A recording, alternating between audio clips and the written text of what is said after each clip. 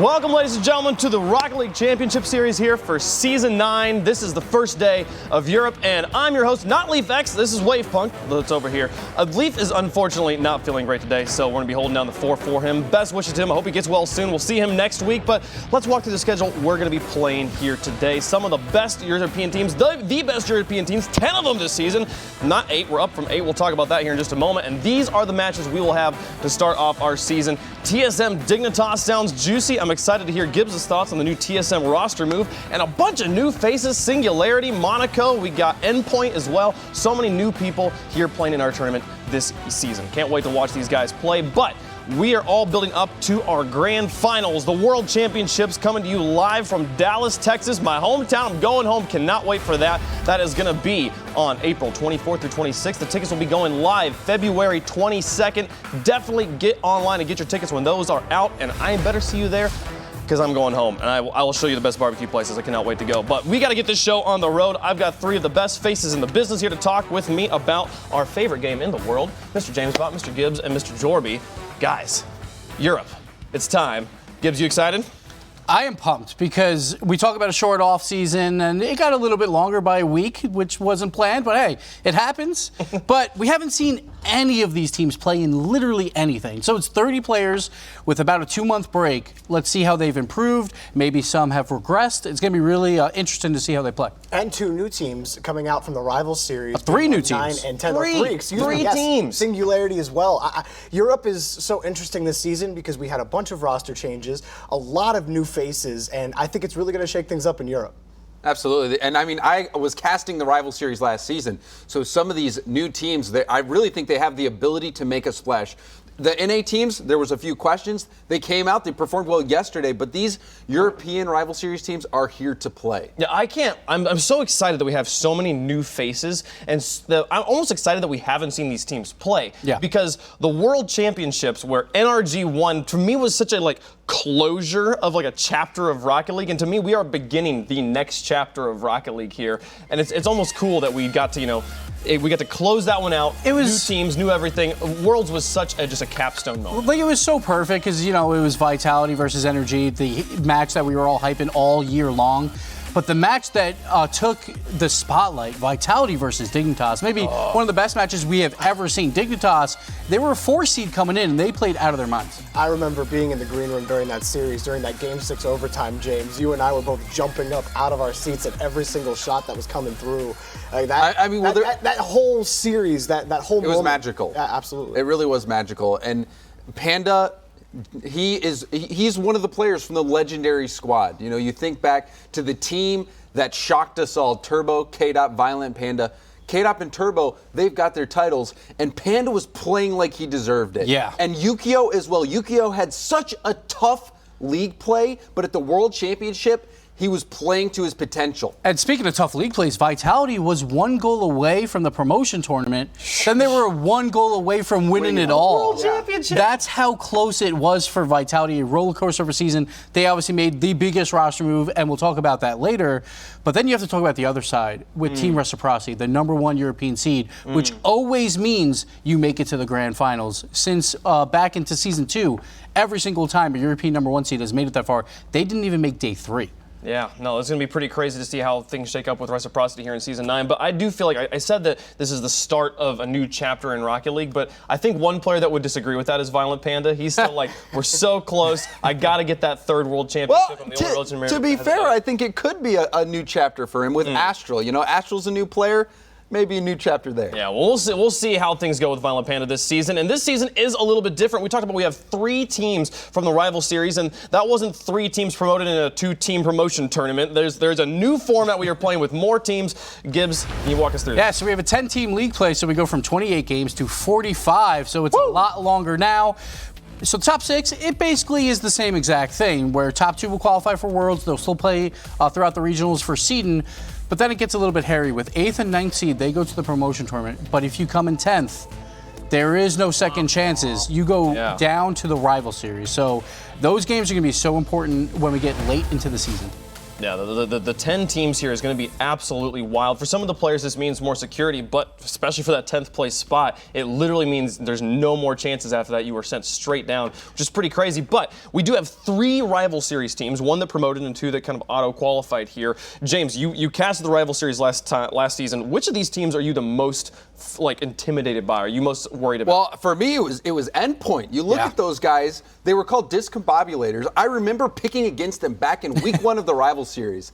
I had watched some of their play-ins, and I was like, yeah, these guys look pretty good. But I had never really seen them play at this level, and didn't expect them to have the level of success really in their first time competing. Yeah. And to see them make it all the way to the RLCS.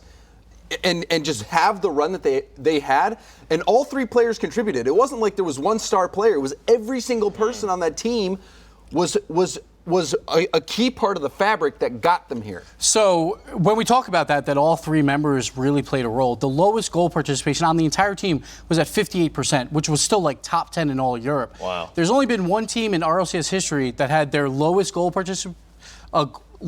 participation be higher.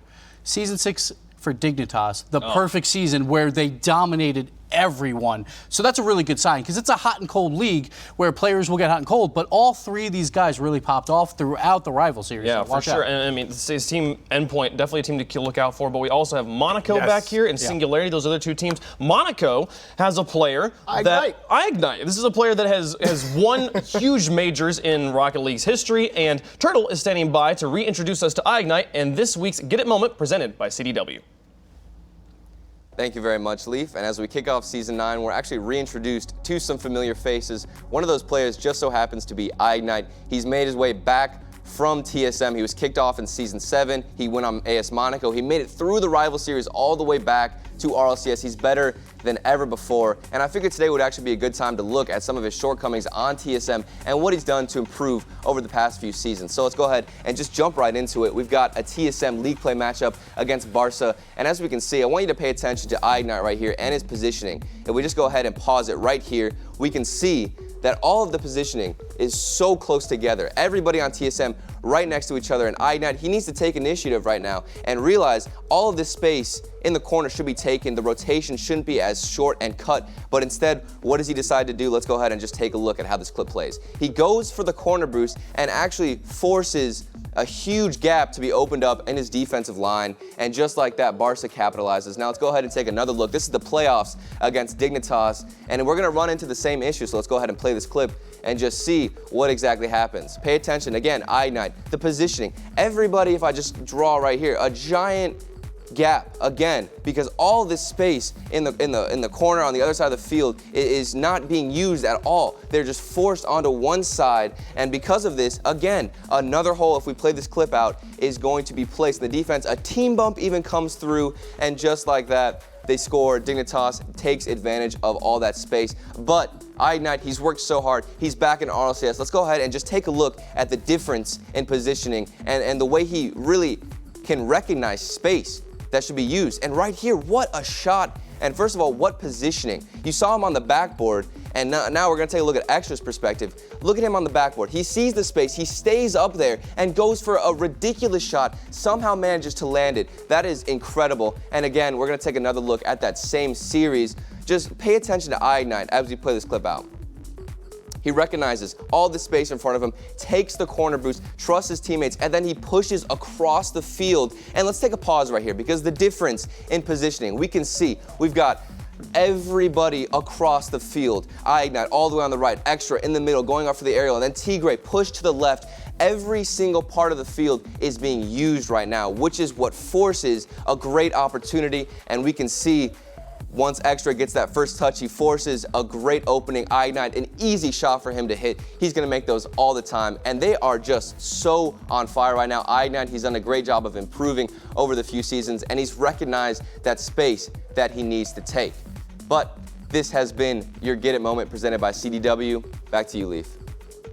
Thanks so much, Achieves, I guess. How do you feel? He talked about EyeIgnite on the backboard in that insane shot. Is that good positioning, or is that just him getting, using the right situation? I feel like he's not supposed to be. Well, I mean, I think it is good positioning, because EyeIgnite's the type of player who hits those shots. And he even got passed to by his teammate.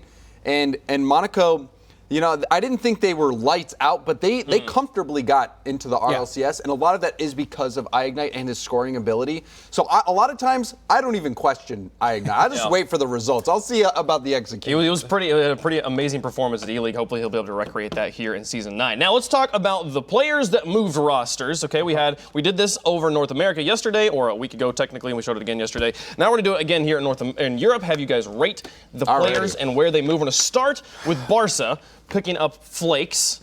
Thoughts about this particular roster change? Is it good? Man, Gibbs, you got a lot of stuff there. Okay. I got it. I'm good. So I was just waiting for like I'm just fishing. rabbit or something. Yeah, right? All right, give me a rating. Somewhere starts doing magic. Somewhere on a spectrum of letters, like we're used to. I want to know how good you think this particular roster change is. I see two of you are done. Mr. Jorby, are you ready? Well, I'm going to use Gibbs's wipe/tissue. You already made a mistake. We haven't. No. I just can't write letters. So that's my problem. So hang on, ready? How did you do in school, Jorby? Well, you see, I use computers. Flakes on Barcelona. Show me your results here. How are you guys feeling about this one? Okay, all right. So about the same range. It's a pretty wide range. C to B plus. Pretty rough there. All right, Jorby. All right, come on. Jorby, you have the best rating. How do you? plus. Okay, it's Flakes. So you lose EU MVP Bluey. Yes. And I will say this: if Barcelona had to make a change, I do think they got rid of the wrong player, which is why this is B+ and not an A. That's what However, I think that they got one of the best players available in Flakes after losing Bluey. I'm not going to say it's a direct one-to-one, but I think Flakes, he's really good, really reliable, especially on defense to shovel the ball out of the corner, off of your own back wall. He's really good at carrying the ball, and he doesn't have all of the baggage that came with complexity. Did you just say that? All right, let's go. We got to move on. All right. TSM picks up Magnus in the offseason. We now have him repaired with Metzenaris, the legendary duo from Method back in the day. And also got Mr. Remco, a world champ on that team. Thoughts about this particular one? Guys, I see two of you ready. Jorby, you got those letters written this time? Okay, let's go. What we got? Whoo!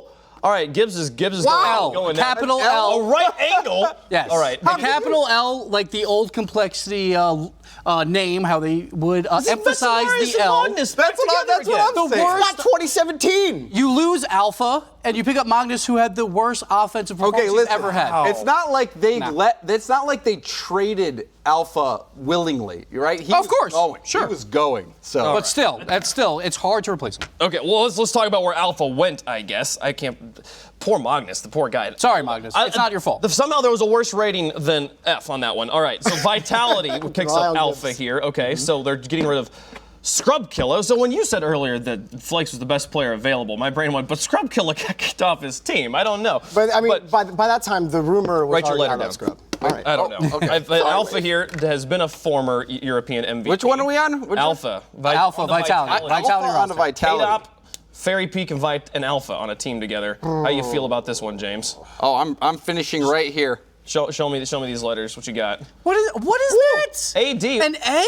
And B. Of course. A B minus? All over the place. What is wrong with you? This team is going to win a world championship in the next year. D for defense. Scrub Killa, one of the best players on defense, and you replace him with Alpha? Yeah. Did you not? Defense? Well, sometimes the best defense is a good offense. Alpha's going to bring that. And he speaks French. Hold on. I don't need you guys to write letters for this one. The last one is Mouse picks up Scrub Killa. Can you just all say the letter at the same time? 1, 2, 3, A. Yes, we all thought I'll go triple S. It's fantastic roster movie. He's obviously the best free agent this season. He gets picked up by Mouse Sports, and Leaf got to interview him last week when we weren't quite sure what team he was still on. Now joining me on the line is child prodigy and former world champion Scrub Killa, who plays for. Wait, sorry, I have some rumors here, but can you confirm this? Who you play for right now? Mouse Sports. The rumors. It is. Confirmed, this Mouse Sports. There you go. We got official We've been waiting for. confirmation. You guys are terrible. I love it though. It's amazing. Anyways, let's talk about that roster move. Obviously, there was a lot of there was a lot of memes around this. You guys had a lot of fun just teasing people. Just first off, leaving Vitality, was this a surprise? Did it kind of come out of nowhere? Did you expect this to happen? I didn't expect it to happen, obviously. Obviously with the language barrier and stuff. I wasn't expecting that after we came second, but like when I found out, I wasn't like crazy surprised, so just kind of had to get on with it, I guess. I mean, it's the best mentality. It's just, hey, this is a situation. We got to do it. Now, when you found out, did you try a bunch of other teams, or is it instantly, Mouse is like, we want you? How did that process go? Yeah, I tried with a few teams. Initially, I think 3 or 4 teams offered me. So yeah, I tried it with a couple of teams, but I just felt like Mouse Sports is a team environment as well. It's not just like the synergy with your teammates. It's just you get along with each other really good. And I feel like I'm pretty good friends with my teammates, and the team environment is really good. I'm really happy with my team. We're playing really good, so yeah, I'm feeling really confident. I'm feeling good for the season. So I think that's important. That confidence is super important. Now, play style wise, how are you fitting into the team? Where do you find yourself as a player? I wouldn't say I'm in a specific role. I think since I've joined them, we've been trying to work on rotations and stuff. So we've just been trying to get the actual team, the teamwork going, try to find their places. I think I'm scoring a lot of goals. So I think Cooksor tends to play a little bit further back, and he lets me and Speed kind of play a little bit more aggressive. So it's sort of like Fairy Peak and Vitality when he used to play a little bit more passive. So yeah, definitely quite aggressive, quite kind of ball chasey. That's how I'm trying to play with this team. But there's no one set role, so it just comes down to the game, I guess. Well, I'm looking forward to that ball chasing. Just give me a quick number here. Gibbs has a pro rankings. You got the pros, you guys to rank the teams. Where do you think you ended up on that list? Out of the 10 teams? Both or just out of Europe? Second. For Europe. So you guys think you're in second really? place? Well, we're gonna find out. We'll find out. Anyways, good luck in your match later, and I'm looking forward to seeing you play. First, okay, perfect. Anyways, good luck in your matches later, Scrub. Looking forward to it. Man. Thank you very much. Have a good day. See you later. Scrub thinks that they are number 1 in the power rankings. We'll find out in a second. Again, can you imagine Speed and Scrub Killa's energy on the same they're team? Number 1 in top bands. It's all top bands, definitely top banter too from that team. Okay, let's talk about these power rankings though. Gibbs, you had all the players rate all of them each other. Players and coaches. So I pulled all of them, and then if say one team submitted 4 and one team submitted 1, I would average the 4 together to get 1 selection. So we had 10 selections, and then we averaged them together to get our power rankings, and it was incredibly close in Europe. A lot of ranks, a lot of disparity amongst even teammates, where some people were ranking a team 5th while their teammate would rank them 9th. That's how close these teams are right now, and maybe a little bit of a surprise, but with Reciprocity number 1, but 1, 2, and 3 all incredibly close, only a half placement between those 3. Mouse Sports a pretty sizable gap on both sides. Veloce and TSM kind of close. Barca with Monaco incredibly close, and then Endpoint and Singularity. Just to be clear, these were the players who played at the World Championship and watched Reciprocity go out in day number 1 that rated them in number 1, right? Yeah. So scrims must be going really well for them. Apparently. James, any thoughts? I'm surprised. I'm really surprised that they put Reciprocity still at number 1, because they got slapped at the World Championship. They did not play like a number 1 seed, but they did play well in league play. And if there's anyone I trust, it's the pros. I don't really trust the coaches. I mean, if Yummy Cheese Man is voting in this That's poll, true. I did delete his vote. All right, so don't worry about that. All right, then I trust. So we're good now. Good job. But Vitality at number 2. Talk about Vitality. 1 goal away from the World Championship, and I think it is a questionable roster move. They say it's for comms, for having an all-French team now, but like K-Dop and Scrub and Fairy Peak have had a pretty successful time together. But if you're talking about, you're talking half inches of a difference in the World Championship, in the grand final, and you got to go up against NRG, defense means everything. And so Alpha has to come in and be as good, if not better, than Scrub on defense. Maybe someone else on Vitality picks up that role, and maybe you get that little extra boost of defense from being able to calm in your own language. These guys are all going to be able to think quicker, speak better, and it's Alpha 54. This guy is a legend. He put TSM in a bag and carried them to the promotion tournament. He carried them to the promotion tournament. He got them back into the RLCS. That's the big question with Alpha is how does he operate with a team who are, this is going to sound bad, but are more competent as far as consistency goes? How does he act with K-Dop and Fairy Peak? I agree with James. The French thing, I think, is a very, very important factor. I don't think it matters. We'll see it happen today. It's important, but I don't know if it's the difference. The other side of this thing I want to talk about, Dignitas in 3rd place. These guys were so good, so strong, and they still ranked underneath Reciprocity here. You feel like they placed Dignitas well at 3rd? So they're a half placement away from number 1. So I think people are respecting Dignitas, but they're the team that did the best at the World Championship that didn't make a roster move, right? Vitality obviously beat them, but they make the roster move, so a little more question marks there. But I thought Dignitas might have been higher, maybe even number 1 because of their performance. But the thing is, that was one weekend. We need to see consistent results. We're seeing it in scrims because they are ranked relatively high, but not enough for number 1.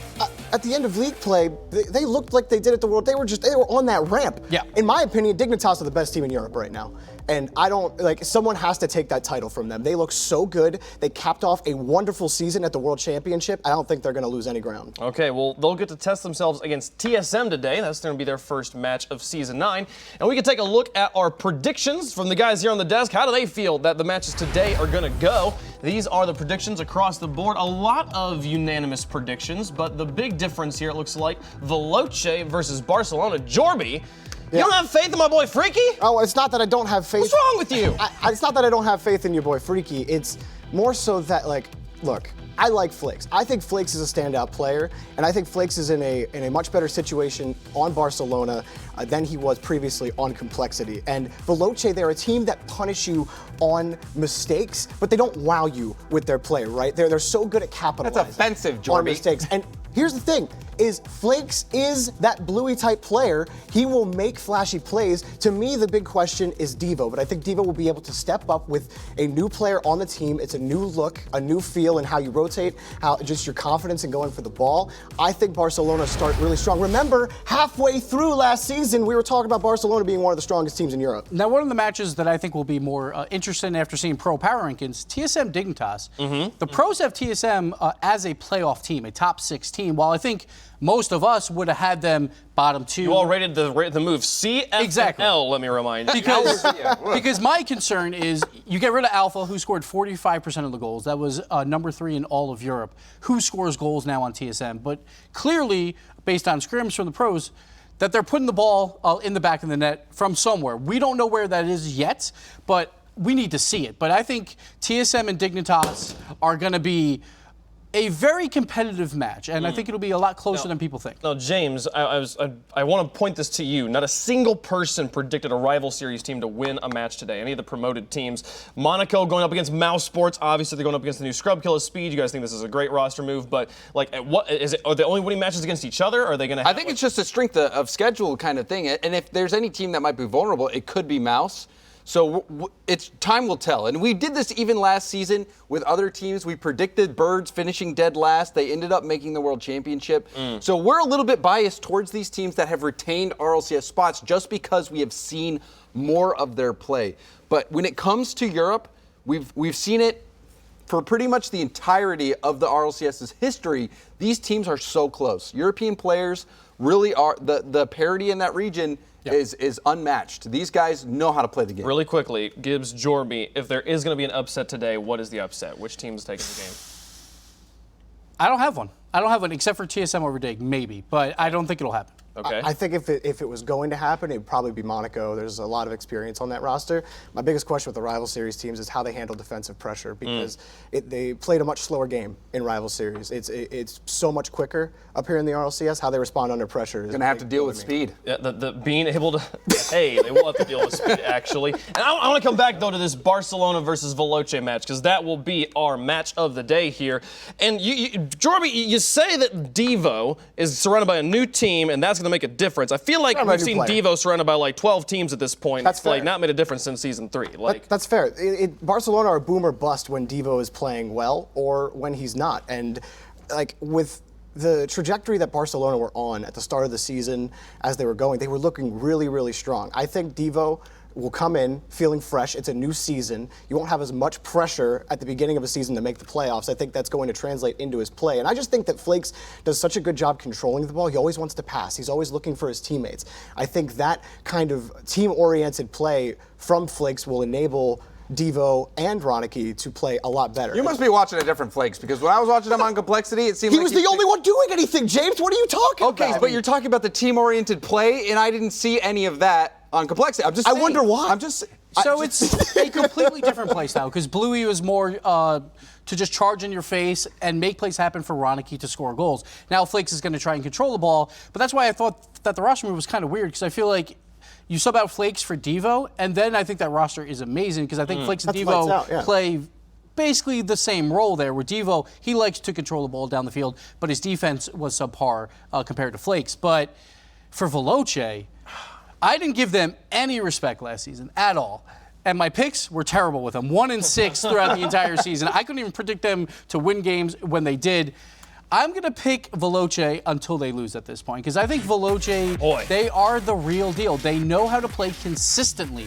And we talk about that with Europe, a lot of inconsistent play. And sure, they're not flashy, they don't wow you, but they get the job done. They made the day 3 for the World Championship, and no one is talking about them still. I worry about you starting to put faith in Veloce, because I think genuinely this team like thrives in a everybody hates us, we've got to prove everybody wrong environment. So I'm interested to see, but I also want to bring it back to you. You said Flakes is going to be trying to control the ball. I feel like Veloce is the sort of team that controlling means you're taking slightly more time to make your decisions, and I feel like Veloce will thrive in an environment where they have time to like, oh, I know what you're doing, now I'm going to advance on it. If you give Veloce time, they're so good at that infield passing. They really are. And not only that, but just the clutch factor. For me, Freaky was the MVP of league play last season because he was hitting those big shots when Veloce needed it. I love watching this team play. I think they earned a lot of the respect last season, and now they got to keep it this season. Well, we have 3 votes for Veloce and 1 for Barcelona in the match of the day, but now it's time to move on to our first match of the day. We are just under 4 minutes from getting the first match of Season 9 of Europe started, and it's going to be Singularity versus Reciprocity, the reigning European regional champs who were vanquished at Worlds, going up against a brand new team full of so many rookies here. We haven't talked much about Singularity yet. James, did you have like a read on Singularity? Yeah, absolutely. And this is, Turtle, if he was up here, he'd be talking about these guys forever. He loves Tho. Tho is a player who in the league play of the rival series, he was so clutch in those big game 5 moments, in those overtime moments. He was a fantastic player. He's got a lot of skill. And then Godsmilla in the promotion tournament, he played lights out. Yeah. This is and Noli also has all these guys incredible mechanics. So this is a team that is not going to back down. I think they're going to play with a lot of confidence, and I think they could give Reciprocity some issues. So this is number 1 versus number 10, and that's according to the pros. So we'll see how that went. On paper. When that happened in North America, it went to game 5. So we'll see what happens here. But you have to go Reciprocity. They were so good last season, consistently in league play. Sure, World Championship, not great, but it relies on Shawset. And I think sometimes that is their weakness, where they need him to score. They only won 1 game at Worlds when Shawset didn't put the ball in the back of the net. So they have to find ways to get Fruity involved, because I felt like Fruity all last season, we didn't really talk about him all that much. We talked about Farah, we talked about Shawset. I didn't hear a lot from Fruity. No, I mean, that's exactly what I was going to say, is that Fruity has to be the next man of Reciprocity to really make this a complete roster. Like, Farah had his moments last season. Shawset obviously had plenty of them, but I agree with you, Gibbs. A little too reliant on Shawset popping off. And Singularity, you have that, there's no expectations on you. From the pros, from the fans, just go and play your game. Like, having no pressure coming into the RLCS, I mean, you'll have those first series jitters, but that has to play super well into Tho, Godsmill and company. I mean, these guys, I'm excited to see them against Reciprocity, because like you said, Flight yesterday, I don't think any of us really gave them a shot at 5 games, and then they almost swept the Pittsburgh Knights. They got reverse swept at the end, but I'm excited. You think there's any situation here where like the European region has just figured out Reciprocity? They haven't made a roster change in a while, and we've seen the same sort of thing happening with Cloud9 on the other side, choosing to stick together, and week 1 did not go their way. Yeah, but I don't think that's the case, because, like, according to Scrims, they're the number 1 team in Europe right now. So obviously something is going right for Reciprocity. But I need to see more than just Shawset, because I love Shawset. I think he is one of the best players in the world. Didn't show it at the World Championship as much, but I want to see Fruity. I need to see Farah more, and then they will be that number 1 team with a bullet. Yeah, no, I mean, we saw Farah like 2 seasons ago having fantastic accuracy, and that made all the difference for Reciprocity. Yeah, and it's possible that Reciprocity are just 2 different beasts online and then LAN. I don't agree with. How can you say that? Because we saw Shawset play at DreamHack, and he was lights out. And honestly, I'm sitting here listening to what you're saying. I'm fine with building a team around a player. I think the way that Reciprocity plays is good. It got them number 1 in league play last season. These guys know how to play the game. They put in the hard work. And if your game centers around Shawset playing well, that's fine. Do it. Because if they are on, if they are playing to their potential, they can win it all. They proved it at DreamHack. But the last two World Championships would say otherwise. They completely disappointed at the last 2 World Championships that they placed in. And they could win a DreamHack all you want. But what matters is how you play in the RLCS. The fact is, Reciprocity haven't. We'll see how they do, folks. It's going to be a crazy day. Get up and get loud. It is game day here in Europe. Get online. Tell us how you're feeling. Use the hashtag RLCS9 on Twitter and on all other social medias to give us your opinions and just your thoughts and your energy. Send the energy this way. The 9th season of the Rocket League Championship Series starts now for Europe.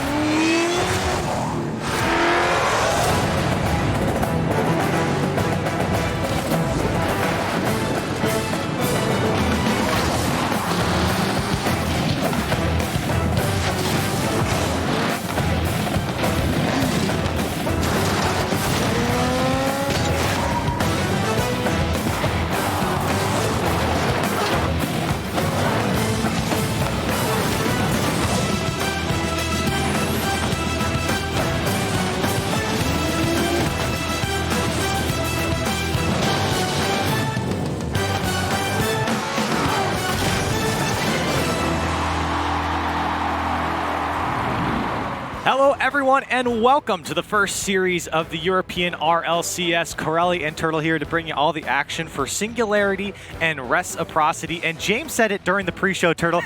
Lay it on me, man. What do you like about the Singularity team? When James was talking, I could see the flames in his eyes. And he was talking, he called me out and he said that I'm a fan of Team Singularity, and that is 100% factuals because literally, I love this team. I've seen them since the Rival Series just birth this incredible playstyle where they have everybody getting involved. Though, like James Bond said, is such a clutch playmaker in literally the final moments where he's maybe been silent the whole series. Though will just pop off with the most insane clutch goals out of nowhere, 30 seconds left. He is the clutch player. Then you got Noli doing all these incredible 1v1 plays and Godsmilla being that third man back. I think that they're really going to bring it to Reciprocity today. Yeah, I remember watching Nolan when he was on Xenomoon in the Rival Series. He was a really fun player to watch, and now on the Singularity team as well. On the other side of things, we have Reciprocity, who didn't have a very good Worlds appearance last season. However, obviously, in scrims and whatnot, pros are rated them very, very highly for this team. Look, I don't think that this team is going to come out very poorly this season. I think they're still a very high-quality team. You have Chaussette on your team as well. You can't go wrong there, but it's about getting this team going, getting all 3 players in rhythm, and start the fluid gameplay that we saw from Reciprocity last season that got them to a World Championship. Reciprocity to me just has always seemed as an unshakable team. I feel like as long as you have Farah leading the charge and being that captain, he is the communication that he offers to the team and the leadership role that he has is literally priceless. And he's just gonna keep them calm, collected, and even whenever they're facing a reverse sweep, they can do it. It's Singularity's first time here in the RLCS, and they get to be on stream first here as Noli already takes a shot on target, turned away by Farah, so we'll see how Singularity can get into it. We saw yesterday from North America some slow starts, even from some big names. See if Europe can get a hold of themselves earlier, as though that one coming off the crossbar, and Fruity just watches it come down, though. Quick pass across. Godsmilla was there, but couldn't put it on target. And already early in this game, you can see the passing coming out of Singularity and how fast these guys are. Their mechanics are on point. Team Singularity, I really think they're the underdogs to look out for this season. Like Gibbs said, they were rated at number 10 by the pros coming in to week 1. Seeming to come off a bit faster so far against Reciprocity. 2 demos come out though, and this one comes through for Fruity, and Chaussette to pick it up and off the ceiling. Noli tried to play that one towards the midfield, and Farah take a piece of it. Noli again. Now it's just Chaussette off his own back wall. Godsmilla waiting and lets it go. Noli to come through, and a lot of Singularity players throwing themselves at the ball right now, keeping that pressure on Reciprocity. They're getting in front of a lot of these clears. Even there, you see Tho first to the ball in front of Farah. Even though he doesn't keep possession, he just distorts any form of a clear. And just like that, Chaussette, what is that, 50? And it's going to go in for Chaussette, the first goal for Reciprocity. And Chaussette just takes a first touch off the wall, and the challenge goes off the ceiling and in for Chaussette. It was almost like a dunk straight to the ceiling, and then just the perfect bounce right into the net. He's feeling happy about that one. And now for Singularity, you kind of left scratching your head going, They're playing a lot quicker than these guys. We're all over them, and yet that one's going to go in for them. All it takes is just one poor challenge. Let's see if Singularity can take it down here, as though Noli with no boost, he can't get over that one. 2 minutes into game 1. Here's Farah, taking it slow. Though with the fake challenge, it goes back. Now Chaussette looking for that back wall. Tough play there for Though as he was backwards. Godspell there to bail him out, and Noli gonna pop it up. Dangerous situation there for Singularity. Yeah, I love the awareness though from Noli. He saw his teammates in a rough position and instead just threw himself at the ball, popped it up, and managed to stall just enough time so his teammates could rotate in.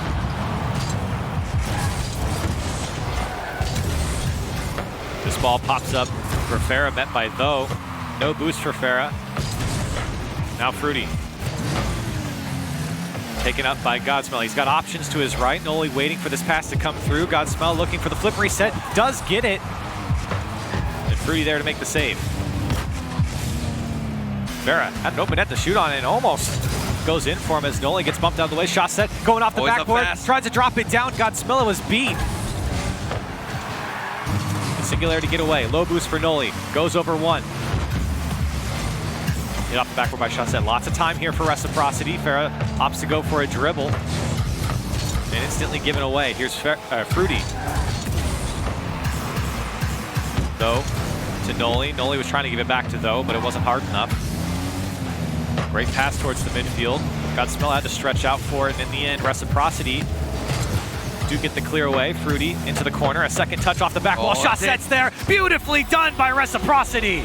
The desk asked for Fruity to get more involved, and look at this pass. A double touch off the corner, sets up Chaussette. He's so fast in the air. Even earlier in the game, we saw him get a chance off the backboard way faster than literally anybody on the field. You can't give him that space, and Fruity just opened it up. Such a strong second touch there from Fruity to play it across as well. Definitely throws off the defense for just that split second and allows Chaussette to take the space. And that's really the game plan for pretty much all of Reciprocity, is just set up Chaussette to have an open net or some space to shoot. So now Singularity, after giving up a weak first goal, gives up a strong second one as Chaussette gets the mind game and rolls in for a third goal. Giving this man opportunities is the last thing you want to do if you're Team Singularity. As long as he has space, he's going to do that to you. The mind game, waiting so long to flip into the challenge and then just slots it in. Chaussette, always so consistent with the dribbles. And it is tough as that last defender from the angle that they were coming from. It's hard to tell once Chaussette gets behind the ball like that if he's going to let it go or cut back. And for Chaussette, of course, goes for the mind game and gets it.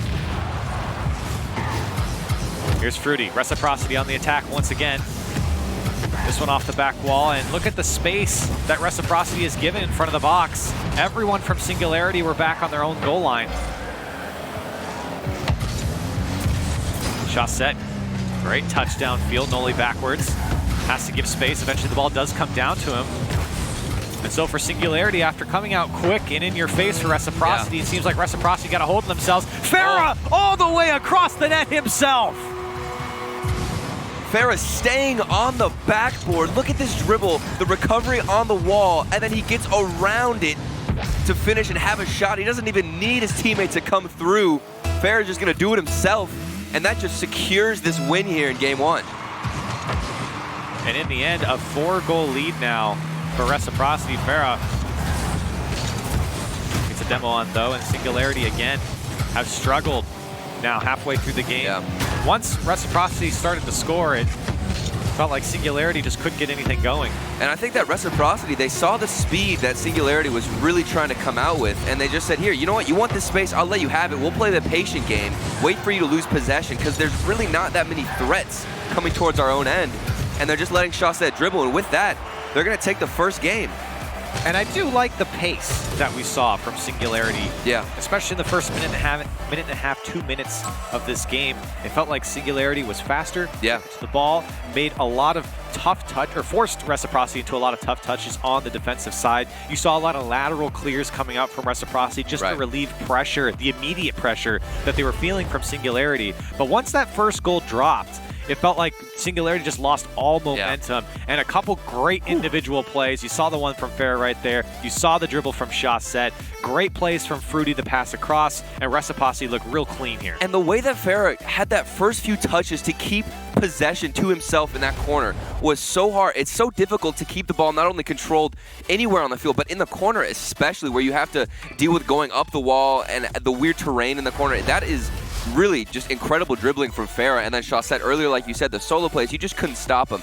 But I do think that Singularity really had the foundation for, you know, getting a solid win, or at least bringing it to Reciprocity. It just came down to that final rotation. I felt like they were getting a lot of passes in, but whenever it came down to the third man coming in and swooping in to have a shot, there was nobody there, and Reciprocity just got possession. And so what do you say as Team Singularity? The first goal was a little bit rough to give up, but in the end, it does feel like Reciprocity outplayed them the next three goals.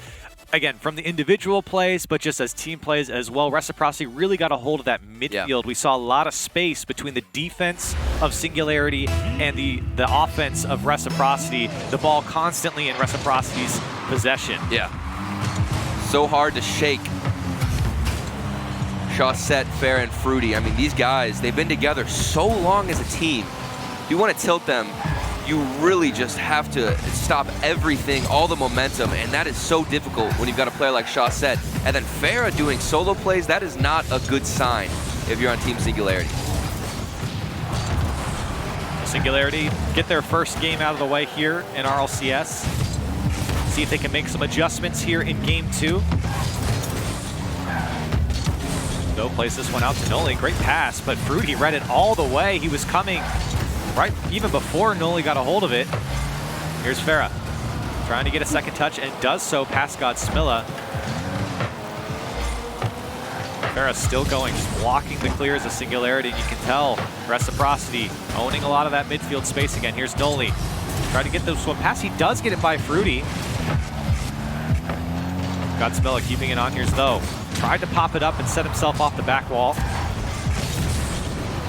This one's going to pinch downfield. It almost went in again for Reciprocity. Now Shawset off the back wall, cleared away. Farah to respond. Back and forth game here. Both these teams happy to find the ball out of their own end and chase after it at the moment. And this one comes across off the post from Fruity. Unexpected shot. Now Shawset had a flip there. And I'm worried right now about Singularity's third man. It seems like they're leaving the net open really all the time right now. That third man just rotating too slow, leaving a lot of space open for Reciprocity to shoot at. Shawset tried to follow that one up.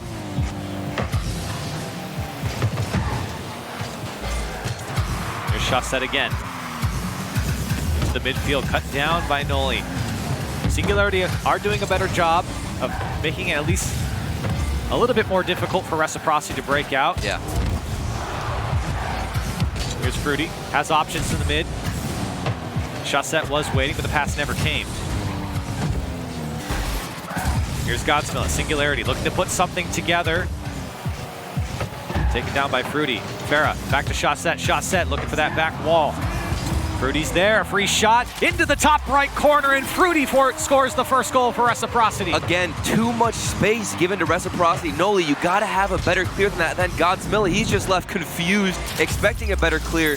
Could have maybe gotten up if he had some kind of anticipation, but just too slow. And Fruity, he has all that space, all that time in the world. He's gonna nail it into the corner, and he does. And a good look there from Fruity as well. Uncontested shot and great placement. Tough to save for Singularity on the reaction.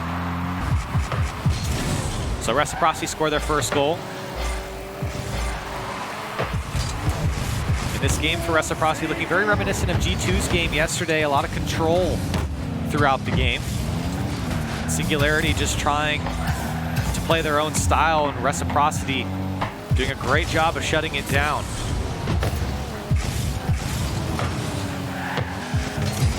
Another one comes out to Farah, turned away. Or excuse me, Singularity feeling a lot of pressure right now. Here's Though.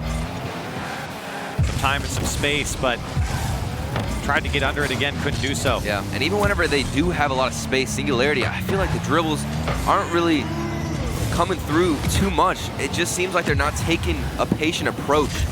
kind of forcing it out, a little bit panicky here and there. It might be faster the ball, but their quality of opportunities really just isn't strong, and they're just kind of forced to go for 50s like that. It just seems like they can't find footing, but Noli, he's gonna shut me up and follow up after a solid 50 there in the backfield. Yeah, he just gets it to go downfield, and Chassette doesn't read it right. A big miss off the back wall. Noli lands on it, puts it away. So with 1 minute and 19 seconds left, Singularity get their first goal of RLCS, and it comes in game 2. Now Noli again tries to go past Fruity. Singularity maybe finding some more confidence now. All they needed was 1.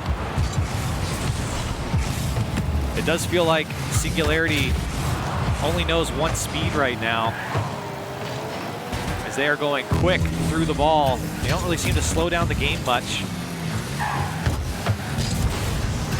Here's Godsmilla. Cleared away by Chassette, though, there to pick it up and give it over to Noli.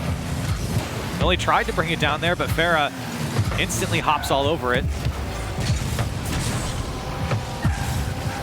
Coming up on 30 seconds left. Singularity on the offensive third.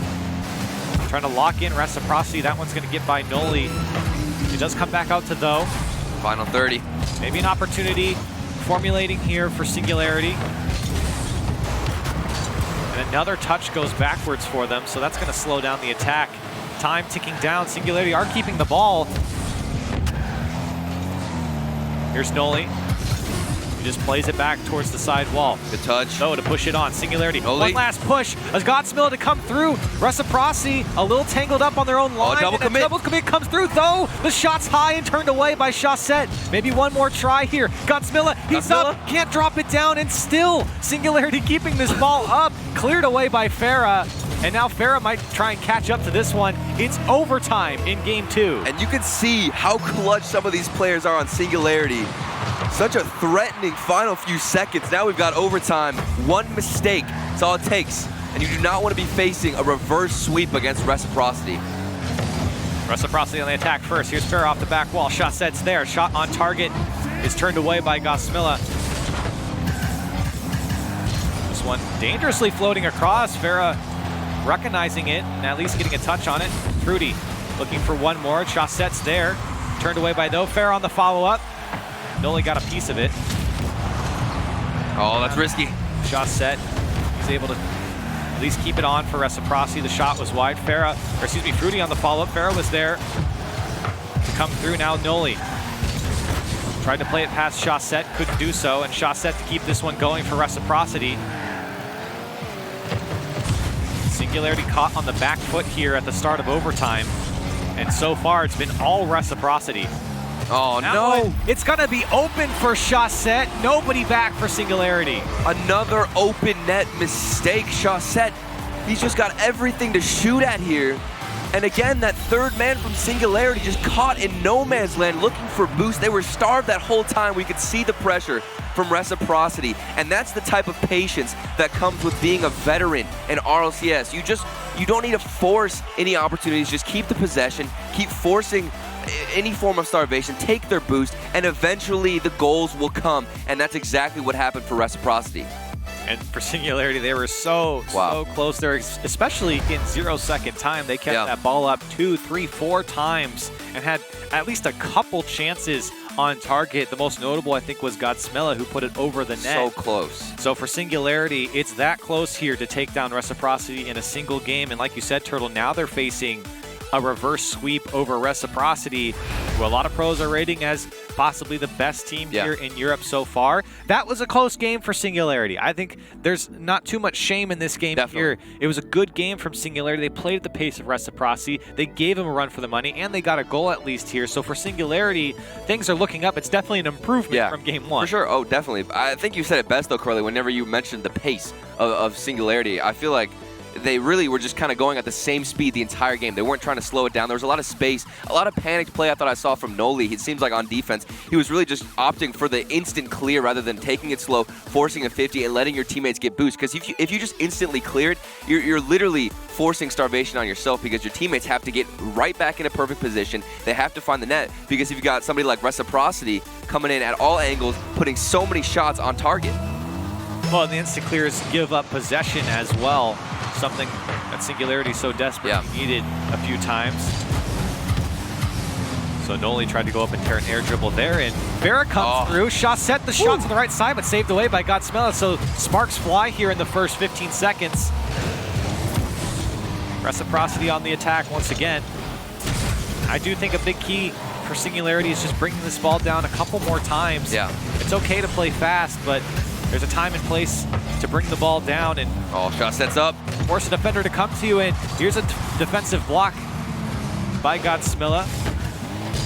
Reciprocity keeping this ball and throwing it downfield. Though, tried to put that one on target, met by a Reciprocity defender. Here's Noli.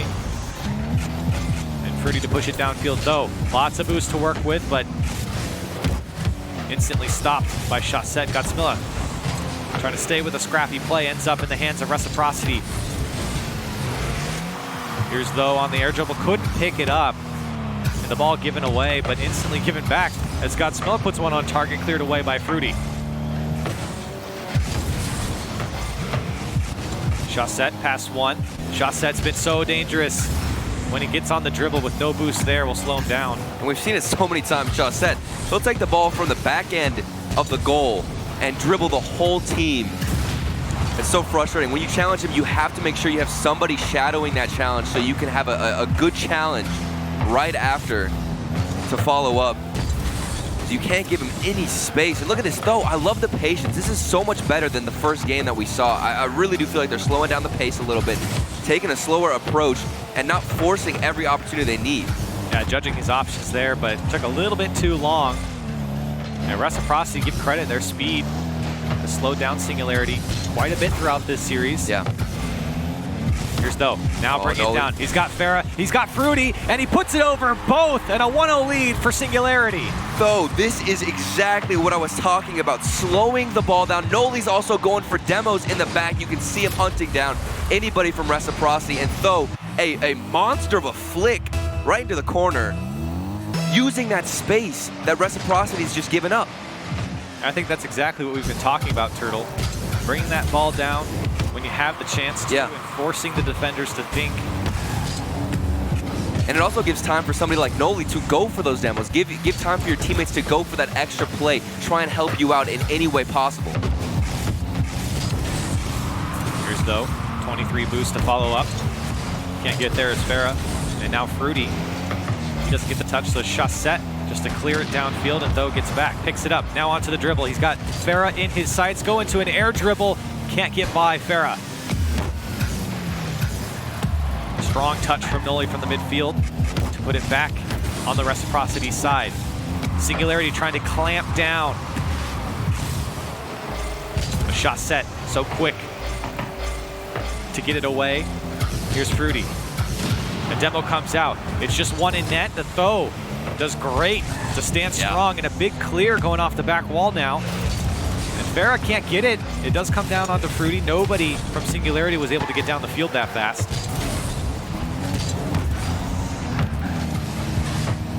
Though fighting in the corner on the Reciprocity side, still staying with this ball, just making it tough for this orange team to break out. Singularity, they're really owning this game right now. You don't see any connection of passes at all from Reciprocity. Forcing 50s like that from Though, really just keeping possession and keeping this pressure on. And Singularity are getting the better of the midfield at the moment. You can see what it does. Big miss there as this shot just goes wide of the corner from Though, and a clear comes out. Dangerous position now as Godsmilla's got to slow this one down. A bump onto Fruity, but Fruity still gets the touch now. Though onto the dribble. He's got Shot-Set and Farah to beat, and he throws it into the corner. Singularity's attack slowed down. Time is becoming a factor for Reciprocity if they want to close out this series. 45 seconds left. Oh, I love the dribbling from Noli again. Using that space and being patient in the midfield. And then going up and making a great play off the back wall as well. That was a dangerous ball that came across the Reciprocity side. Just no one there from Singularity, and a big challenge from Farah. A shot comes through from Shot-Set. Here's Noli off the ceiling, has a flip, has boost to work with, but couldn't get around to the ball. Shot set, weighing his options. He's got Farah to his left. I don't think that was the touch that he wanted exactly. 10 seconds left. Can Singularity hold on here? A pass out to Farah. Godsmilla gets in the way of that one. This ball looking to touch the ground. It does get a bounce. It goes off of Godsmilla. And Team Singularity get their first win here over Reciprocity on the long road back here in this series. They are not going down without a fight. Singularity, a complete turnaround right now in playstyle, not forcing that speed, and really it just felt like they, the entire time, had possession, were really the calmed and collected team, and Reciprocity instead was forced to try and make an opportunity and create something out of thin air. I think for Singularity, they learned a lot here in this game. You see, though, bring this ball down. That flick, every time I see it, it is really, really incredible. The way he rotated his car to find that back of the net. It was a great flick from him, and Noli just making Farah kind of think about his presence a little bit, slowed him down just enough for Though to buy enough time for Though to put it on target. So for Singularity, again, I think another improvement. Obviously coming away with the win is an improvement, but I think just overall their play much better here in Game 3. And like I said, I think now it's the long road back. Now, how do you string a couple wins together over Reciprocity? Yeah, I mean, it's going to be definitely difficult because Reciprocity, I think back to the PSG days when they were getting reverse swept all the time. They'd really struggle to close out series, but they're really a much more different team. The dynamic has changed. Farah, he's guaranteed in the communications right now, adapting to whatever, you know, Singularity's doing right now, and I really think Reciprocity are going to fight back, maybe change their playstyle up. Throughout the whole series, they're always going to change what they're doing, and I think every single game so far is going to be a fight. There's going to be no momentum really gathered for Singularity, but somehow they can keep controlling the ball. They might have a chance. I think for Reciprocity, it's no time to panic. Yeah. It's a close game in Game 3. It was also a close game in Game 2. A couple opportunities did slip away. Here's Noli. And he's been a joy to watch here in the couple seasons of Rival Series and now onto RLCS. His individual plays that he can pull off have been strong. Here's Chasset. Speaking of individual plays, drops it down. A big save comes through from Noli. And now Godsmilla with no boost. A strong first touch just to the left side there to slow things down. Godsmilla is still in the play here on rotation. Big bump from Farah. Oh, it's a hard read. And Godsmilla can't get it off the back wall. Here's Farah, the shot. It's weak and cleared away by Godsmilla. And something that we haven't really noticed too much has been Farah. I feel like he's adapted that huge aggressive playstyle last season of being the guy who gets so many demos, is aggressive in the backfield of the opponent's net, trying to bump everybody on site. We've even seen him get 3 demos in a row, I believe. That man is crazy, but not too much aggression so far, it feels like, this series. Farah's always been strong. Here's Fruity slowing things down. Singularity keeping that pace. Reciprocity have been able to hold strong. Shot set into the challenge in midfield. Great read there from Roa. It's a tough one coming off the edge. Shot set, boost to work with. Trying to look for that flip reset, but then the just bump carries it. Follow through from Fruity, knocks it to the left side. Farah can't go. It was just too close. Now Fruity, full boost, pops this one up. Shot options off the post, goes off the other side. Follow up from Farah's there, and Reciprocity on the board first. Shot after shot. Finally, Fruity manages to do something with that space. Just hits it off the post. Farah's got an easy cleanup, and they were just hammering the net of Singularity, waiting for an opportunity. The rotation's perfect every time. Reciprocity, so critical from them. We see it every single time. Here's Fruity again. Down to Farah and turned away by Noli, but still scary here for Singularity. Shot set, lots of boost. Goes off the ceiling, plays it down to Farah. What a pass from Chasset and Farah to put it away. Chasset, the space and the poise to just hit that off the top of the ceiling directly on top of Farah's car. And like I said earlier, they're going to adapt. Reciprocity, they're going to change it up as soon as they get that one-game loss. They're not going to be the same. They're not going to let anybody steamroll And they're just like that, back in the lead and taking charge in the series.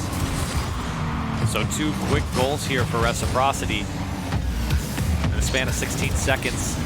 And Singularity now trying to answer back, but Reciprocity on the attack once more. Here's Fruity to pop this one, though, on the clear. And for Reciprocity good now, bounce.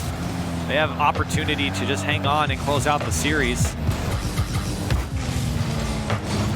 Oh, what a demo. Oh, a demo comes through, it's off the back wall. Godsmilla to tap it in for Singularity, and they come back in this series. This demo was insane from Godsmilla, just taking out any defender in his path, and then he gets the shot as well. Communication was there, and the awareness. I'm glad Godsmilla didn't just run away from the ball. He just stayed up there knowing the opportunity would come. And that's what I'm talking about, change of the play style. Now we're seeing more adaptation from Singularity. And now, I mean, it's so hard to tell really who's going to run away with the series. Back and forth here in Game 4. 2 minutes remain in Game 4. Weak shot from Farah turned away by Godsmilla, and Singularity coming off their first goal of the game. Godsmilla, the long clear down to the Reciprocity corner, answered by Chaussette. Noli finds Though back to Noli. And then unable to connect. Godsmilla lets that one get too far out in front of him, and Though has to make the save. Singularity once again feeling the pressure of Reciprocity.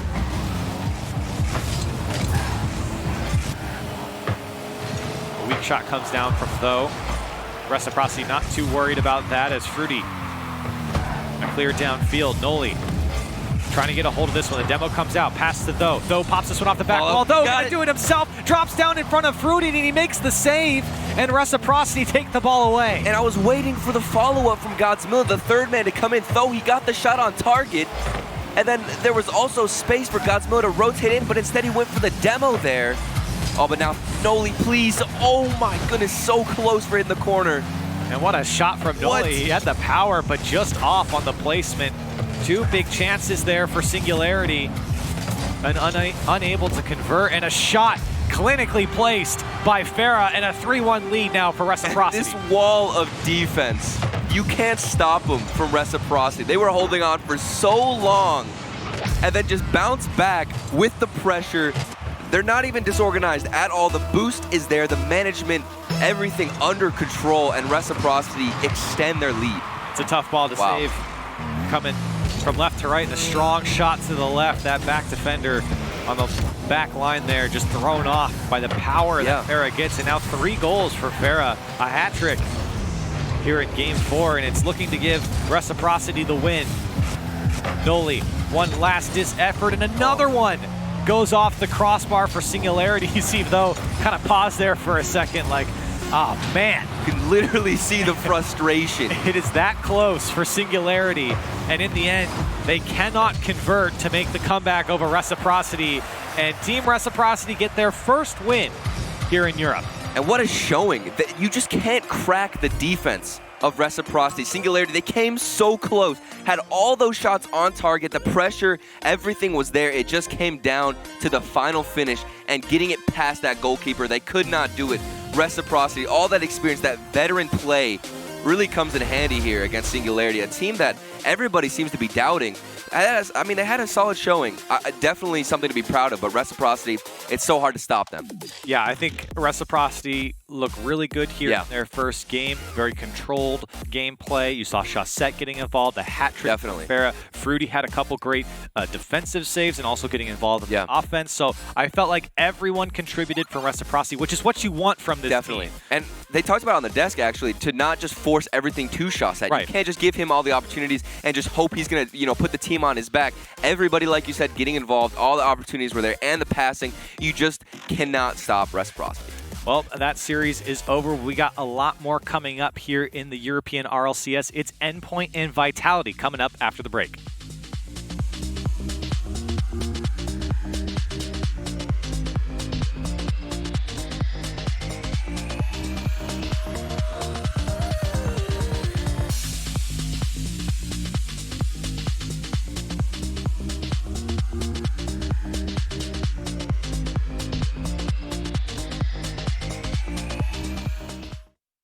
CDW, we get. You want happy, productive employees. That's why we've made our office pet-friendly. Maybe a little too pet-friendly. Well, you know, CDW can design a mobility solution with light, powerful devices from Lenovo to make your people more productive in or out of the office. Anyone have any questions before we go? It's great. I really need to get out of here. Snake people are freaking me out. Hey, Cheryl, give a sec. For workplace productivity, you need Lenovo and IT orchestration by CDW. People who get it.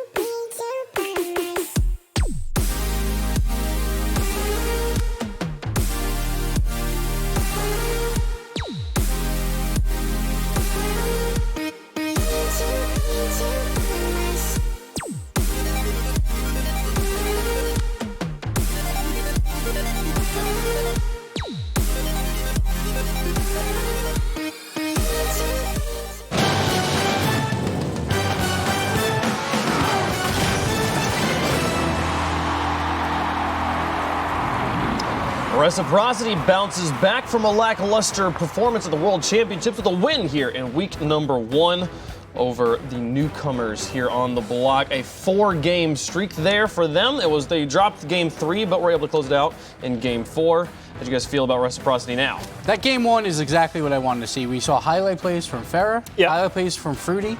That's what I want to see going forward, see all 3 involved. Farah had a wonderful series. Hat-trick in game 3. But Chaussette is doing wonderful things anyway. He's always that third man back. He doesn't touch the ball that often, but when he does, he makes magic happen. Yeah, Farah has definitely improved after taking Rocket League full-time. Chaussette had a great series, the hat-trick in game 1, and a lot of good things going for Reciprocity here. But at the same time, it's not to completely discredit Singularity. I was watching game 1, and in that first minute or so, I'm like, man, Singularity's got the real offensive firepower, but you saw the problems continue throughout the series. Obviously, this is why Farah has shown why he's good. Yeah. The good stuff from Reciprocity and the falling short points for Singularity was the shooting accuracy. It felt like I was watching Space Station from 2 seasons ago, and I was like, man, you guys would be so good if the balls just went in the net instead of off the post. And then on the defensive side, I felt like those back wall clears, we see one here, very poor at times for Singularity, but Reciprocity, a lot of times on zero boost, we saw Fruity right there, zero boost, they were waiting for the bad clears to make these plays. And I did feel like game 2 especially, both teams very low boost most of the time because for the entirety of that game, it was just like, let's pin Singularity in, and Reciprocity didn't care about having boost. They just waited for the mistake, the bad clear right off the backboard, and that was 2 goals there for game 2 to take that one. But Singularity, they did fight back. They did get some offense going where they actually hit the back of the net, but at the end of the day, it just wasn't enough. Yeah, game 3, it was a good show for Singularity, and they got the offense rolling a little bit later, but they generated a lot of great chances, and I like to see that. And it shows that there's definitely still room to progress if you are on Team Singularity, because it's like, okay, there's some problems here. Maybe the defense not quite as up to snuff as it needs to be, but the offense is working. It has all the working components to be successful, so there's good pieces. Yeah, you and I were talking yesterday about what are the building blocks to being a good Rocket League team, and the final block is shooting at the net. So if they're already on that block, they're doing pretty well. Let's talk about the next match we've got coming up here. The runners-up at the World Championships, Vitality. They make a roster move to pick up Alpha, and now they're taking on some newcomers. This is some fresh blood. Endpoint, they just came out of their rookie season in the Rival Series. It was their first time playing in the Rival Series, and now they are in their rookie season in the RLCS. These guys, I think I was looking at their profiles. I think the latest that one of them started, one of the earliest one of them started was January of 2018 was the first time he was on a team. These guys are very new to the game, and they're making waves. So that, with their rookie season for the Rival Series to make it to RLCS, that's the first time ever that all 3 members have had zero experience from the Rival Series and make it all the way through to the RLCS. And plus, they did it with style. The #1 offense by a mile for the Rival Series. And it fell apart a little bit in playoffs where they lost to Monaco because of that great defense, but they look good all season long. But that's the thing. I mean, Endpoint, formerly Discombobulators, Virtuoso, I think he's a phenomenal player, but I'm not sure the defense really has what it takes to stand up, especially versus a team like Vitality today. They are going to get worked. And then on the other side, too, with K-Dop, it's another roster move. He makes the grand finals and loses every time. He makes a roster move, he wins the World Championship the next season. Now it's a whole French roster. They do this for the Intel World Open later throughout this year, but they also do it because Alpha, he is a wonderful player. Yes. And now he's surrounded by talent. For the last 2 teams, he wasn't surrounded by K-Dop and Fairy Peak. So Alpha could easily be the best player in the world after the season. It's gotta feel good to be Alpha and know you're gonna play in the grand finals this season. So we'll see. We'll see how they start their season off here against Endpoint. Get online, use that hashtag RLCS9 to let us know how you feel. Without further ado, let's get into game 2 here, match 2 of RLCS Europe. And like Chief said, he thinks that Endpoint are going to get worked. Do you agree with that, Turtle? Well, that's a bold statement, but I do not really think I disagree too much. I'm excited, to say the least, to see Vitality with Alpha. I think these guys are going to be just too much to handle right now for Endpoint. I mean, not only are they rookies of RLCS, like they said, they just came through the Rival Series, their first time experience. They don't have that much experience together, and now they're going up against pretty much some of the best players in the world. some of the best players in the world, a three-person collection of the best players in the world here with Vitality. And I think you just go down the line of their roster, especially now with Alpha. Not that it wasn't this way with Scrub, but with Alpha and what we saw from him on his team last season, and now coming on to a team that we know have always been world champion contenders. This is a very strong roster, and I don't care who you are when you're going up against Vitality. You have to look out. The question for me is, how well does Alpha work into this roster? Because regardless of how good he is different than Scrub. Scrub with Vitality with Scrub did get to a grand final last season, so it was a strong roster in the end. And for me, my only question is, how well does Alpha work with this team? Yeah, and I think that personally, this is probably a great matchup for Endpoint. I mean, they have everything to gain and nothing to lose. You're going up against Vitality. This is kind of a similar situation to yesterday when we saw Sonics versus NRG. It's a really good mentality game because, you know, you're not too worried if you lose this game against Vitality. You're not going to really be down in the dumps. So Endpoint, they just got to show up, you know, at least get some respect from all of us, which I definitely think they have, you know, a long way to go. And let's see how they play against Vitality with Alpha.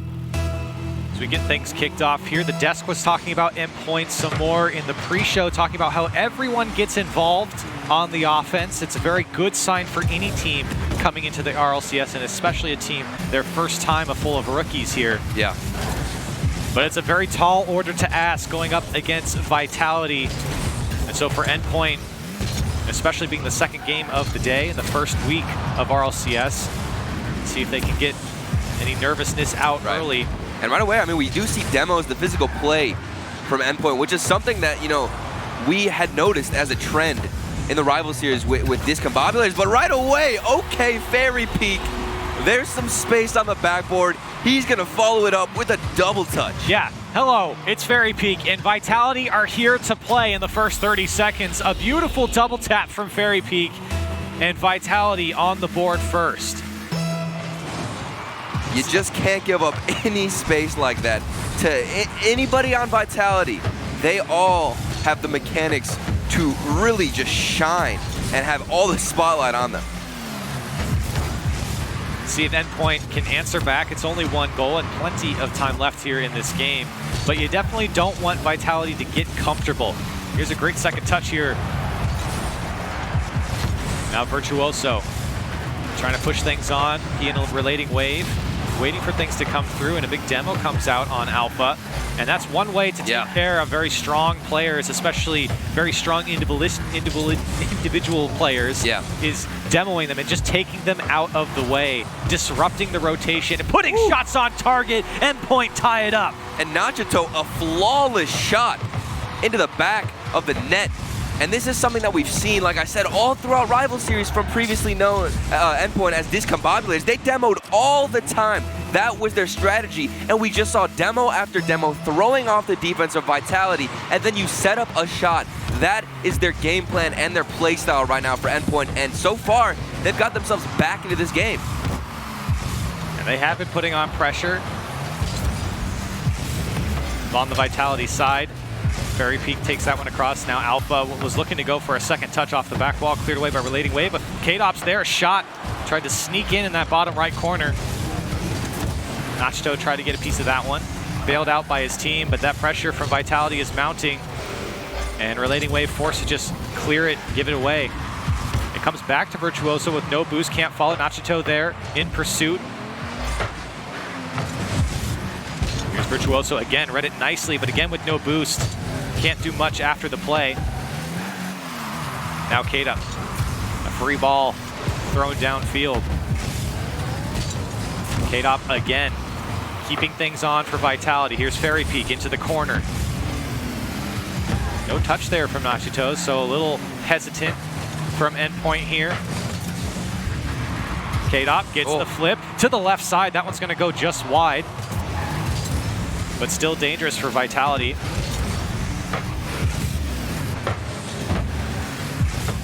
K-Dop, a weak shot turned away by Nachito, but Endpoint feeling a lot more pressure now, more shots coming their way, and just spending more time in their defensive third. You really see Vitality controlling that midfield, keeping the ball constantly in their half. And it's really going to take more demos again to just kind of disrupt any of that organization that Vitality tends to build as the game progresses. 2 demos for Nachito, 2 demos for Virtuoso, a total of 4 so far. And add another one. For Nachito. It might open up the net, and it does for the relating wave.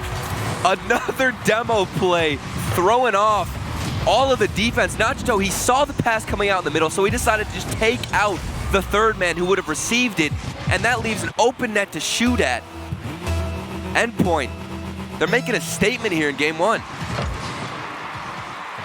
So Endpoint take the lead, and the demolitions coming through and opening up a lot of space here. Vitality have to adapt. Alpha and KDOP have been on the receiving end of most of the demos, 2 apiece. They have to look out, because clearly it's been disrupting the rhythm of Vitality. Here's Fairy Peak, this ball bouncing, so he'll just take it.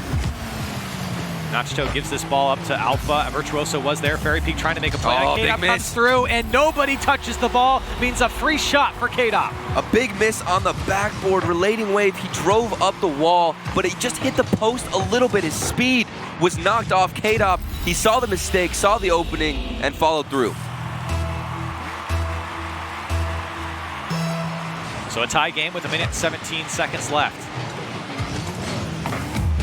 Alpha plays this one out to KDOP. Vitality looking to get another one and take back the lead. It's Fairy Peak on a wide open net. Endpoint can't get back in time off the kickoff, and Vitality take the lead. Virtuoso, a huge stuff from KDOP. Tried to get a clear out there. KDOP read everything he had to offer, and Fairy Peak's left with a wide open net. They don't even need demos, Vitality. They're just completely winning the challenge game so far against Endpoint. Relating wave, trying to answer back, going off the ceiling, couldn't catch up to it. And Endpoint, it was a little shaky in the beginning, but they've really gotten into the flow of things here, and they are toe and toe with Vitality.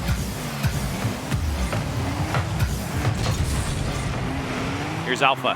He's got KDOP in the box. Alpha might just do it himself. Turned away by Nachito. Fairy Peak on the dribble.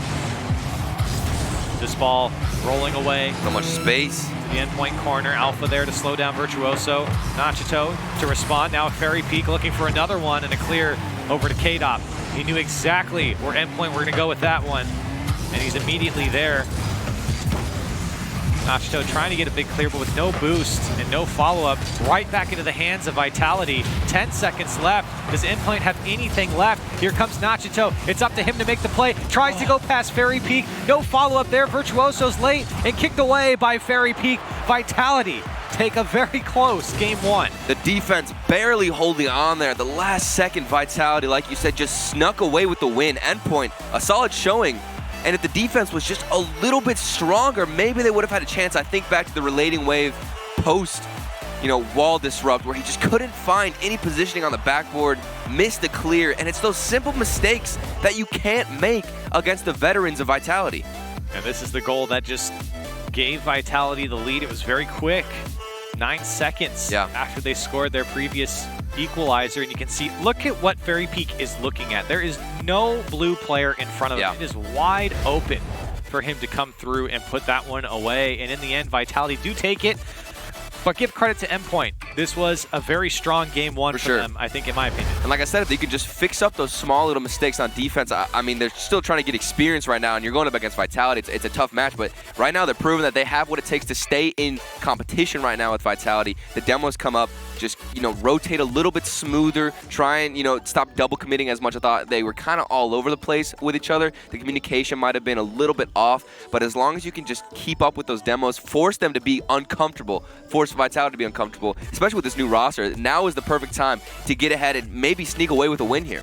The one thing I saw from Endpoint that was reminiscent of Singularity a little bit was a lot of clears coming out where there was just no follow-up, whether the initial touch had no boost to chase after it, or there was just no teammate to play the next ball, and it felt like Vitality had a lot of free balls given to them. But for Endpoint, a very solid game 1 as they're introduced into the RLCS here by Vitality. And they're on the attack first. It's a weak shot given away, no boost there. Here's Alpha. Now Nachito on the dribble, stopped up by Fairy Peak. Big clear comes out. And now Virtuoso, K-Dop and Alpha waiting to see what he does with it. He still had to flip there. Here's K-Dop. Endpoint. Trying to stay with this play as Vitality slowly mounts their attack. Nachito off his own back wall. Everyone from Vitality's looking at it. Turned away by Relating Wave. Lots of space for Vitality to work with right now, and another long clear given away up to Vitality. You can see the defensive positioning from Endpoint seems a little bit bunched up. Maybe spread the field a bit more, like you said. Go for those more purposeful and meaningful clears where you're finding a teammate, finding somebody to continue to play forward, rather than just playing kickball with Vitality. Here's Virtuoso on the air dribble, gets the bump, tries to play it down across to his team. Relating Waves there, but couldn't get over it. And it was a good look there for Endpoint. Just couldn't convert. And credit to Vitality's defense there to stay with it. 2 go here from Endpoint. They do get the clear. Maybe an attack now as Virtuoso stopped up by Alpha. Here's K-Dop. He's already up. Can he get the touch? He does, but it's easily saved away by Nachito. K-Dop might have been going for a flip reset there. He kind of feathered his boost and took the lower approach. Fortunately for him, the ball did not land directly on top of his car. Couldn't get any reset, but so far you can see the threatening plays from Vitality. Now with Alpha, any one of these players with just one clear can make such a dent in the defense of Endpoint. Still a tie game regardless. Another demo comes out, and Alpha takes revenge on Virtuoso. Demos left and right for both sides. A very bloody game here as Relating Wave and Endpoint still feeling a lot of pressure. That's a big missed touch there. K-Dop tries to pop that one up. 2 go here. It's a 1v1 here for Virtuoso. Gets it up and over Fairy Peak. Virtuoso does it himself and gives his team a lead. I thought maybe he didn't have the advantage going up against Fairy Peak, notably one of the best 1v1 players, but Virtuoso, the 1v1 play comes out of him. He gets the flick over Fairy Peak, and he takes the lead for Endpoint. Exactly what Endpoint wanted. Demos opening up space, getting yourself into 1v1, and while it is against Fairy Peak, Virtuoso proves he can take him down. Yeah. Virtuoso tried to get it by Alpha, lands on it, and actually beat the defense of Endpoint, but couldn't get a hold of it. Virtuoso over to Nachito, but a couple north and south touches here. Doesn't really gain any ground for Endpoint. Alpha, strong clear to the Endpoint side. Vitality not getting the better of the midfield here in this game, and another demo. And such an interesting play. We see this more and more now with players when they pop that ball up, instead of trying to chase back after it, they just go for the player that popped it so that they can't follow it up. Air dribbles and flip resets so dangerous now that eliminating that option makes it so much easier for your defense. And Relating Wave shows us why there. Vitality still playing with this ball on the Endpoint side, waiting for the opportunity to come. Here's Alpha. He's dangerous in this position. We saw him last season, but he couldn't get a hold of it here. And so far, I mean, the defense from Endpoint, a lot more solid. These 50s, so much more controlled. I mean, we saw last game, K-Dop just stuffing almost every single player on Endpoint with challenges and approaching the ball, but now Endpoint, it seems like they've readjusted their angle and they're winning a lot more of these midfield challenges, like Virtuoso right there. You saw him beat out the defender, and now they can continue to add pressure on Vitality. 30, coming up on 30 seconds left here for Vitality, where they haven't really generated a lot of offense. They've kept a lot of possession. Yeah. And here comes another Virtuoso. demo. A demo comes through. The bump from Nachito removed 2 players, but K-Dop still makes the save and the stop. Fairy Peak and Vitality. Do they have one more shot here? It's up to K-Dop, looking for that back wall. Nachito's there. Vitality staying back, waiting for the clear to come. 5 seconds. Alpha plays it across the K-Dot. Very Peak's there. This shot's got to be on they can target. do it. To the left side. Nachito still makes the save. Alpha trying to keep this one up, but it's knocked down. And Endpoint take game 2. A strong showing on defense. We saw it there right at the end. Endpoint. They were getting tested. I almost thought that maybe a demo or bump would have come through. I don't know who it was in net trying to disrupt anybody. K-Dot maybe, it seemed, landed in the net, tried to get a demo, force any mistake out of Endpoint, and still, they held on strong here. We can take another look at this 1v1 play, just Virtuoso flicking it right over Fairy Peak, showing him how it's done. And a double commit right there in the quarter from K-Dot and Alpha is really what caused all that space. And a great play there for Virtuoso to give the team the only goal and the win here. But I think looking at the scoreboard, the endgame scoreboard here, very clear, something that sticks out to me is the 12 saves on the Endpoint side. 6 in Nachito. And give him credit, he made 2 or 3 in a row that were huge saves. But they are feeling a lot of shots from Vitality. And while I think a lot of them were weak here in game 2, I feel like for Vitality, they really got to ramp up better shots here because obviously they were shut out. 12 saves is something, but for Vitality, you have 13 shots in the last game and you couldn't put away a single one. Definitely a turnaround for Endpoint. I thought the defense I was really shaky on. Even in game 1, I felt like some of the shots from Vitality weren't too incredible. It was just these basic challenges. And then now they come out in game 2. Everything is so much different. Endpoint taking their time, not really panicking. And maybe it was just the game 1 nerves because it seems right now that they have all the momentum against Vitality. Absolutely. And so Endpoint trying to keep things going here in game 3. A tie series, 1 apiece. And like I said before, everything to gain for Endpoint and everything to lose for Vitality. We all expect this Vitality roster to come out blazing right out of the gates. And yet they're faced with a challenge of demos and just a sturdy defense that is Endpoint. Already, demos coming out, and I think Endpoint really embracing this demo meta.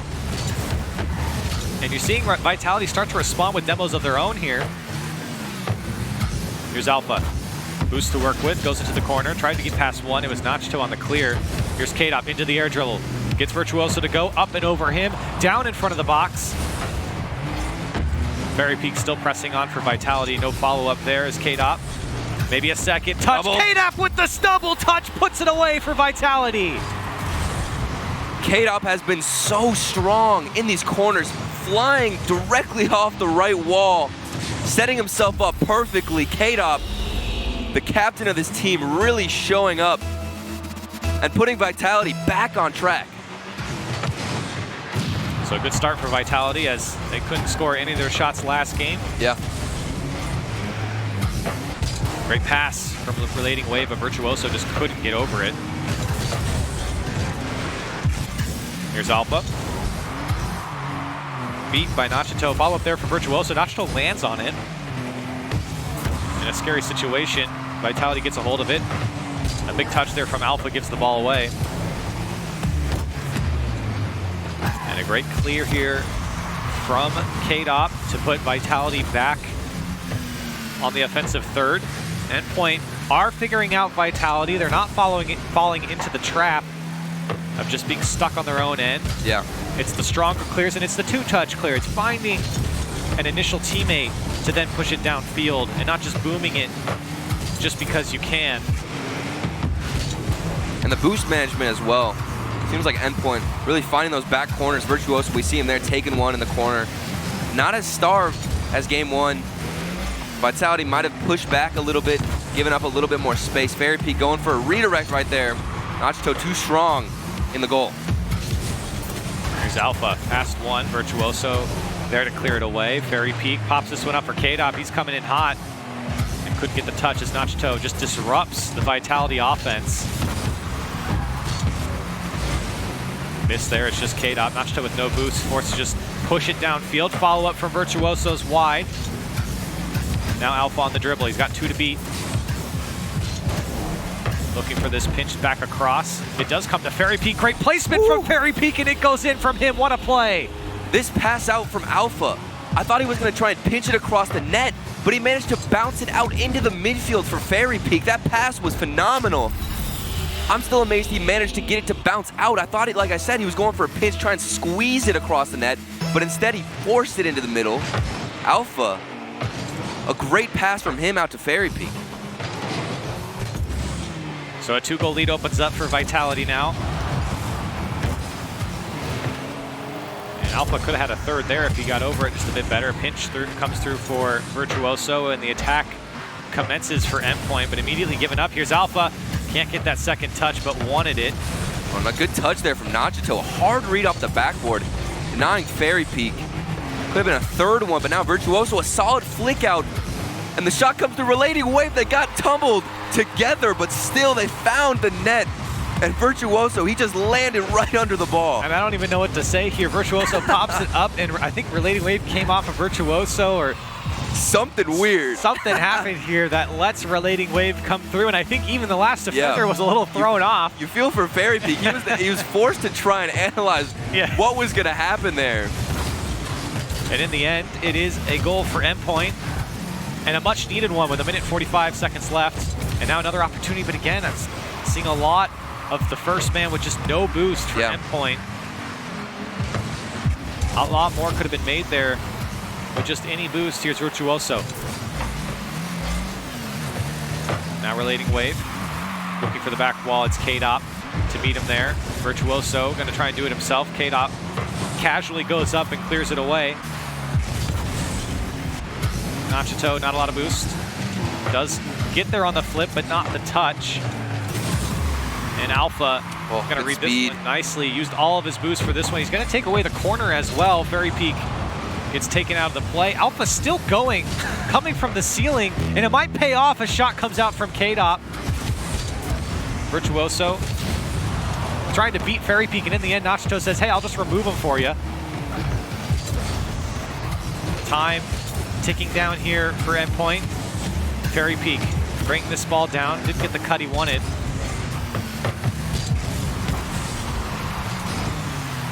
A lateral clear to the other side, and Vitality all over it. Alpha staying with it. Comes out to Fairy Peak. Vitality doing a great job of keeping possession. The ball beautifully laid out for K-Dop, who comes through and puts it away. Everybody involved here on the field. The demo came out. Fairy Peak just caught it off the backboard, slid it out right to K-Dop. You're just going to have an easy slot. And Vitality, I mean, I was getting a little bit scared for them. I thought the pressure from Endpoint seemed a little bit more threatening, but just like that, they flipped the switch, and now they've got a security of 2 goals. And a great play there from Vitality. Everyone getting involved, whether it was the demo, the pass out, or just the shot being in the right spot from K-Dop. Great play from Vitality, and that's the type of play that we expect from this team. And with a 3-1 scoreline here in Game 3, it will be Vitality taking it and putting Endpoint on match point. Right. Who, you know, granted, Endpoint thought they had a strong showing still. It's just their goals, you know, that one goal that they did have was just kind of confusing a little bit, to say the least. Not the strongest goal, but yet a goal nonetheless. Still, it felt like the opportunities that were coming their way, they couldn't find. And it seemed like Vitality just holding on strong. Well, the one thing about this game for Endpoint, too, is they, first of all, they didn't have 12 saves in this game. They had only 4. They actually forced a lot of saves coming out from Vitality. There's the third goal from Vitality. You can see it all get put together there as Fairy Peak does a great job of popping it up over one and then just rolling it out to his teammate. It's almost like a fake. Whenever he went under the ball off the backboard, it seemed like maybe he was going to try and force it across like he did before. We saw Alpha, again, that pass earlier was incredible from Alpha, where he didn't pinch it across. It's just faking what you're really intending to do. Vitality so good at making a quick decision, even mid-air, to change what they're going to do, just to throw the defense off. And Endpoint, they just could not handle it. I think for Vitality, this is the type of game that they want to play. It was controlled, it was in their favor. They had possession for most of the game, and it felt like for Vitality, this is where they succeed, is when they have possession, controlling that midfield, and just not letting Endpoint, not giving them any good looks, I think is really key for them. And I think Vitality played to their game plan here in Game 3, and they're going to have to do it one more time to take down Endpoint. But so far, I think we have been singing praises of some of these losing teams that are coming in from the rival series. They're still playing quite well. I mean, Endpoint's not getting blown out. Definitely. You cannot underestimate any new teams coming in whatsoever. Endpoint right now doing a fantastic job. Even Singularity before, I thought they played strong. Definitely saw the promise in a lot of their play styles and their shooting, and now Endpoint trying to do the same thing. And K-Dop already off the rip here, getting his first goal. Fairy Peak, the vision on the field to see K-Dop to the right side. K-Dop hadn't even rotated in completely. It was the communication, knowing that K-Dop's gonna turn, find an angle, and Fairy Peak just hits it perfectly. So the first goal in favor of Vitality in the first 15 seconds. Endpoint looking to respond quickly. And that's a free ball off the corner, and in it goes for a relating wave. A tough read in the corner, but Alpha, either way, you gotta make it. It might have been easier if he did drive up the wall. Instead, he was forced to use all his boost to try and find an instant touch. Alpha, that's a painful one to give up. Here's Virtuoso.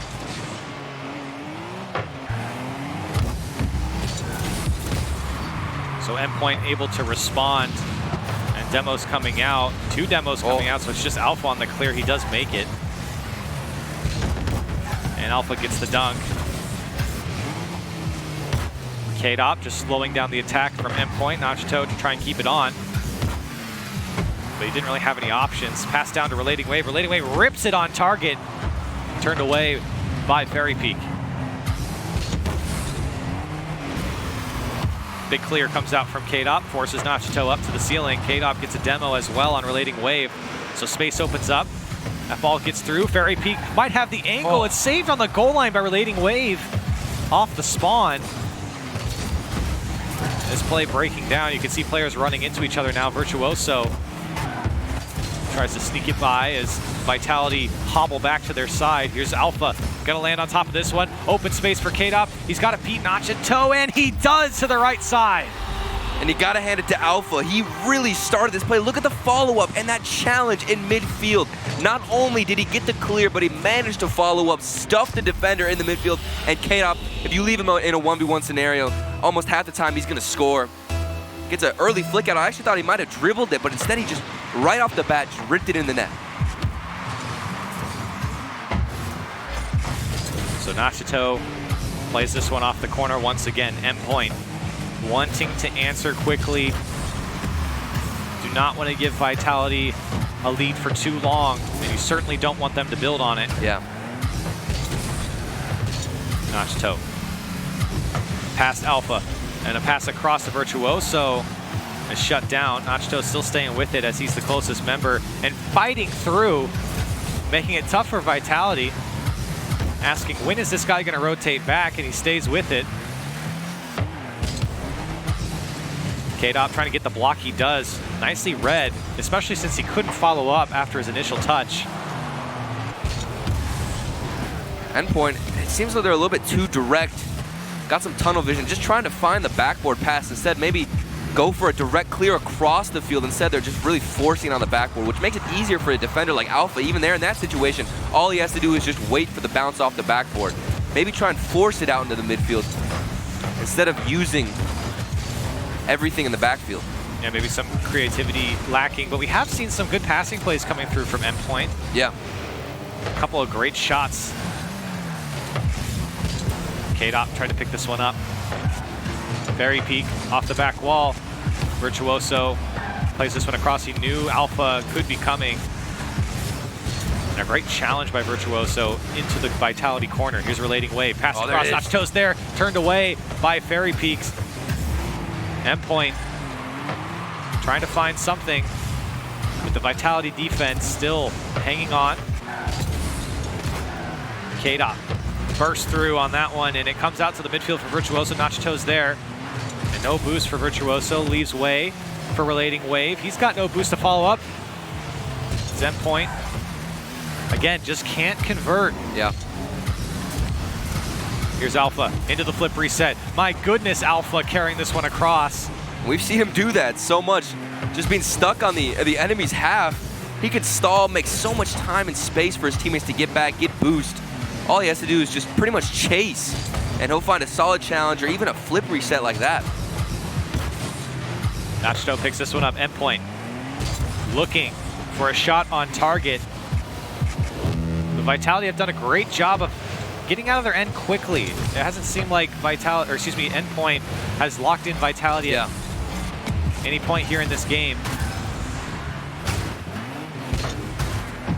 This ball thrown to the back wall, picked up by Fairy Peak, and Vitality will very patiently wait for their opportunity to take this ball out. It's Alpha, K-Dop, getting in the way of Nachito Virtuoso. Breaks out but gets bumped away. It's just Alpha in the back. Oh, Stopped big dunk by Relating Wave, but K-Dop's there to slow things down. Thought maybe somebody would have been able to follow up there from Endpoint, but still, they're trailing just 1 goal. Final 20 seconds left. A big miss there for Virtuoso. Relating Wave there to pick things up. 12 seconds left. Can Endpoint, do they have anything left? This ball coming down to Alpha. Vitality doing a great job of wasting a lot of time here. Big clear comes out for Endpoint, but can anyone follow up? Fairy Peak looking to knock this one down. It's Relating Wave. It's coming across and knocked down in the end. Vitality take Endpoint down in 4 games. And they do it by just 1 goal here to finish out the series. A close matchup. Endpoint, a solid, definitely a solid showing from Endpoint. But then again, Vitality, they had a lot of possession, a lot of pressure, and even the quality of goals at times did feel a little bit better. You know, finding their teammates, finding these passes. And I really thought that Alpha, we talked about it earlier, the way he was able to stall on the ball, be aggressive, take all the boosts. He had pretty much the most stolen boost pads for all of Vitality. Being aggressive, always in the face. It seemed like every time there was a clear, he was in the other half trying to disrupt. So we talked a lot about Endpoint. I think that the general consensus here is that they played pretty well against Vitality. I want to get your thoughts before we go to break about Alpha and his addition to Vitality. How do you think he played here in this series? Man, I think that he had a really solid showing so far. It was a little bit rough at times whenever the demos would come through, but that's something that we've seen from Vitality. You know, whenever something, you know, aggressive is forced, their communication can kind of slight and fall a little bit, but it didn't seem like they kind of fell down that hole. Once they lost that first game, or that second game, they didn't really stumble. It felt like they got back on their feet, had a solid showing, and the passing kept showing up. They didn't try and just go for 1v1 plays. They continued to pass to each other, continued to have vision on the field, and I think that's what helped them get the win here. I think for Vitality, first of all, I want to give credit to Endpoint. I think that there was a lot of demolitions that just slowed up the rhythm of a player like Alpha who wants to go up the wall and have the ceiling shot into the flip reset, into the double tap off the back wall. You know, he's that type of player, and I think these bumps and demos are what really slow down those types of players. So credit to Endpoint. If that's the type of game that they want to play, they will slow down big-name teams like Vitality. But in the end, I feel like Alpha did play pretty well, at least slot in pretty nicely here for Vitality. I don't think I saw as much as I would want to see coming out from Alpha here. A little bit shakier on the defensive side for sure, and it's just the aggression. And, you know, if you're taking all the boost, how do you have time to rotate in? But still, you got to have some kind of chance to find some touch. Yeah, and in the end, I'm not saying he didn't play well at all. He played great. Definitely. And I think for Vitality, a very controlled game. I think they would have liked to not have had so many close games here. 3 1-goal games here. The only game they won by 2 was game 3. So for Vitality, it was a strong series. I think Endpoint gained some respect here against some big-name teams. And I think, just gauging off of what you see from Endpoint here against Vitality, how do you think their season's going to look? I really like them. I thought that they were confident. It was one of those things that I was actually really shocked with, was how they were battling these 1v1 challenges. I thought that they weren't really respecting Vitality too much, and that's exactly what I wanted to see from these newcomers in RLCS. You know, don't back off to a challenge because you think that the other team, you know, with all that experience and these big names like Alpha, Fairy Peak, K-Dop, they're not, you know, backing down to the challenges. They're actually excited to challenge, go forward, and even keep the aggression up. They're bringing it to the faces of these teams, and I think that's what really makes them a scary underdog pick, in my opinion. Well, Endpoint here, not intimidated by Vitality, but in the end, it is a 4-game series in favor of Vitality. They take them down. We've got more European RLCS action coming up. It's Veloce, and Barca coming up.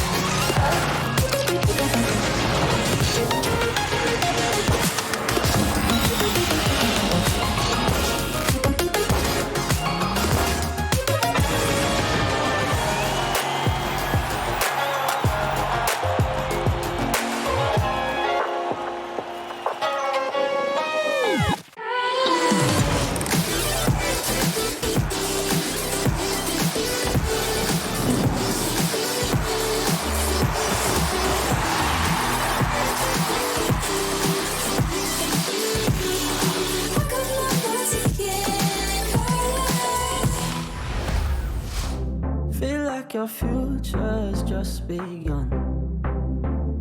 And all I know is that we lost time. If we stay right here, we could free ourselves inside. We'll stay awake forever. We'll hide away where no one knows. Let's run away together. Just lead me into your world. We'll stay awake forever. We'll hide away where no one knows. Let's run away together on our own. Just lead me into your world.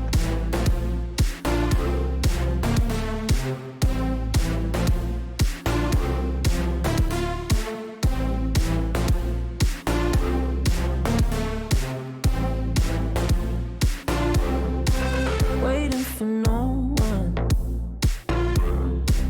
We're headed straight up for the sun. They'll never notice. We'll take these cities on our own. And all I know is that we lost time. If we stay right here, we could free ourselves inside. We'll stay awake forever. We'll hide away where no one knows.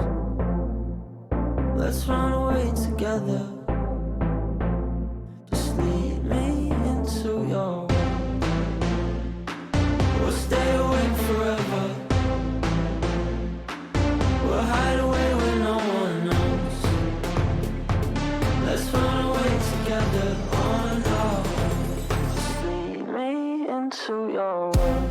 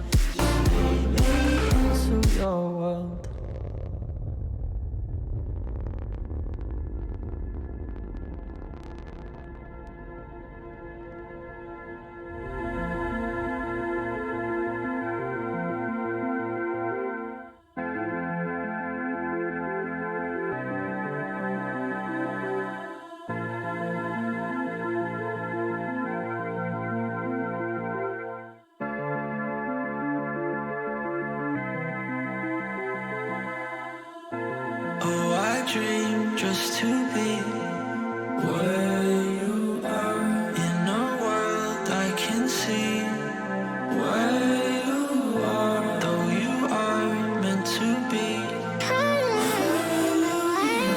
Wish you're here next to me, where you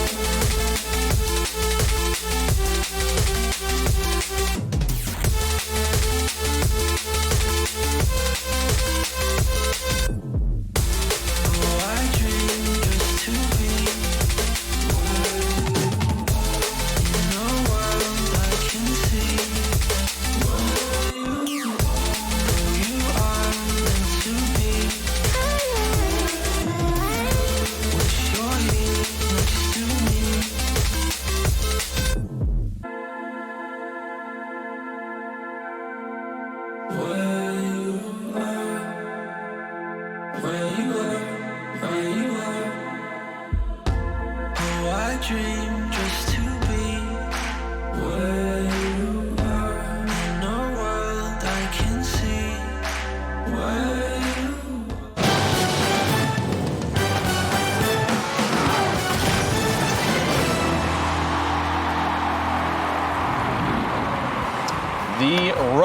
at the World Championships here for Europe, doing well in their first game of the season, taking out Endpoint in 4 games. And Endpoint definitely had life, though. We heard James earlier saying that this is a team to watch out for, and they looked pretty strong. Yeah. Turtle, you joined us here on the desk. You casted that match. How did you feel? It was crazy because at first I was like, oh no, this is not going to look good for Endpoint. And then I saw them get those demos in, and they started being aggressive and take it on the 1v1s on the challenge game. I felt like as the series progressed, their confidence just completely boosted out of the ceiling. So I think one thing that we forgot to talk about with Vitality is everyone's talking about Alpha. I think we forget that the best duo in the history of Rocket League is K-Dop and Fairy Peak. And they delivered throughout the series. Those two on the offensive side were connected on everything. It felt like if they weren't calm and collected as they were, K-Dop getting those great challenges, Fairy Peak being a little bit more defensive, I really feel like they would have struggled a lot more, but because they were kind of calm, passes like this came out to K-Dop perfectly in the middle, an open net to shoot out. It was just a great performance from them, and they didn't, sweat at all, it felt like, during the series. Yeah. And the one thing that I love about Vitality is last season was a really weird year for them where their shots against was worse than the entire league. So they were playing a lot of up and down Rocket League. Well, this time, for Endpoint, the #1 offense from the rival series, they did hold that midfield really well. Only, I believe, around 8 shots per game against, which is pretty good compared to last season when they were near 10. So Vitality did a much better job controlling that midfield. And we see it here with only 29 shots from Endpoint, and shooting only 17%. Vitality did a lot better job there. Man, but we were talking about Endpoint's offense. They're 23 saves. 12 of those came in game 2. The one game they won, they scored 1 goal and then to stave off 13 shots from Vitality. Yeah. That was pretty impressive stuff. Nachto got 6 of them. So one thing that I want to point out is from Alpha. I think a big question mark was, will we see TSM Alpha, or a brand new Alpha? Where TSM Alpha is, he's going for these solo plays all the time. Well, there was one big play in game 3 where he went for the play for the pass to Fairy Peak. And we'll see it here from his perspective, where he takes control of the ball, and then he's going to go to the other corner.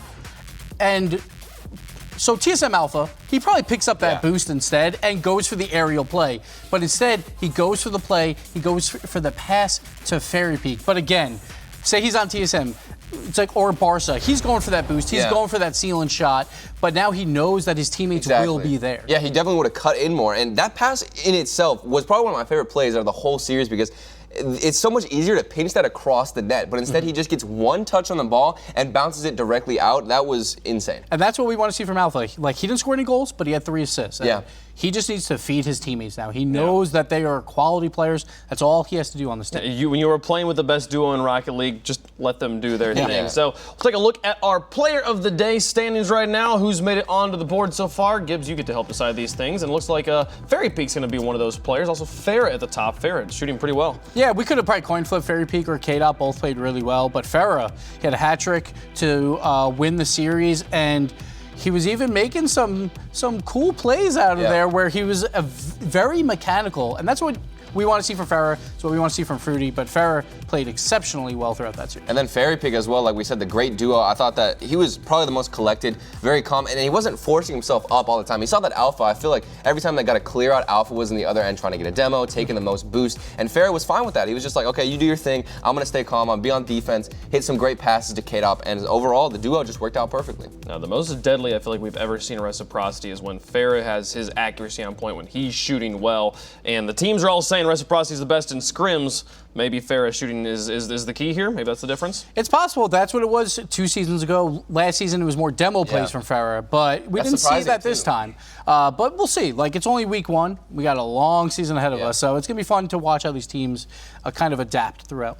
Yeah, for sure. I mean, we've seen 2 of our rival series teams so far, and it's been a pretty strong showing from them. But I believe we are ready to get into our match of the day, the match of the week here for Europe. Barcelona taking on Veloce. No promoted teams here. These are both teams that have been playing in RLCS for a while. And Turtle, on the desk, we all predicted Veloce except for Jorby. He's a big Barca fan. Where are you falling on this one? This is.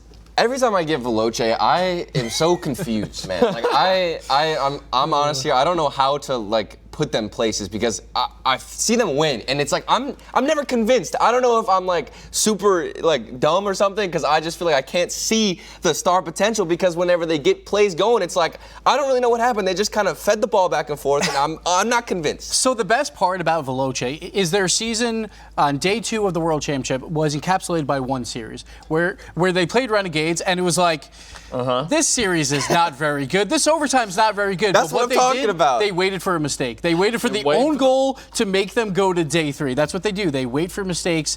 And this Barca squad, we just don't know what's going to happen with Flakes. Yeah. We expect them to make more mistakes than last season because I think Barca was incredibly solid until Game 5s, until we saw Ronicky have a lot of big mistakes in Game 5. So they got to fix that. But I think there's a lot of question marks to get rid of the MVP from last season. Well, we got to get into game here quickly, but for Flakes, this is going to be his first game on this team in RLCS. Keys to victory, things he needs to not do, things he needs to do. What's the key for Flakes? He needs to get everyone involved. So he needs to control the play, but then turn that into a pass for his teammates. He can't do everything. Okay, cool. Well, let's get into the match of the day, folks. I want to know your opinions. Barcelona or Veloce? Get on Twitter. Use the hashtag RLCS9 to let us know who you think's going to win. Let's get into the match of the day.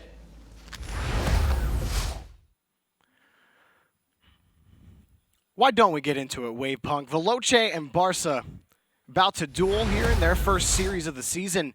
Veloce, a lot of people can't get a handle on them, but the reality is they punish on a lot of mistakes, which Europe has a ton of. So, you know, they're going up against Barca. You'll see mistakes at any level, any region. Yeah. But for me, the Veloce plays is the passing plays in the middle. Flame and Casio both are experts at passing that ball into the middle. Freaky will be waiting for it. He'll be ready.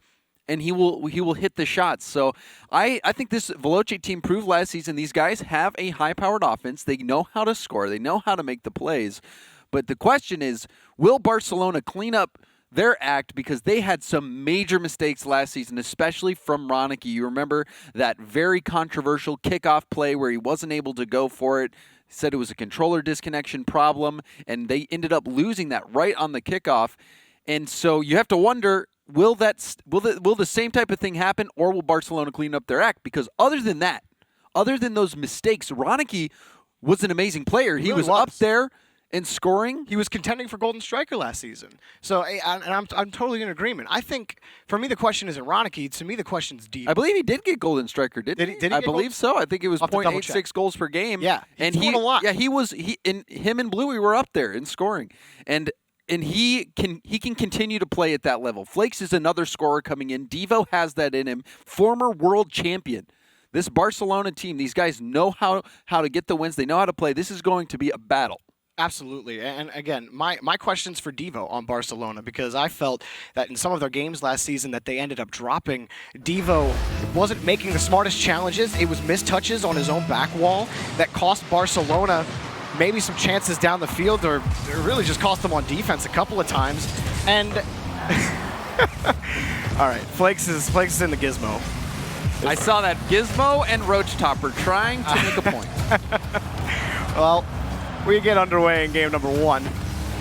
Flakes loves to get people riled up. We'll say that. And if you don't remember, there was some drama last season where he decided to play with a Merc in the promotion tournament with Complexity and was responding to tweets mid-series. And there was a lot of people who weren't happy about that, questioning if he's in the right mindset. And now he's rocking the Gizmo with a Roach Topper. I think he's trying to make a point, Jorby. And we'll see if his point hits home for Veloce, but, you know, Flame's going to pop that in off of a poor touch. And it's Veloce with the first lead. And you saw Freaky actually got a little bit of a bump on Flakes. You wonder if that threw him off as he tried to, it looks like he was still trying to go for a pass to the middle for his teammates to clear, but it just didn't happen. And an easy goal there for Flame, who was waiting for that mistake. And like Gibbs said, Veloce is a team that sits there and waits for you to mess up. But again, credit Freaky to get on getting physical there. And again, Freaky going for a demo. So we're seeing Freaky play a bit of a bruiser role early. And Veloce also securing boosts in the attacking corners, grabbing one and then midfield. Flakes has a little bit of space, only Flame to beat. Devo ends up cutting in front. It was an interesting sequence there. from Barca, but Ronicky pitched to nobody. Barcelona, they get on offense, but it just looks haphazard right now. Devo gets a flick here. And it's interesting, too, that he's going with that card choice. It's still just throwing me off. I'm with you. I'm with you.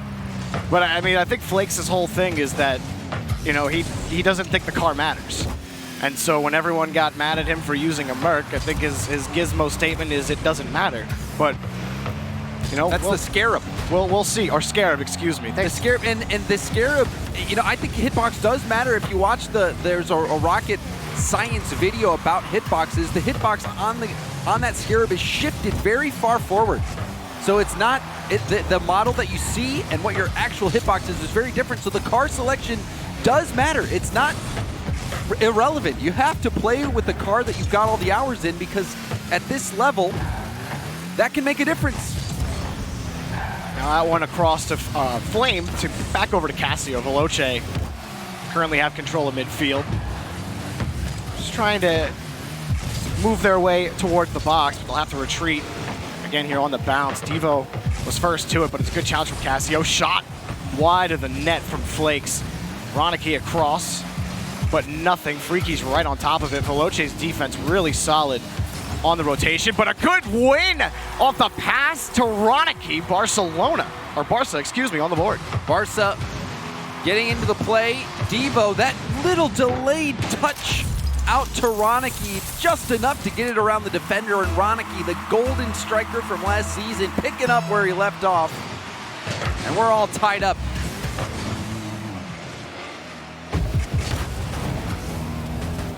Flakes on point with the ball here. Pass over to Ronicky, and it's good. A great dump over to Ronicky in midfield. 2-goal lead for Barca. And you can see Flakes even wave dashing, getting some speed, going around the ball, gets that pass right to Ronicky, who's again in position for the dish. Gets the pass and puts a laser in net. So Barcelona coming out strong. And that's what you want to see from Flakes. You want to talk about it on the desk. Control the ball and look to pass. It's kind of the same story with Alpha on Vitality. You want to see him going for those passing plays, getting everybody involved on the pitch. Flakes did this time. We'll see if it continues for Barca. Flakes on the point again, one to beat. Couldn't force the challenge out. Now in a dangerous situation, Ronicky back for the save. Flakes gonna have to play again from his own corner, but now Veloce on the press. Ronicky, solid enough touch. Midfield's gonna be difficult. Ronicky wins the next challenge. Casio trying to play to the corner. Good possession. Ronicky stole the boost. Flakes has the ball. Even on that possession that we saw before, Flakes went for that demo play, and when he failed to get that flick, he put his team in a tough spot defensively. Now Devo also jumping for that ball. And now some time for Flame carrying it down the field. Casio far behind him. He'll be slow to come to this touch. Actually able to find a challenge against Flakes. Freaky was waiting for that next touch from Flame. It never came. Veloce forced back again. They haven't really been able to stay on offense for too long. Off the back wall, nothing. Almost finding some headway was Ronicky, but Flame clears this away. Chance maybe for Veloce with Casio off the back wall. The miss will keep Veloce in possession. Flame off the ceiling, shot right into the car of Ronicky. Ronicky in position for that one. But now the attack's still on. Oh, Flame had the space for it. Shot just too high. He had to find that corner. That's where he was looking. Flame in front again. Veloce. Low time.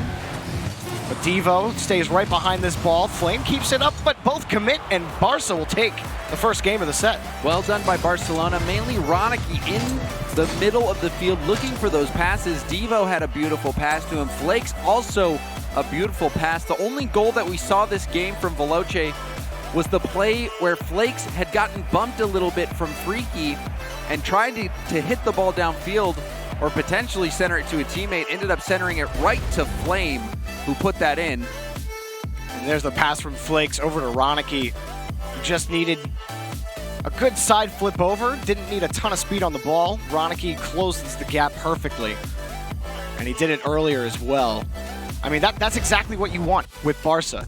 You're talking about the guy who led your team in goals scored. That's who you want to be feeding the ball if you're Barca. So far, it's worked. And Veloce, they didn't get a lot of mistakes out of Barca in that first game. They really didn't. The one mistake that we do remember, though, they did capitalize on that. And even at the end of the game, there was some quality chances for Veloce. But for the most part, this Barca team, they're showing us how they like to play. And it's what you would expect. It's get that ball over to Ronicky. Now, I think Flakes, he wasn't as impactful of a player in this game. And he's really the player you're looking at and you're watching because they replaced the EU MVP with Flakes. So you're expecting Flakes to come in and make big plays. He did get that one pass over to Ronicky, so it's a good start. But Flakes, he's known for his ability to dribble. We didn't really see much dribbling. Yeah, he tried to carry, but Veloce are really good at shutting it around. Down. Yeah. So they have to find a way to adjust against that if they continue to run into a wall against Veloce, because you still only scored 2, and really you had to force those chances. If we know anything about Veloce, you know better than to count them out at any point. Good touch from Devo on the challenge. Casio attempted clear, but Veloce are going to be a little starved now after losing their corner and mid boost. Bump in net, opening things up for Flakes, but he couldn't get back around the ball.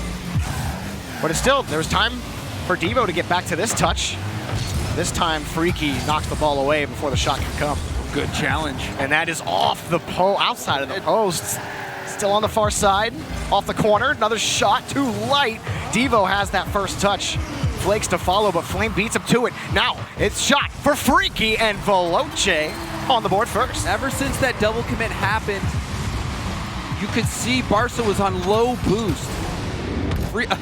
Ronicky in net, he only had 10 boost there to make that play. Devo was out after making that previous save or the backboard deny. Barcelona struggling in that moment. Veloce, like a vice grip, just kept squeezing and squeezing. And finally got that defense to pop. And Flame as well, making the play on the back wall high up to deny the attempted clear from Devo. Very well done by Veloce. Right now, Barca having trouble finding passing lanes in the offensive half of the field. Even right there, Flame cuts off Flakes on the return. Casio tried to dump the Flame again, but Barca have the clear. Ronicky playing it off the side wall. And ends up giving to Freaky. So Barca still trying to march down to Veloce's half, and that shot is blocked, but it's a double commit up high. Ronicky, he has it. No, it's off wide. And all of that opportunity is owed to the pass from Flakes. Setting up that chance, almost sneaking one by the Veloce defense. Oh, and it almost came right back to Flakes on the rebound. Veloce are a little panicky here on defense. That's 3 double commits in the last about 30 seconds from them on defense. They have to be careful. Barca will punish them eventually for it. That's not the best bounce for Flame. He tries to stay in front, and Flakes dunks it right on top of him. Barca tie the game. And Devo was streaking across the middle here, keeping Freaky from jumping. You see him denying that top route to the ball. And then the rebound comes out. Devo, an intelligent play there. That generated an opportunity for Flakes to come in and get his first goal of the season. So Flakes picking this up, this time off that pass from Devo. And it's been more than a couple of times now. Flakes has been looking to pass the ball. He's definitely feeling, it feels like he is in a more comfortable spot with Barcelona as far as about 7.5 minutes of Rocket League are played so far in this season for them. Flakes on the pass, high off the backboard. Already up was Casio, a great touch. And even a shooting opportunity. And if you're watching at home, you are expecting Flakes to maybe take those shots. He was a player who was so much of the complexity offense, and he had a shooting lane there. You want to see him put those on target because you know he has that ability. He is on point here again. Ooh, fakes out one. He's got another to beat. He's got it right on top, but can't flip it over Freaky. Like the slowdown idea. Flakes taking away all the boost from midfield and the attacking corners. Now around, Ronicky. Pass over to Flakes, and Flakes has a shot. It's good! Flakes wins up in the air, and it's a lead for Barca. You know, that's his second goal. He's having a statement game. Ronicky feeding him out this time, and it's just, I'm not used to seeing the Scarab. It looks goofy. In play. It looks like he just double slapped that ball with his wheels. It was so goofy, I thought it was a gizmo. Oh, man. It's fun. I think it's fun. Well, you are a Flakes fan. You know, I think Flakes getting on a new team, it's good for him. It's a chance for him to prove that he's not a specific type of player. And I think right now in this series, you know, he has shown that, sans the card choice. He has been looking for passes, and he's still really good at controlling the ball. Even if his dribbles haven't been the best, he's winning challenges like that. And the boost game has been, it hasn't been terrible for Veloce. That is off the post and in for Flame. And this was a horrible touch by Flakes in the corner. You see him actually centers that out for Flame. That is not the touch you're looking for. So despite those 2 goals, Flakes making that defensive mistake, allowing Veloce to get back into it. It is part of what killed Barcelona last season, were these missed touches and, you know, not handling things well on defense. It happened with Bluey on the team. Veloce are going to score on missed touches. Oh, the backflip. Not sure he would have got to that pass from Double demo. Turning right back in is Ronicky. He's got Flakes on the far side, but his shot right into Flame. Devo's up, but he is beat by a mile. The pressure handled well. Flame getting that big save in a big moment. Both of his teammates were taken out of the play, had to respawn. And now double demo again. Oh, but Ricky bailing him out this time. Yeah. These double demos, they're not finding that. The last man is able to rotate in, just get one touch by Veloce. Time, and he gets up in time. Ronicky jumped from about midfield for it. Devo control. Barca surging.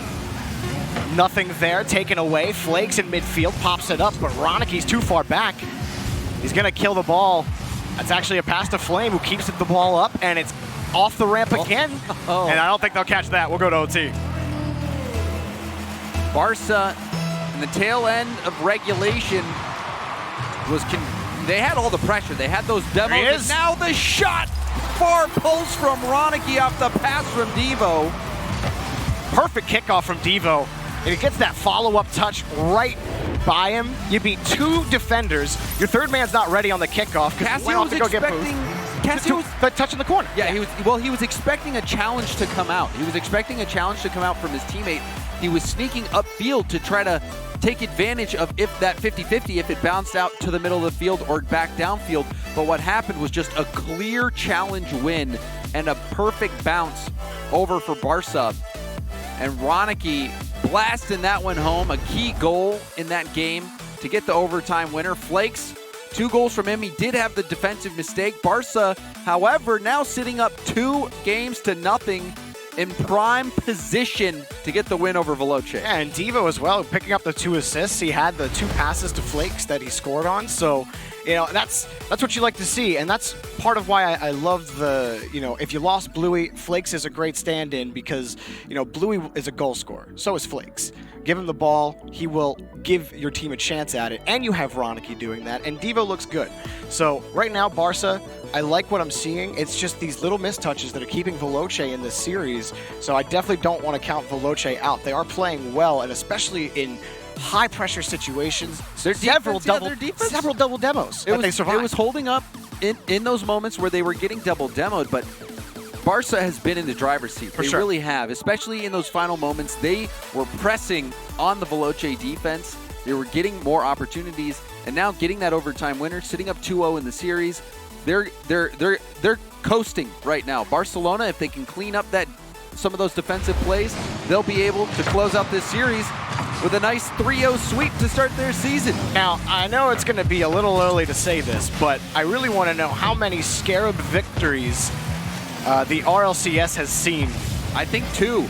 two Scarab victories? This has to be the first ones. I don't ever recall seeing... Okay. I'm talking games. I mean, games, it's definitely 2. Flick from Ronicky, it's almost in the net.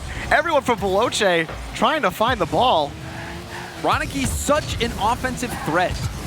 in the first game, getting those goals. Space. Overtime winner, and now there, the challenging shot. Flame was able to make that save, but Ronicky continues to put immense pressure on, and that shot narrowly missing. Devo's lucky that shot didn't go in. He was coming back, trying to find the demo on Freaky, and ended up sticking with it a little too long, and the whole reason that ball had stayed back in their corner. Now Veloce pick up a demo. Oh, it's not the best touch, and Ronicky somehow, no, Devo gets credit for the save, but it looked like Ronicky got a piece of something on it. Either way, there's no goal for Veloce yet. Cassio on the catch, huge bump, pop. and off the corner, it's out! Somehow comes out of the net. Veloce, attempted pass from Flame, but his teammate's gone. Still midfield, Freaky just, the touch is out to Flakes. Barca have control. Using the post to get some assistance, getting that ball off the goal line. There was a bump that set up the play. That ball was sitting right there, but the hustle from Barca, an unlikely save, but a save nonetheless. They're still on offense. Cassio pitches this high. Barca are feeling the pressure. Flames shot almost in, but just high. And now Barca finally get a clear. Back to Veloce's half. Flake stops the play for a little bit, but now Veloce thinking about how to approach. They're just going to kick this away with the space that they had, try to collect some boosts, and wait for this Flakes touch. Flame coming in, but Flakes wins the challenge. It's going to bounce off the post, and Freaky will be ready for it. That one almost on target. And another pass into the middle. Ronicky is going to have to do some magic here. Can't perform the trick. And a cleanup goal. You could tell it was an awkward situation for Ronicky. Yeah, as soon as that first touch and the ball killed it, it killed the ball's momentum. Good luck trying to get turned around and finding the touch out to the corner. He needed that first touch to be more powerful out to his left corner, which is where I think he was trying to initially put it. The idea was there. On the early part of that play, Devo had passed that out to the center. Normally Ronicky was there, but he wasn't in position, so they gave up control, and then Ronicky was last back on the counterattack. And that's not a place you want to be on defense. Going back, you know, the direction towards your own net, ball chasing towards you. A lot of times that will happen, where you just get a weak hit and the other team cleans up for a goal. And it just keeps Veloce, you know, within striking distance of taking a game. Freaky's shot is blocked this time by Devo. He had some options, and Devo will clear. And the pass over to Freaky. There's nothing there, but Veloce content as Barca are kind of pitching the ball just right back into midfield.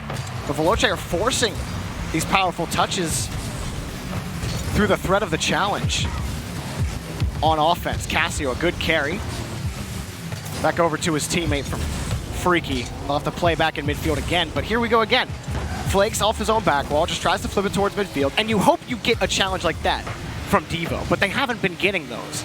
This time they're finally back on offense, but where are they going? It's just lateral right now, and Veloce catching the ball. Beautifully done by Cassio.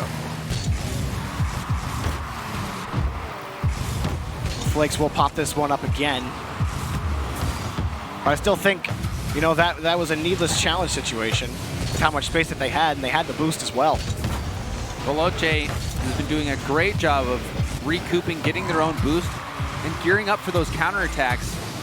Barcelona not nearly as threatening as they were in the first two games. That time, the center... Oh, he bumped Devo into the save! That would have been the goal for Barca. But Devo got bumped up behind the ball, and Veloce somehow retained the lead. Barcelona, they're trying to close this series out. They want to avoid what happened to them in week one in the last season. The pitch going right to Flame, extending their lead to 2. And Flakes on the attempted catch, he just gets absolutely destroyed.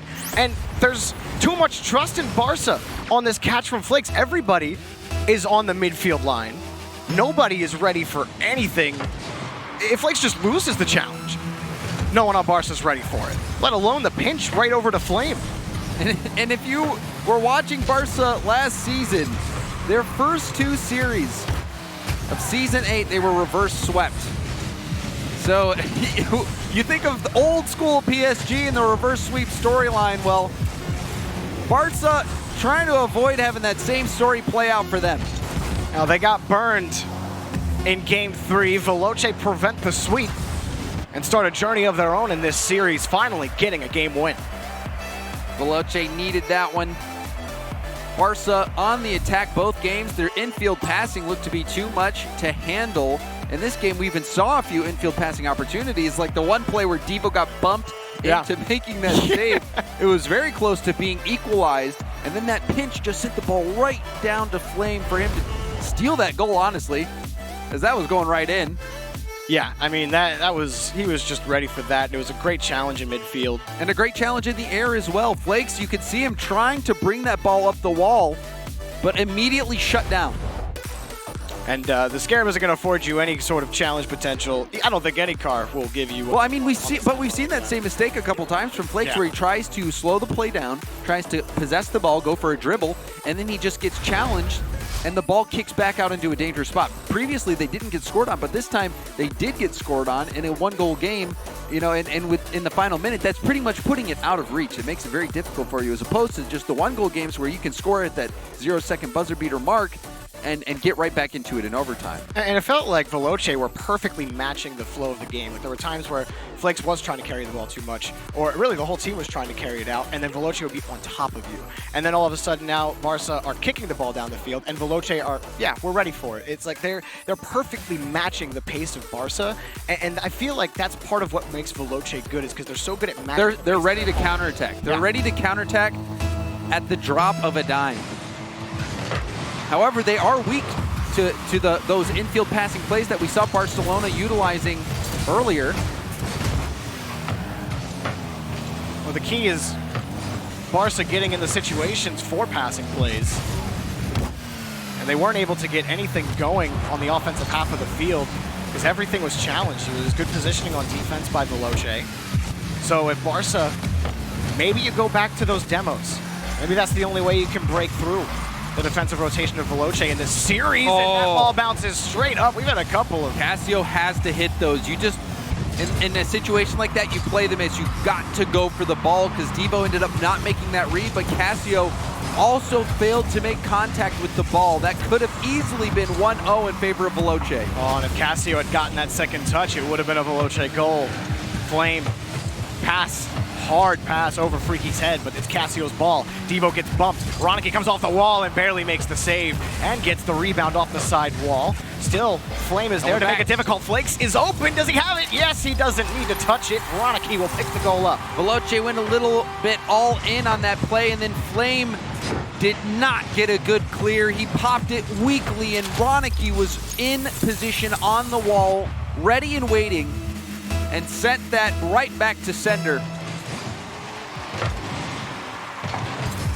Barcelona, they already had a scary moment earlier. Feeling good about a one-goal lead with still series advantage in hand. Ronicky, good cutoff in midfield. Now having to react to this touch is Devo. Flakes immediately up, bouncer shot, and it's in. A good shot from Flakes, and now insurance for Barca. Barca coming out strong. You could even sense it last game. What a center from Devo, and Flakes getting power into the far post.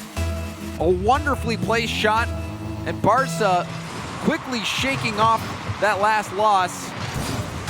An early two-goal lead. That puts them in position to close this out. And it did start with Ronicky making that cutoff in midfield, because you had Veloce pushing forward. And you had two members commit on Veloce past the midfield line, which puts you in a precarious position on defense as soon as Ronicky cuts in. But you get a bump, and it's a goal for Casio. Veloce will not go quietly. They pull within one. You called it, that bump. Flame lands in net, comes out and bumps Flakes out of the play. And that shot wasn't too hard from Casio. Had Flakes not been bumped, he would have been able to get the deflection out and allowed his team to get back into the play, but that bump was crucial. There's been physicality in key moments for Veloce. It hasn't been a consistent part of their repertoire in the series, but it feels like every time they go to it, it has paid them dividends within a goal or just continued offensive pressure. This one popped up high for Flame. Casio was looking for the bump in net. And he did make the player in net, I believe it was Ronicky, he did make him jump and made him slow to the ball. So like you said, key moments where Veloce's trying to get aggressive, get physical. Will it result in another goal? Ronicky with no boost, gonna have to give way for Cassio. Devo straight on. Wanted that challenge to the far side, but Freaky killed the ball back down to the corner. Double commit. It's gonna be a ball for Flakes. Made it difficult for Flame, who ended up giving it right back to Barca, but hopping right on top of it was Freaky. Still Barca managing well on defense. Continuing touch from Ronicky, but not much past the corner yet for Barca. They are testing this corner high every time. This time against the backboard. Flame's there. Flame has played really well on defense. He's been a nuisance on the backboard and the back wall for Barca to try to crack through. Speaking of the backboard, Devo picks up that save. There was a few times in those double demo situations where it was Flame last back, and he stood tall. Now Cassio getting a demo on Ronicky. Good carry from Devo past midfield. Flame tried to take the ball away, but Devo still had initiative on the play. Huge clear from Flame on low boost. Now he's empty. Devo had stolen the corner, so that clear was so critical to allow Veloce to get some pressure on this Barca half. It was good from Ronicky as well in the challenge from the shot on Cassio. Barca trying to find a clear. It's not the best touch from Flame, but he makes up for it with a better touch. Still flakes his ball. Freaky on the challenge, caught right into Cassio. It is just back They'll have boost now. Counterattack chance if Flame was able to get that crossfield to Freaky, but still they've got something to work with. Freaky over one in the corner. Another clear from Ronicky. It's going to be off the post. Veloce do have it, but gave it right back over to Devo. Flame always ready for it. And a huge clear off the backboard, and it's saved by Ronicky. A huge backboard read from Ronicky, having to come from the side. That is a difficult read to make. And there was a Veloce attacker ready to smash that in off the backboard from the easier angle. Double demo, yeah, from Cassio. And now a shot, but blocked by Ronicky, who had to wait for that shot to come. Now he's on point. Time running out for Veloce. Barca killing all the time off the clock. Veloce down the pitch. It could be Cassio's ball, and it's knocked out to the side. Bounce shot, and it's good! With 3 seconds remaining, Veloce stay alive. This is a nightmare for Barca. They're having flashbacks. Ronicky cheated up too far into the corner, and the ball bounced perfectly out to Flame, who was on low boost still. Blasts that shot far post, and we are all tied up.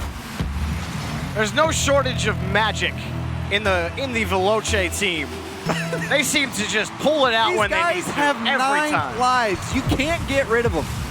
No matter how many times you call the exterminator, they always come back. Yeah, they're like a Hydra. You take them out with double demos, and then they just save it and score on. There's still the third head. There's still the third head. And then the other 2 grow back. And now a goal from Flame.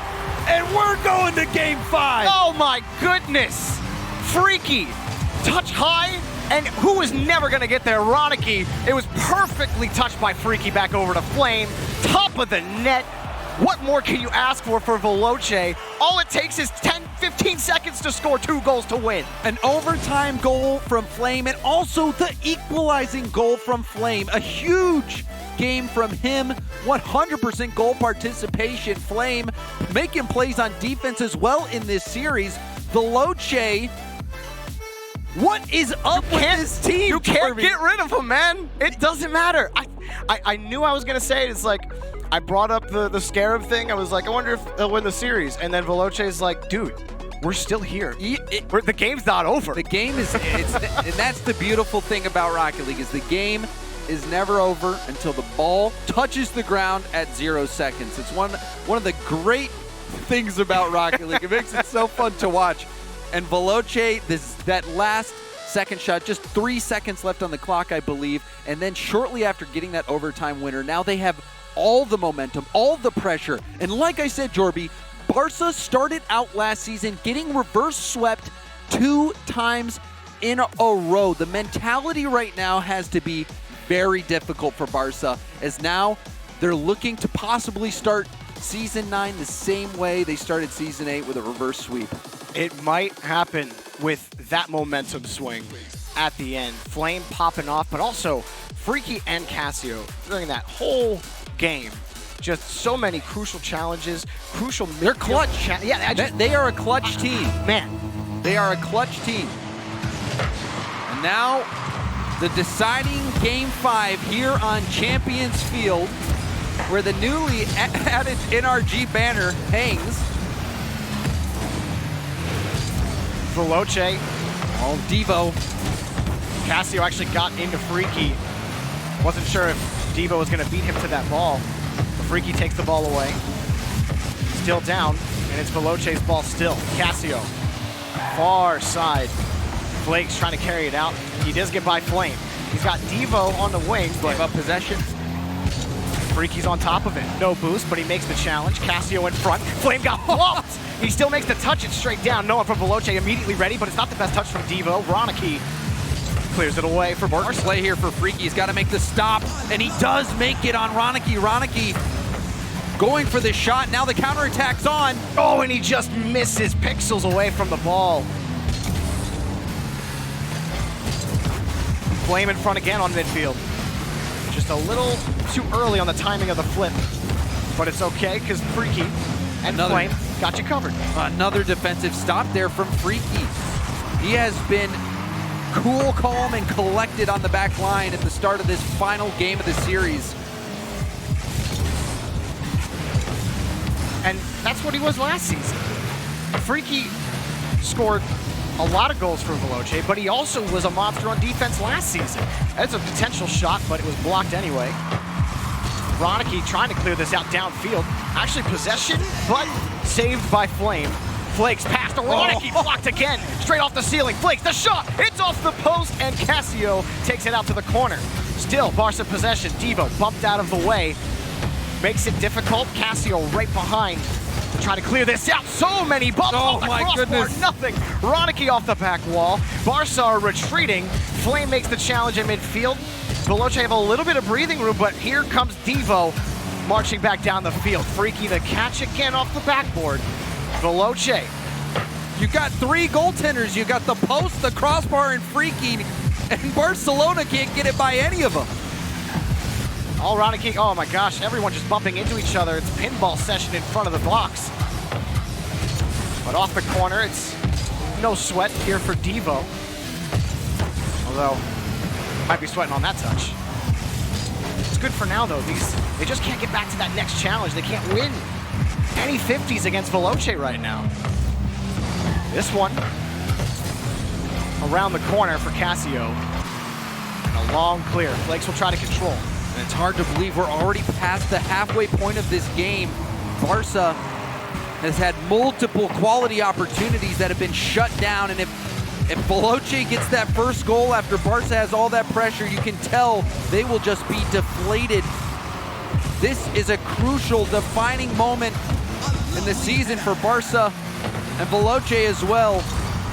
We're just not seeing the passes from Barca. That one off the crossbar, and Roniki takes it himself with a minute 44 remaining. Barca have the lead. And this was a mistake from Flame. Casio couldn't get there in time. You see the backflip from Flame. He probably meant to jump into that, try to get the backboard read or the crossbar read, but he might have been expecting Casio to get a better challenge there. Regardless, right off that crossbar bounce, Barca finally strike. But Veloce on the kickoff, rebound. Flame, it's good! Just like that, Veloce strike back. And Flame getting right back into the mix off this rebound. Freaky with such big speed, and Devo and Roniki double commit for that. The communication needed to be there, but it was in such a split-second decision. Yeah. They had no time, so Roniki hits that. Devo flies by, or I think it was Devo that hit it, and Roniki flew by. Regardless, both defenders out of the play, and an easy rebound goal there for Flame. Oh, good punch from Devo. He's got a man downfield, pass towards the middle, pop straight up, Flakes up for this. Flame looking to meet him, he does. Devo pops it up off the ceiling. Flakes trying to follow it closely. Barca just trying to prevent the long clear from Veloce. He picks it back up, here's Flakes. Pass, nothing. Roniki bit too early. If Flakes let it go, you might be talking about a goal. Cassio drove over that corner boost right as it spawned, so now counterattack chance. Another high ball. Flakes has to handle this. He's been able to. He wins that wins the challenge, but can't win the 50. Freaky in front, wide of the net. But that's exactly what he wanted. That boost steal. And now Barca, they're starting to feel that. Veloce can start to press. Flakes, he's got some in the tank. Looking for a challenge against Cassio. Still tied up. High ball towards the backboard. Comes off the rebound and Flakes is gonna score. No one from Veloce could get there, and not a lot of time left for Veloce in the series. A massive goal. You saw Freaky actually drove over the post, the lip right there. It messed him up and prevented him from being able to go for the challenge, and Flakes punishes them. So a rare defensive mistake from Freaky at a huge moment in the series. That might cost Veloce. Did you pick up the demo? Cassio couldn't win the challenge in midfield though. Ronicky over one. Ronicky looking for another touch. And Veloce move down the pitch one more time. Devo tries to kill the attack, and he gets back to the ball before Cassio can. And he's by midfield. The net's open, the ball touches the ground, and Barca prevents a repeat of last season. They do not get reverse swept. They take their first series of the season, but boy, were they sweating at the end. Disaster averted. Flakes, I love players who make who just have big personalities. You can't deny that Flakes has that big personality. Not at all. To come out here in a Scarab with a roach topper, to play in an RLCS match, and to score the series-winning goal. That's something else. That is something else. I just want to know how many series the Scarab has won in the RLCS. It's got to be one. It's a world first. It has to be one. Congratulations. But that series, you have to wonder about Barca because they gave up those lead. They gave up that last-second goal. Veloce, they fought tooth and nail all the way to the end.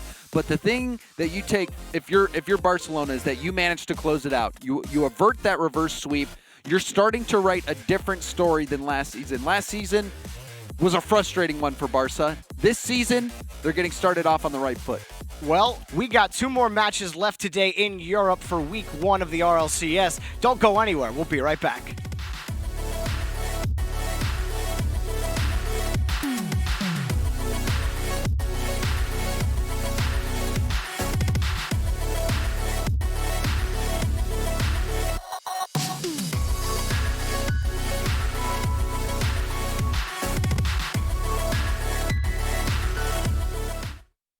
At CDW, we get you want happy, productive employees. That's why we've made our office pet-friendly. Maybe a little too pet-friendly. Well, CDW can design a mobility solution with light, powerful devices from Lenovo to make your people more productive in or out of the office. Anyone have any questions before we go? It's great. I really need to get out of here. Snake people are freaking me out. Hey, Cheryl, do you have a sec? For workplace productivity, you need Lenovo and IT orchestration by CDW. People who get it. 誰もが旅をする。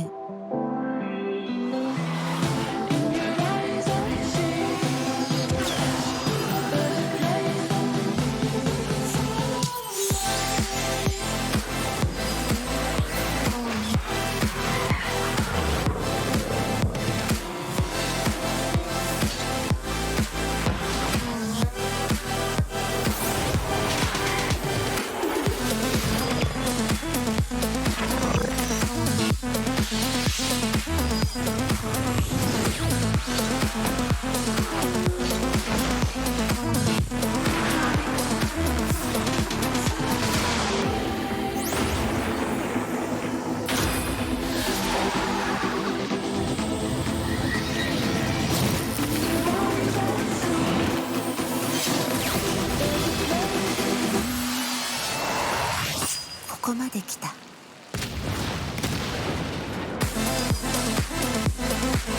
なたはどこまで行く？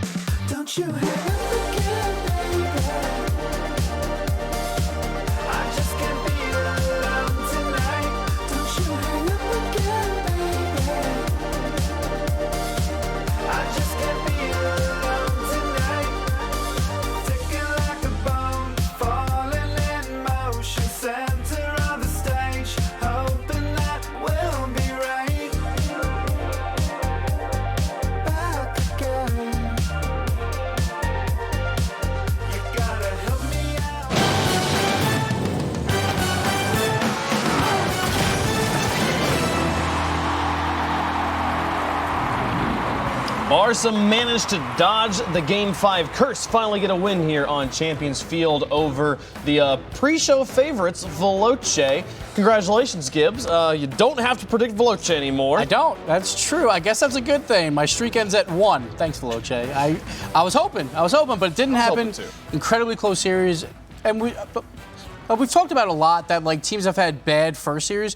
This is the perfect series for Barcelona, where you go up 2-0, then there's some turmoil. It goes to Game 5. They were 0-4 on Champions Field last season, but they get the job done. I think that's a great confidence boost for them going for the rest of the season. Also, they had a scarab. That's true.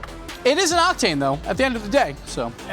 Yes, thank you, Wave. Great analysis. They did have had a scarab. I think in the end, out of all the players to pick another car, Flakes will do just fine. I'm not really concerned with the scarab pick, in my opinion. I think Barcelona, they start off pretty well here in this series. I think as the series went on, Veloce started to get into that scrappy type series that they do well in, and that's why they were able to start to make a comeback here.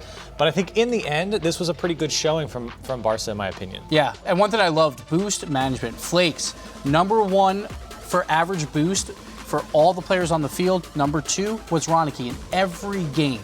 So they always had a lot of boost to be able to make plays. Now, it didn't happen, obviously, in games 3 and 4 as much, but again, Game 5, I was really worried about Ronicky. I was like, don't make another mistake like last season. It didn't happen.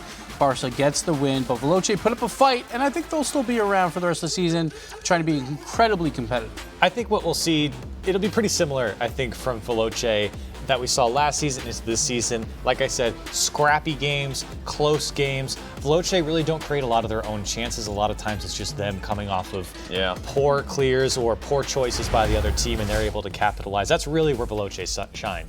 And we see here 35 shots to 37, but the one outlier, Devo, 3 shots in the entire series. He did get 5 assists, but it was Ronicky and Flakes doing all of the shooting for their team. Well, you got to have someone on the back line there. Devo could be that person right now, but I do like that Veloce was able to really create their own opportunities there in Game 4. That is definitely something they could possibly build a season on here. But yeah, that 3-second goal into the overtime, they showed some life, but Barca shut them down in Game 5. It was a very close series. The pros actually picked Veloce as well, ranked them higher than Barca, but Barca was one of the most inconsistent picks when the pros ranked them. They were as high as 4, but as low as last. Man. So we have to see them week in and week out. Will they be consistent or not?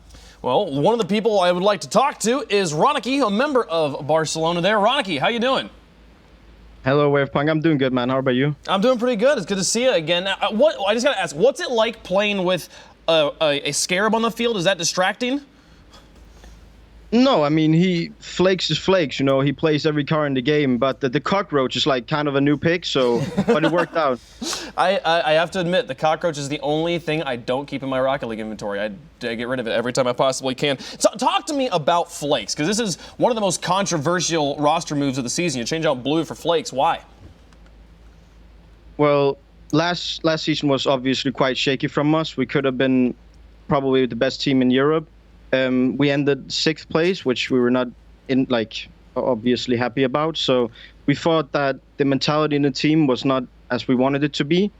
So we found a player that we felt like we would be happy to play with, that would be a good mentality, positivity in the team, and we got Flakes for that. Well, I feel like having a jokester who's willing to play any car and put a cockroach on the top of it will probably help with that. So that's super cool. Talk to me about this series we just had against Veloce, a team that's been undervalued a lot, but clearly has shown themselves off. Game 4, they scored that 3-second goal in the overtime. Like, what was the 60 seconds in between Games 4 and Games 5 like for you guys? Well, it was quiet. We were like, oh no, the curse can't keep continuing for us because we're not good in Game 5s. It's just like our curse. We just said, all right, guys, just keep up the mentality, keep up the pressure, and we got it. You certainly did. Shake off that curse there in Game 5. Congratulations there. Looking forward to next week. You're playing against Endpoint. They looked okay against Vitality earlier. Thoughts about Endpoint? Looking forward to that match? Endpoint is an interesting team. I mean, they're very underrated right now, but I think they'll do very good for their first season. Awesome. Well, congratulations on the win, and good luck next week. Thank you. Awesome. That is Ronicky there from Barca.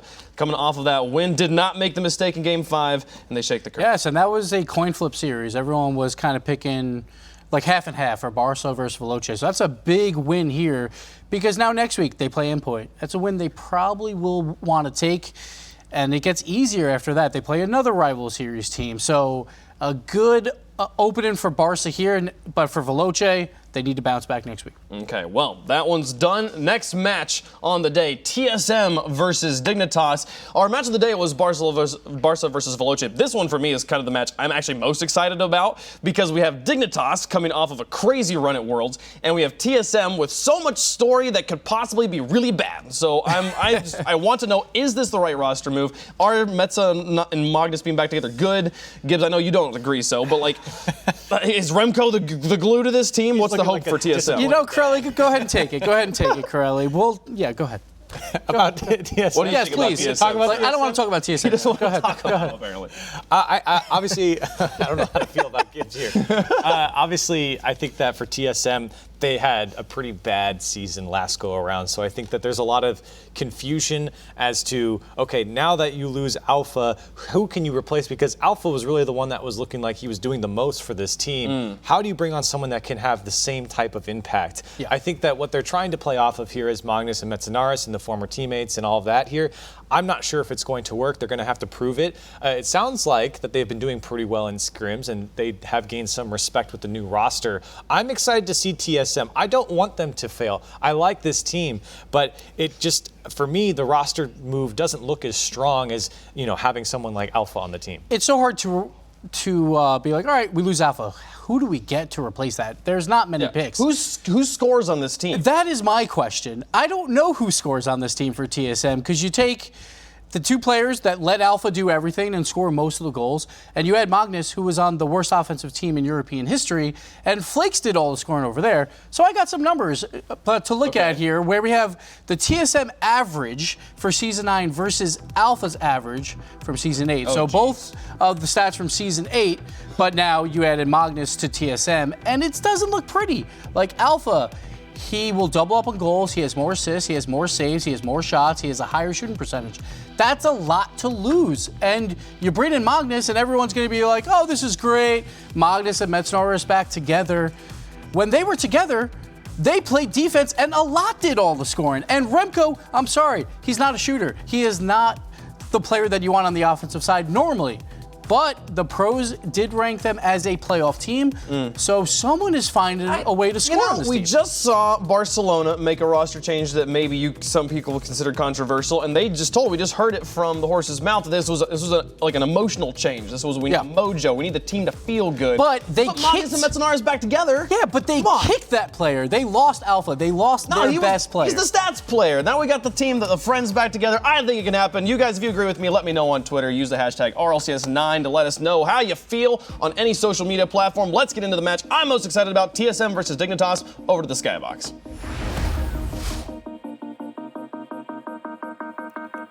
How do you feel? There's a lot of opinions about TSM and whether or not Magnus can really be the thing that puts TSM back in playoff territory. But you're going up against this monster in Dignitas. Capped off their world championship run with one of the best series we've ever seen in Rocket League. And personally, for me, Achieves, I don't think that's going to stop. I think you're absolutely right. I am still on the Dignitas train after all the things we saw at LAN. It was quite a run to go on from the playoffs to that point. And then they sold me. Because before then, I was just like, nah, man, Dignitas is not it. So I am all aboard the Dignitas train. I'm not sold about the Magnus move. To be fair, I can understand why you'd make it, if you lose a player like Alpha. You do have comfortability, you've got all the method history behind Magnus and Mets teaming back up for that. So, I think they made a great point on the desk. Remco is not the guy you want shooting the ball, and I think that they've lost a huge aspect of the offense. Yeah. So maybe during the offseason, they've totally revamped it, and it's a completely new approach, and someone else will be in charge of that. But you have to see it work before you can bet on it, especially considering how poor last season was. I think we're definitely going to get a good litmus test here against Dignitas for all the reasons that we mentioned. I mean, Yukio in particular, who had scored a total of 8 goals in league play, total. Until... until it was like week 4 and 5 is when he actually started to work out the shooting issues. His accuracy got a lot better. Astral was just a monster all season. And these guys, they're both young guys, still sort of new to the RLCS. Yukio not so much anymore. But Violent Panda really is the glue that puts them all together. Yeah. He's the conductor on the pitch. He is, to me, Violent Panda is the best passer in Rocket League. The mastermind. A mastermind. He is the Pharaoh. I would say the maestro, but he's not in the RLCS. No, I would say Violent Panda is the maestro, but that name is taken. Anyways, we're going to get game 1 underway. And for me, for TSM, it's, they get caught on defense, on extended stays on defense so much for so long. And so, can you get some offensive pressure at all here? Metanaris coming in front, but, that was kind of awkward. It looked like Magnus wanted to try to move forward for Mets getting the bump. And I think you bring up an interesting point, is does TSM have the mechanical ability in any of their players to really be that takeover, command the game force that you need in a lot of teams these days? Pretty much everyone has a playmaker that can beat multiple people and get the ball going the other way. And Metanaris has been that player for teams. Just a good pass from VP to Astral. And Dignitas will kick things off with a goal. He started off with some pretty passing. Astral, that's a great skim to the right, back the other way to beat the last guy. It was a risky challenge to go for on TSM's side, but if you steal that ball away, you've got an easy 2-on-1 back the other way. There is a real risk-reward aspect to going for that challenge, and unfortunately, the spacing was just off. And to me, I like TSM taking those risks because it feels like in previous seasons, they weren't willing to take any risks, and that's what killed them. Astral almost puts the ball in himself. Obviously, risk management is a big portion of how you approach an offensive attack and when and how you challenge the ball. This was almost in, but Astral picks up another save. Remco past midfield to Magnus, and he can't find the corner. It's way wide, and Dignitas retain the lead. I am liking TSM. They're not really getting stuck in their own half. It is definitely a neutral battleground in the middle, and that helped with a miss from Violent Panda. Might be just what they needed. Actually make it 2 from Yukio, and Astral really needs to make sure that his team has time to get set back here. Yeah, it's been awkward a couple of times for Dignitas on the backboard. Metanaris makes a good touch, but won't be able to get back to that one. Yukio, nothing for him either. It's TSM having to play some defense. Dignitas running around collecting the boosts. Well, Remco gets bumped by Metanaris. It actually took him off the challenge. Luckily, Magnus is there to kill it back to midfield. But still, TSM are struggling to win battles in midfield right now, and that almost dunked into the net. Still Dignitas' ball, but Remco will pick it up. Lovely approach from Violent Panda, but well defended from Remco on the backboard. There was a lot of opportunity to just muscle that one home. And Dignitas definitely doing their best to keep up all that great passing that they were able to demonstrate. Stretch from Remco and can't reach it. Yeah, just a little high. Maybe I was expecting Yukio to get the ball, but Yukio ran out of boost. Still, though, managed pretty well by TSM so far. They've been kind of punting the ball against the backboard a couple of times, but Dignitas has been giving them reason to. And that shot is blocked by Magnus. Still looking to get out. Pass over to Remco. Remco had the space for it. He did find the shot, but right into 2 Dignitas cars. Nice. Magnus wins the first touch. Metanaris back over to Magnus maybe, but he's got no boost. Remco covering the angle and closing it down. TSM not able to find the net, not really able to find a good shot. And here comes Dignitas. Violent Panda pop up high from Astral. Yukio's there, but nothing here for Dig just yet. Remco missing that boost on his own corner.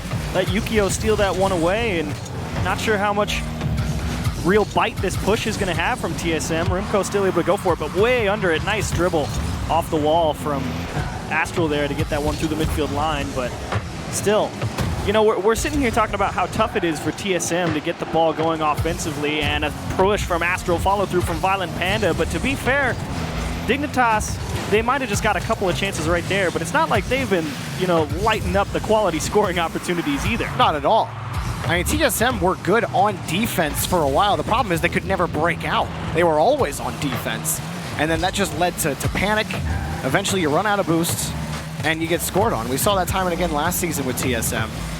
But this time, Dignitas have not been able to find consistent pressure on defense. It's really been back and forth. That's these long booming clears. Yeah. Dignitas throwing consistently down the other end, trying to chase it all the way down. And to TSM's credit, they've done a nice job being ready to receive a lot of those. Another shot blocked, this time by Yukio. Violent Panda got chipped out of the way. Metzonaris has Remco on the wing, but just could not find anything. And it'll be Dignitas' ball with 20 seconds remaining, despite not being able to put a ton of pressure on TSM. They have done well enough. Here's Remco, wants one more chance for TSM, far side. Metzonaris, who ends up getting a little too many touches on the ball. Demo on to Dig, back to Magnus, looking for Remco, cut off, and Metzonaris has to turn his car around for one more go. Right in his face are Dignitas.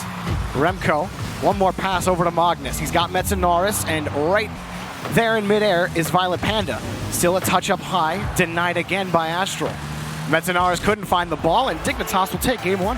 I think this is one of the rare instances where you're going to see the post-game stats come up, and it's going to tell you exactly what happened in this game. I mean, yeah, Dignitas didn't light up the shots on target exactly. You know, they got 7, but there was a fair amount of defense from TSM. The shooting accuracy wasn't always there from Dignitas, and overall, the general level of pressure favors Dignitas, and it took one great passing play at the start of the game to get him onto the board. But other than that, I mean, TSM held their own pretty well.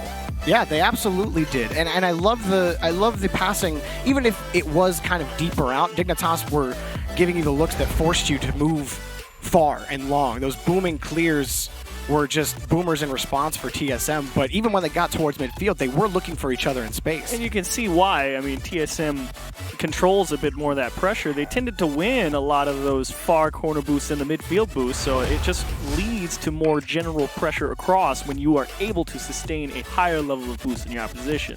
No, for TSM, I mean, what is the move here? Even though they were able to possess a couple of times, they still only generated 3 shots on net, so they still can't find quality opportunities consistently. And that goes back to what we were talking about right at the start of the game. You know, do they have that one player that if they get the ball, like you give the ball to Chaussette on Reciprocity, right? He's going to make someone miss in the midfield and get it going the other way. You get the ball to Scrub Killa on Mouse Sports. Something is going to happen that is going to get that ball through somebody. They have one player who can always be relied upon to make a big play and get the offense a jump start. Remco gets a look at this after that bump from Magnus on the kickoff. Magnus gets another touch. Metzonaris had the net and he beams it.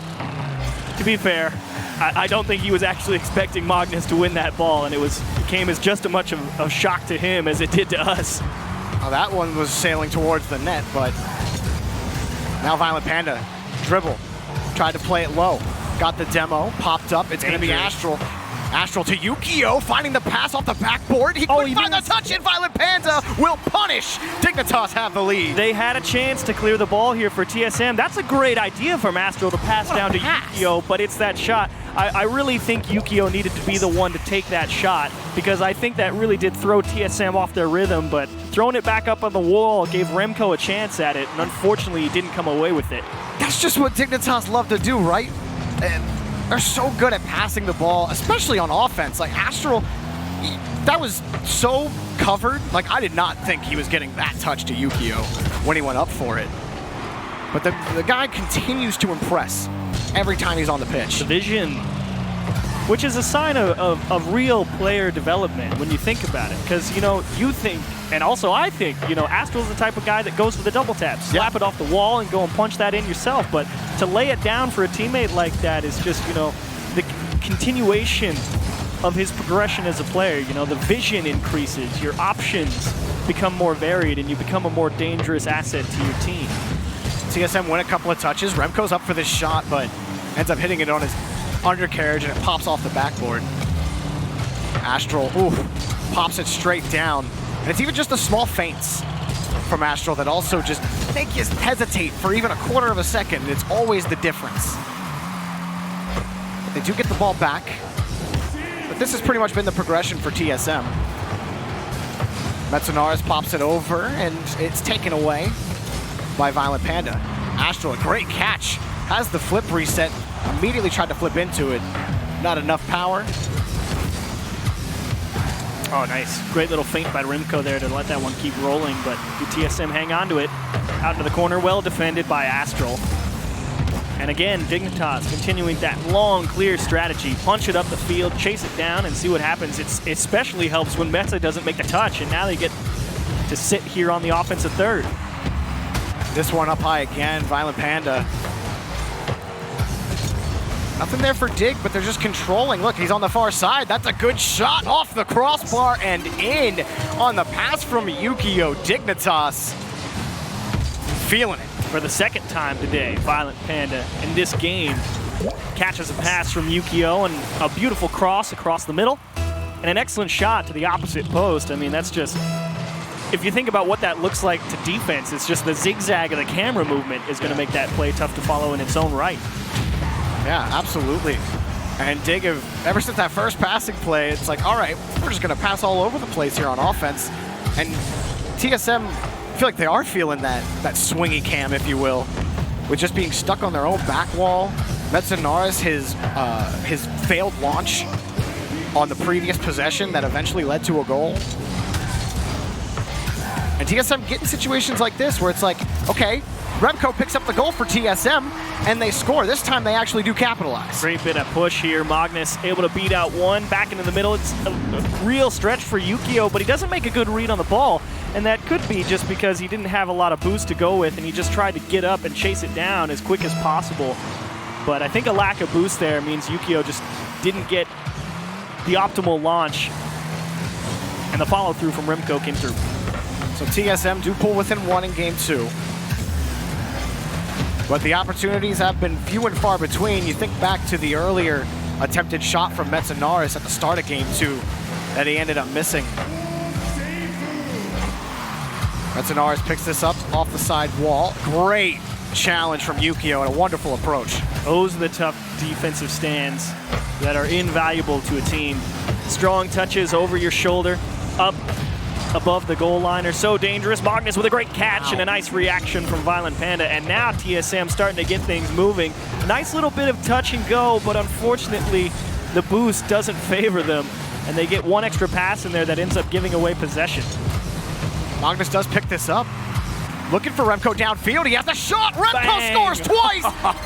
Trying to prove Gibbs wrong. It's a tie game. He's proven me wrong. You know, I'm not sure if I wanted Remco to be the guy, you know, taking these shots on net, but when it's delivered in such a beautiful way, I mean, that's on the nose, on the run, and boy, did he smash that. And that's a couple passes for Magnus now. He's really finding his teammates in space. He's playing it away from the opposition. Like, I like what I'm seeing from Magnus in this series so far. Can it continue? Oh, to commit for TSM. Now playing on his own back wall, Remco.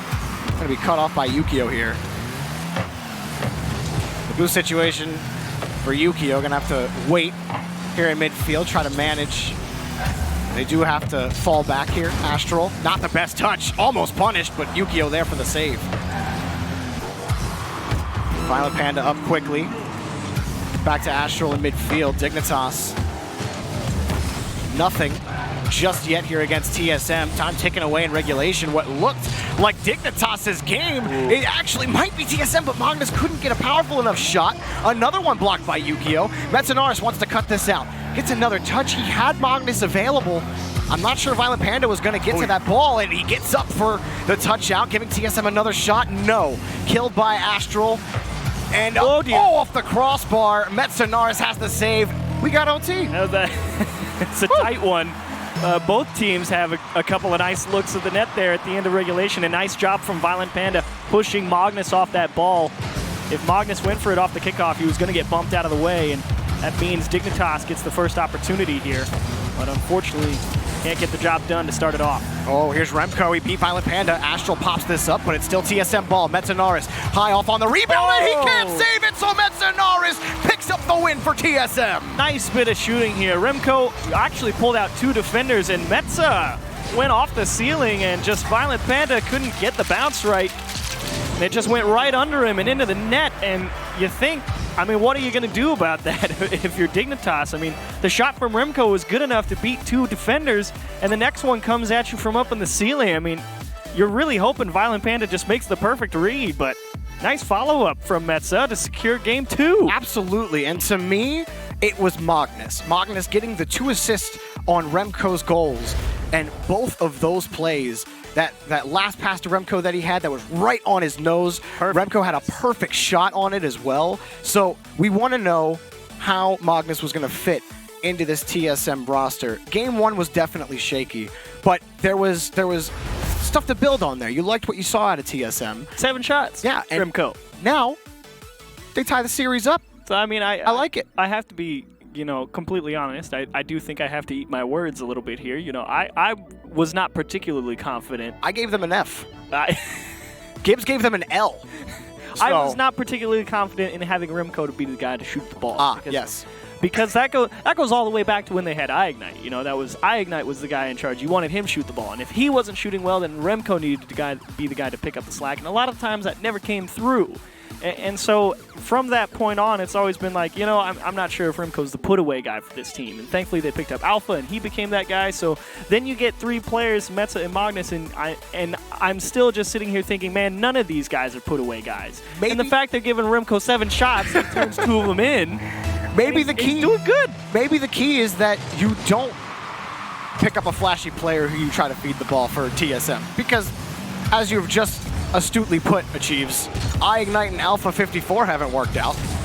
I mean, Alpha worked out, but Alpha did not. I would say Alpha did not work. He went other places. He went other places.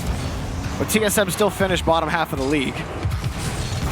One man does not a team make. But he does make 33% of it. I know, I did the math. Either way, Dignitas trying to find their first goal in game 3.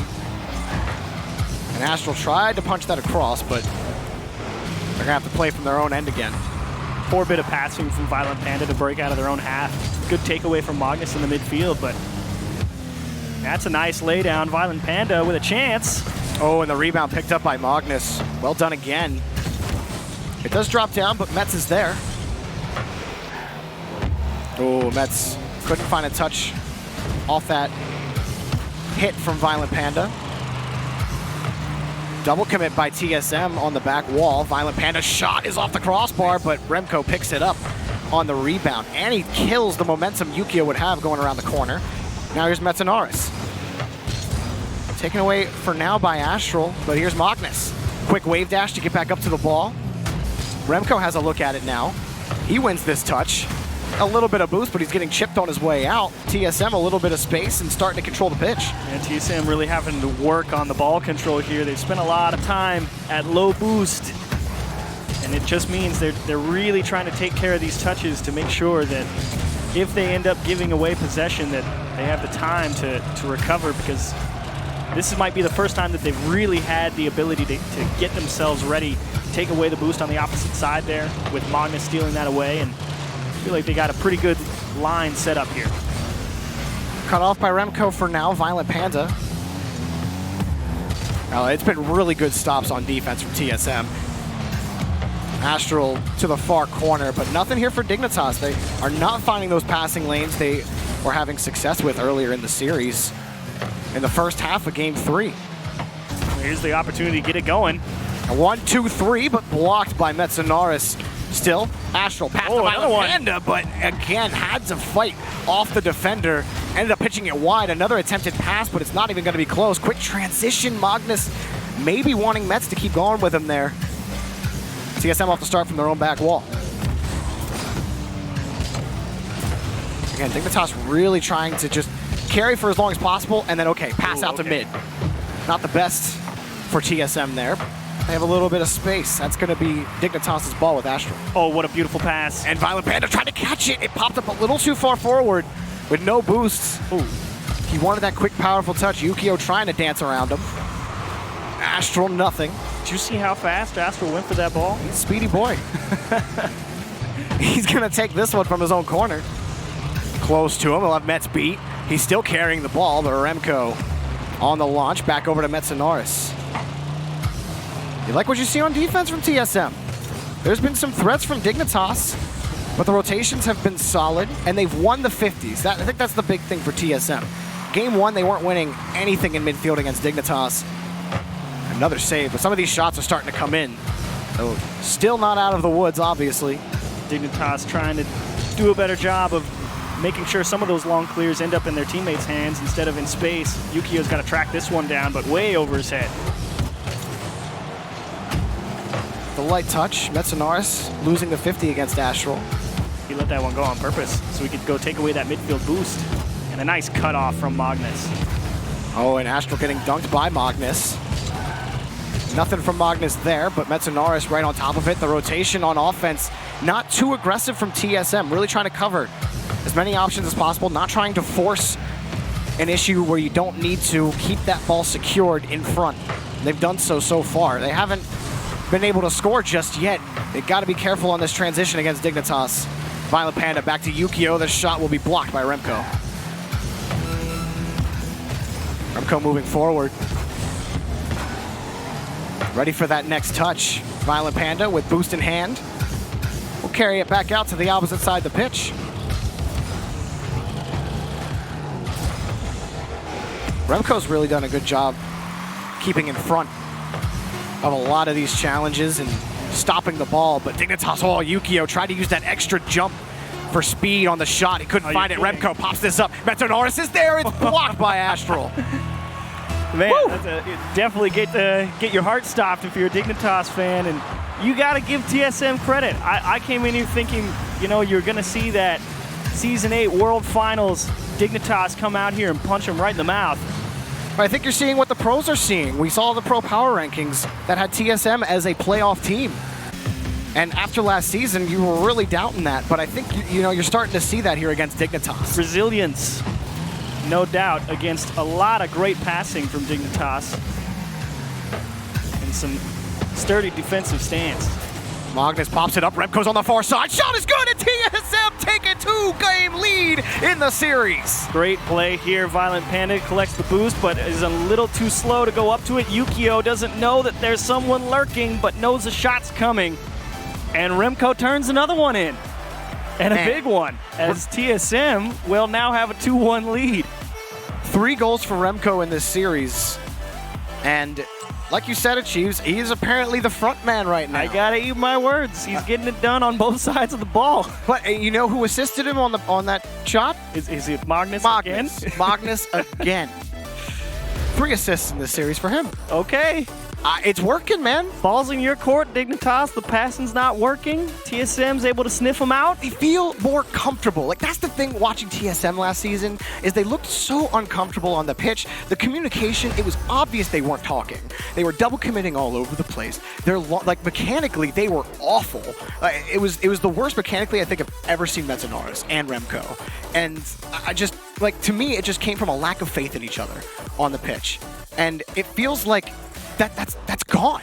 Now, that is gone so far in this series. What do you feel like that goes back to the previous, time spent as a team that Metsa and Magnus have had, and they've had to just be like, okay, here's how we need to do this because here's what gave us success. I mean, that absolutely plays into it. It's absolutely in part to that, I think. The curious thing I want to know is, did Magnus and Metsa be like, all right, Remco, here's how we're doing things? or was it Remco and Metsa like, this is how it works around here now? That's what I'm curious about. Maybe they came together, had a wonderful kumbaya, and, fused their brains together in a Zen session, and they were like, we are one unit now. They're doing good. We are together, we are TSM. Now, to be fair, you would like to see TSM sniff out a few more of the dangerous passing opportunities, because Dignitas, if they keep getting those chances, they will find their way into the back of the net eventually. Yep. But, if the shooting isn't perfect for Dignitas, they haven't scored many goals. They've put in, 3 total now? Yeah. Across 3 games. And I kind of expected this to be a team that, with relative ease, could put up almost, without a doubt, 2 goals per game on average at the end of the season. I mean, I'm expecting Dignitas to, by season's end, be in the top, percentile of offensive production. Yeah. And to have them be shut down so effectively by a new team just surprises me. And it's like game 2, at the end of game 2, you had said, a product of just having higher boost totals over the course of the game for Dignitas, or for TSM, excuse me, was really a factor in them just being able to control past midfield. And I think that was the same story here. I mean, they were doing a good job controlling the corners, forcing Dignitas to always have to rotate the whole way back. Yeah. Midfield boosts were never available for Dignitas in the second half of that game when TSM were really starting to beat them to the ball. And like, if you're at home watching, like, watch midfield and see who's grabbing those boosts, and that will probably determine who wins game 4 here. It is true, because boost control is always, the first step in controlling the pitch. If you are holding on to all of the boost, or at least a majority of it, you will undoubtedly have more options. Because the beautiful thing about Rocket League, it's not like traditional soccer. You are not locked into just one plane of movement. You have a vertical element. You can fly. And if you can fly further and higher and more easily than your opposition, you're gonna win the game. It's how it works. Pretty simple. It's very simple. That's the amazing part about Rocket League. It is so simple. Do you have more of X than the other team? You win. Does TSM have more than Dignitas, period, in game 4? Oh, what a shot. When blocked by Metanoris, barely another shot, and it's not saved. Astral will punch it in, and Dignitas take the lead. Nice touch. Violent Panda getting in Meta's face, and Astral, that is an angle and a half, and I think that caught a lot of TSM off guard. Remco, I don't know. I can understand the panic trying to dive back there and shut down that angle, but I think he ended up taking it away, or at least a better opportunity for his teammate on the goal line. Tough position for TSM, too, right off the kickoff, feeling that kind of shot. Yeah. Whip reset for Astral. Turned into a potential pass, but it was taken away by Remco. Violent Panda just trying to stop. Oh, the demo in the net. Well, Magnus couldn't keep that touch going. Metanoris following closely. Buy some time for TSM to get set. And Metso was really thinking about going for that. And the only reason he didn't commit for that ball across the front is because he wasn't sure if Magnus was actually going to get that ball out cleanly. And he needs to be willing to wait just a little bit longer in that midfield, because he knows Remco went for the demo. And regardless of whether Remco gets it or not, you can't take that risk in case the pass doesn't come out clean. Love that patience from Magnus on the play. VP had him beat, his car was turned, ended up putting himself in the best position to try to make a save on that play. Here's Metanoris shooting it right into Dignitas' net.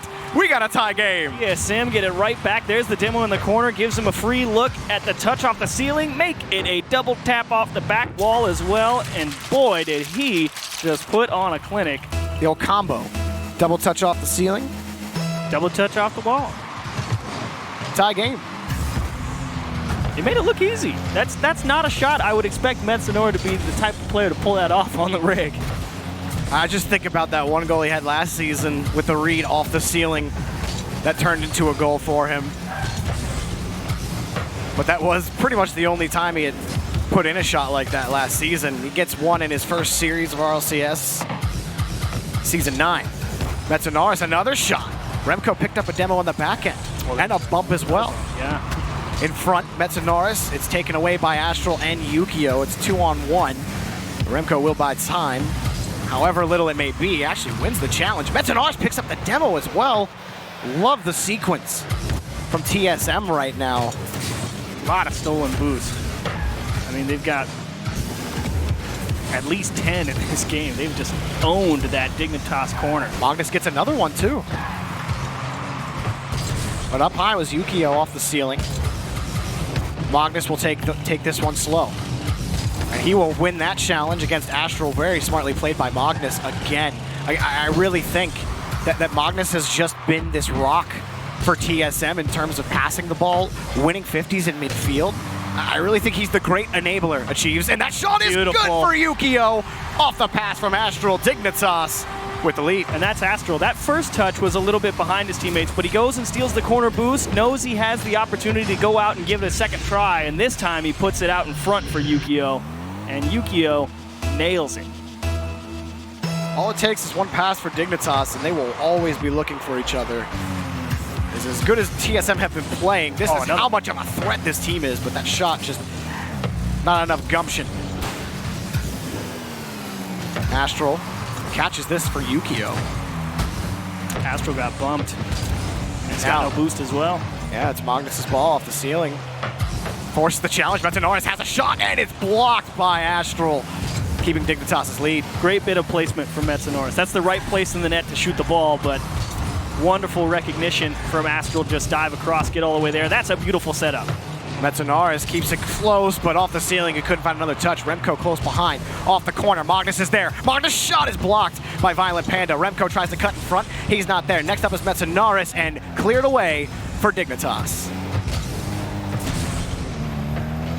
No TSM. Grab the ball right back into the corner. Remco, nothing for him, but close behind was Magnus. Rotation for Metanoris to commit for TSM. Now Remco playing this closely. Astral flips it up high. He's got no more boost to chase, and it will be saved by Remco.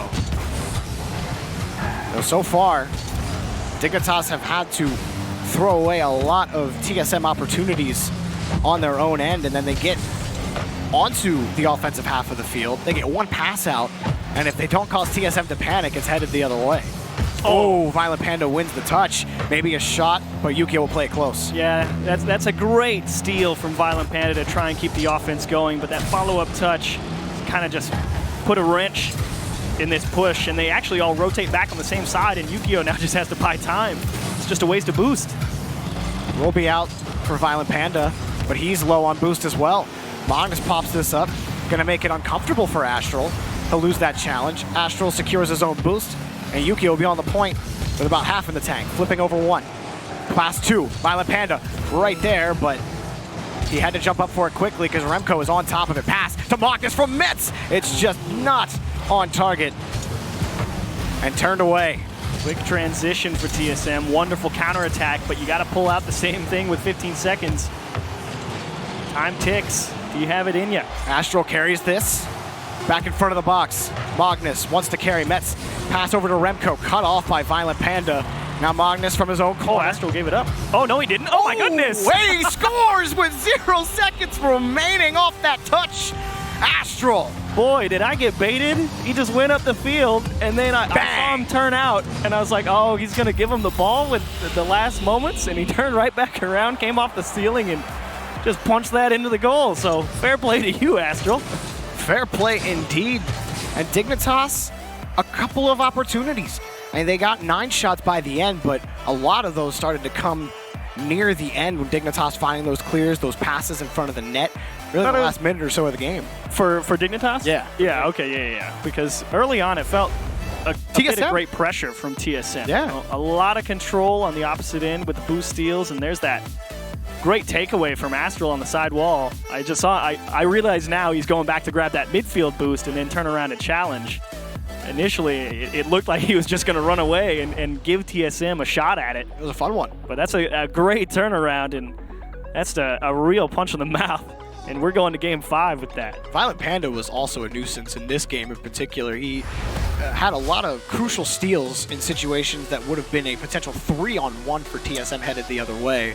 But him coming back on the rotation and just finding that touch, it was like watching Atomic yesterday on Ghost, where his team's rotating back and he's able to cut in front, give his team a chance to approach the ball before they have to defend something crazy off the back wall. And it's how do you approach that midfield defense? You know, there's two schools of thought on it. It's you get real aggressive, you take the risky challenges, or you back off and you give up space because you would feel more comfortable allowing your team to get further back before you attempt to keep the offense going. And every team has their own approach to it. Neither one of them is correct. It's just there is a certain level of risk involved with either option. Some players are more aggressive, others allow the space for the other team to gain possession and will take their chances on defense. Violent Panda, he took the aggressive options there in the midfield and stopped a lot of dangerous counterattacks. For the second series in a row, we're back on Champions Field and back to Violent Panda scoring goals. It's a great start. Astral again, the ball control in the corner, a beautiful bit of control to keep that high and get it around the defender that was right in his face. And Violent Panda, excellent understanding to realize that ball was about to punch out right in front of him. TSM having to pretty much fight with a handicap here early. Giving up that goal, but Remco almost makes it happen. Metanoris cut it a little too far. Did not expect that challenge to go that way. He was so close to being in the right spot. You can't blame him for being out of position or anything. I mean, TSM knew they had a shot at the net. It was just the challenge went just wrong enough, and they can't equalize. Violent Panda ready for that touch. And Dignitas, really, I don't feel like it's an effect of, hang on that pass, taken away again. I mean, they're able to play their game for the most part. They do well on defense against TSM. A lot of opportunities for TSM have been, you know, half chances, if you will. Them having to force things. Or Remco on that earlier shot about 30 seconds ago where he had to find the top of the net and ended up hitting the crossbar. TSM are playing a really solid game to match Dignitas' own. We don't think either team is playing poorly right now. Pleasantly surprised, you know? Very, very. Because, again, I think a lot of people coming in here expecting Dignitas to just tear TSM apart. I expected it. And that has absolutely not been the case. And I do go back, I look at Magnus. You come and you add this guy after you lose Alpha, one of the most prolific offensive players in the RLCS, and no one's going to give you a chance there. And Magnus comes in and he's throwing passes out left and right. And Remco has stepped up in such a big way today. Got 0 shots last game, though. Remco didn't have a shot on target towards the net in the previous game. That just goes to show the back and forth in this series. I mean, Dignitas right now have control and still looking for each other in space, but Remco will grab that. Oh, Violent Panda, that was aggressive. Oh, Remco, the pass, he wanted it to Metz. He won't find it. If Remco had hit that pass, it almost assuredly would have been a goal. Quick to Violent Panda, catch, and dribble into the net, slips under the defender. Dignitas pick up insurance. Dignitas got out of a jam. Violent Panda double committed in the midfield, and then thankfully TSM wasn't able to convert the 2-on-1 chance in front of the goal because Metza just couldn't get a touch on the ball. Then Violent Panda picks it up in the midfield and wins the 1v1 back the other way. Dignitas was in a lot more trouble than it seemed there, and they turned it into a second goal. There's the demo. Remco, and it's in. Magnus also being a nuisance in the net, and TSM come right back. That aggression continuing as well for TSM. They got very physical in the previous match as well. Constantly trying to go for the demos. And this time it results in them cutting the lead in half, so they got half a game to tie it up. And honestly, I would not be surprised to see another overtime. On the kickoff, it looked like Violent Panda might have had a look. Astral does, and it's taken away by Remco. Violent Panda will secure the boost. That'll make this a little awkward for Magnus, but he does clear it out. Ooh, midfield. Violent Panda gets that first touch, looking for a shot. It's not there. Nothing for TSM just yet here in midfield. Great bit of challenging there from Astral, forcing TSM off the ball. And another challenge. Oh, good save from Remco on the backboard. Got it out to the corner. But Astral picks up the ball and tried to find any sort of way past TSM. A couple of big stops there from TSM, but now again it's Astral, especially in this game, who's done a fantastic job beating TSM off the walls, getting the ball into the middle. Astral has it again, this time low boost situation. Wanted to give his teammate a chance at the ball. Yukio does make a challenge, but it's Remco on point, taken away by Astral. Interference. So much of it on both sides. He's ball chasing so hard. He really is. Astral is rotating back into the midfield, and if he can stop and cut rotation and get in someone's face, he's doing it. And it's kept Dignitas out, but can they keep it going? They still have this 1-goal lead. Violent Panda back over to Yukio. Metz is there, keeping it close. Another clear for TSM, and then it's just this wonky challenge out to the corner. Magnus, that would just be a dump. He couldn't find the touch again. Violent Panda back to Astral. Cut off by Metanaris for now, but it's in front of the box, and that'll be a tough touch for Violent Panda to challenge, and Remco will take it away. Nice read from Remco as well, and Violent Panda was able to get his hands on that. That was going right out into the middle. Here's another passing chance for Dignitas. Across the field, Violent Panda will turn it in again, and a 2-goal lead with 30 seconds might spell disaster. This is exactly where Dignitas are so dangerous. Astral, he pops his car up so it hits off of his wheels, his undercarriage, so the touch is light enough to get it to Yukio and not overstretch it. Then Yukio puts it perfectly in front of Violent Panda, who secures another goal for Dignitas. This is part of what makes Dignitas so scary at the World Championship.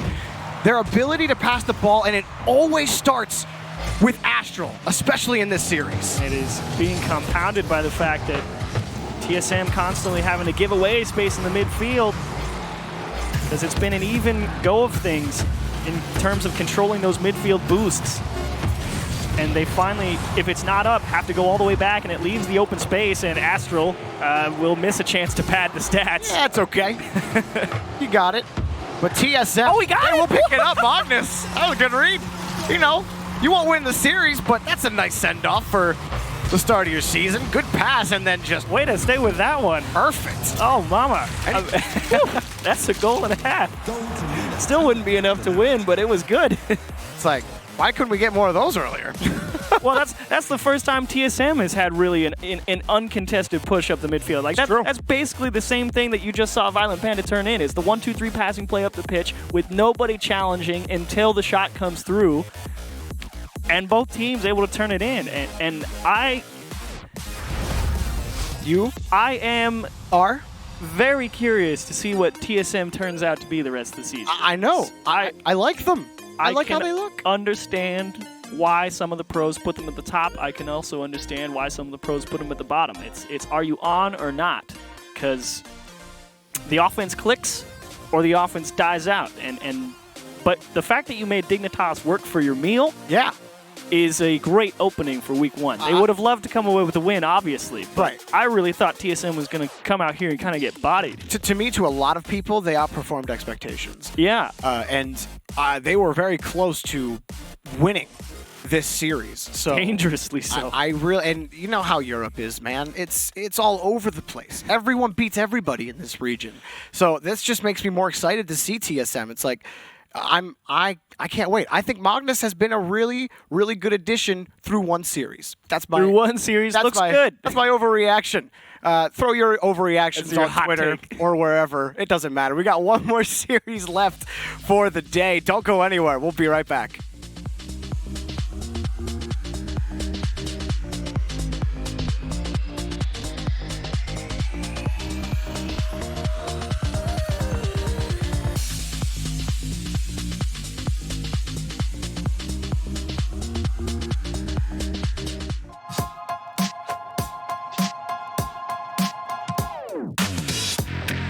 Think I need therapy when my feet gets the best of me. I can't seem to understand how you do this to me. You've been running in circles inside my head. Wasn't looking for love, but baby, I found you instead. I didn't know I was a casualty until you stopped my heart and you made me see.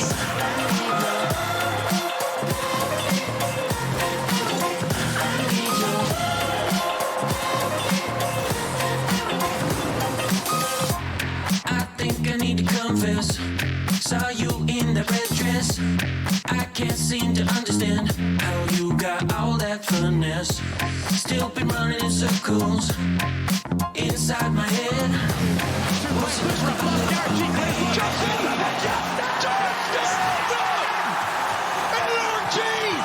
Do what they could not do before.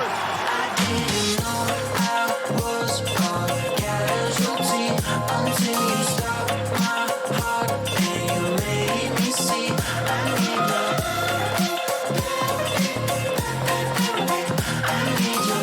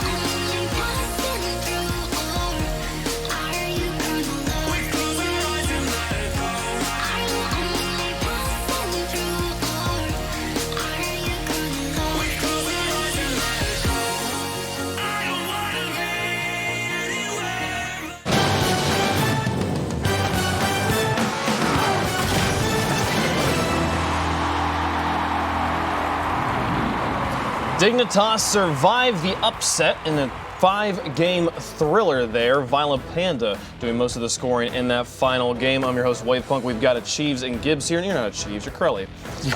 I already called Turtle. You're just calling everyone earlier, Achieves. but he called me Leaf, so we'll go back and forth there. Did TSM make it to Game 5 change your mind at all, Gibbs? Not yet, because like at the end of the day, a lot of low-scoring games, and that's what we expect from TSM. Their defense will hold up, but at the end of the day, they put in 1.4 goals on 5.4 shooting per game. That's not going to cut it, and I think Dignitas was maybe, like, it took a little while for them to warm up. It seemed like the passing plays weren't there like the World Championship. We started to see it a little more in like Game 5. I thought Violent Panda's Game 5, he had 2 fakes on 2 different defenders to score 2 of those goals. That's the reason why they won this series. Yeah, I think for Dignitas, about Game 3 or 4, things started to heat up. We started to see what we expected out of Dignitas. I think that this wasn't the best series from them. And for TSM, Gibbs, you're talking about their scoring, but they were able to put up some shots here. They were able to put away some goals, and some pretty fantastic goals as well. You think back to Metzenares. So TSM, they are putting away some shots in the end here, not enough against Dignitas. Yeah, Magnus, his passing game was on point. I felt like, I think it was Game 3, he got bailed out by Metzenares where he missed a very easy shot, but Metzenares won it for him anyway. But at the end of the day, Dignitas, they survive, and that's all that matters. And in Europe, every series will be a battle, and we saw it here. Yeah, it's always about how you play on the days when you're struggling a little bit. So TSM here, I think maybe performing better than we expected them. I thought Magnus fit in well. I think he wasn't the problem on this team. Yeah, it wasn't a bad showing from TSM. Honestly, I don't think there's anything to go, oh no, I'm worried about TSM again. I think they looked fine here against Dignitas. And then talking about Remco, like he's not a scorer. Well, he scored a lot of goals that series. He scored 4 goals out of 5 games, so that's not bad. I was going to ask you, so can we upgrade the roster move from an L? But they did technically lose. They still lost, so I'm going to hold that L. I'm going to hold that L. Let's move on. Let's move on, folks, to our player of the day. Give you guys an update on where that one's at. We got 4 players up on the board now. We talked about Farah earlier in Fairy Peak, and we're going to keep the F trend going down to Flakes, and then we're going to change it completely with Violent Panda. Violent Panda had a great series. Yeah, that Game 5 was huge, and those are the big time moments that you expect out of Violent Panda, where they won by 2 goals because of those 2 great plays from him. But Flakes, great boost control throughout the series. Rocking a Scarab, it's his first win in the RLCS because last season they went 0-7, so congrats to him.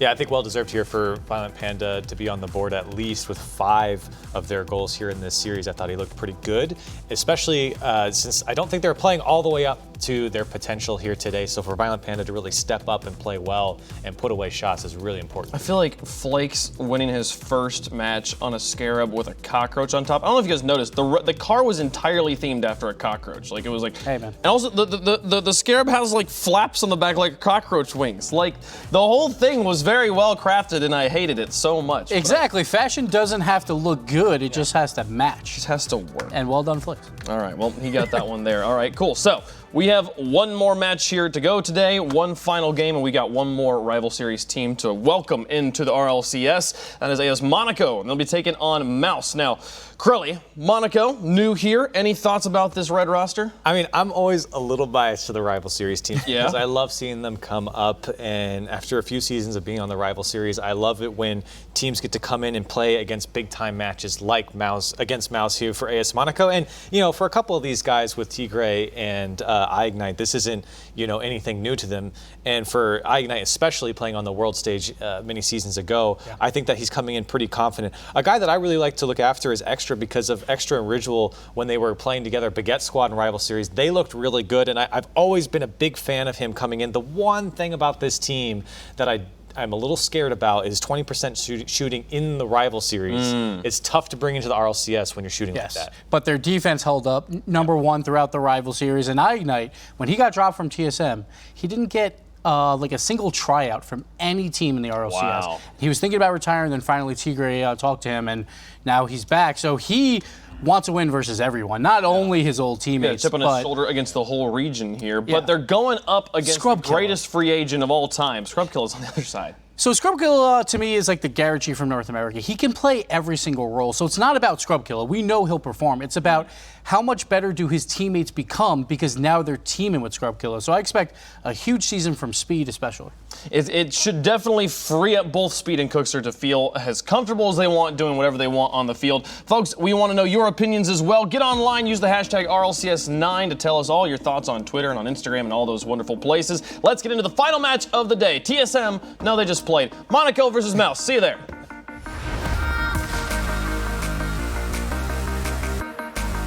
You got it right that second time, Wave Punk. Monaco versus Mouse coming up. This is the last match of the day. One of the biggest roster moves that we've seen in a while. We're going to get our first glimpse. Scrubkilla coming over to Mouse. Can he help them get to the World Championship where they failed last season? They got so close. Yeah. But came up short. No, I think Gibbs absolutely nailed it. I expect a big season from Speed in particular because what you have really gained in Scrubkilla is twofold. One, along with Cookster, you have an incredibly strong backline, but more importantly, you have perhaps one of the best opportunity creators in Scrubkilla. He can do anything and get the ball into places. And if there's one thing Speed is really good at, it's putting the ball away when he gets a shot. His shooting, you even watched some of the goals he got last season. He hit some bangers. He hit some very impressive shots. And you're right, Scrubkilla, especially on the wall and the ceiling, he will generate those chances through the mid. And also his dribbling, his challenges. He is the complete package, like Gibbs said. And Cookster, he's also no stranger to shooting. We haven't seen as much from him in these recent seasons, but we know that he has that inside of him as well. Yeah, absolutely. I mean, he won't do it in the same way as Scrubkilla, but you can always trust Cooks to make a quality touch on the ball and put it into great places for either Speeder or Scrub to make something happen. So I feel like this team has got a big boost in the offensive potential.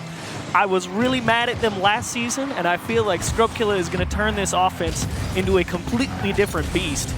But AS Monaco, I've got big hopes. I think Tigre and EyeIgnite is a wonderful combination in terms of what they can do, but Corelli makes a good point. You got to put the ball on target.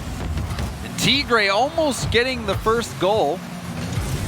And Tigre, a former Mouse member himself, got relegated and now had to battle his way back into the RLCS. Both Tigre and EyeIgnite, it was a tough journey for them to get back here. Yeah. But it's a real shot for both of them to reaffirm that, you know, we belong up here. Now long shot, easily handled by Speed, and he'll take this up the wall, looking for a teammate perhaps. No, he'll just take it himself, low on boost, just going for a challenge. Scrub aiming for the back wall. Extra will be first to it. Ball back to Mouse. Center ball, Speed up in the air. It's going to be off the corner into the middle. EyeIgnite went for it. Cookser just bails, and now Monaco with the chance on offense. Ball out to the middle. Extra couldn't power it through, and you see Speed taking control of the ball. Mouse forced to play defense as Monaco is gearing up for a continued assault. Oh, great little bump there from Speed, but overall, the pressure from Monaco out of the midfield has been very difficult for Mouse to break through, and Scrub, he's the one guy. I talked about it even in the last game. He mentioned his name. That's the dude who, if there's anybody on this pitch that can break past multiple people, it will be Scrub Killa. But so far, Monaco have kind of kept Mouse Sports under lock and key. They spent most of this game on the defensive half.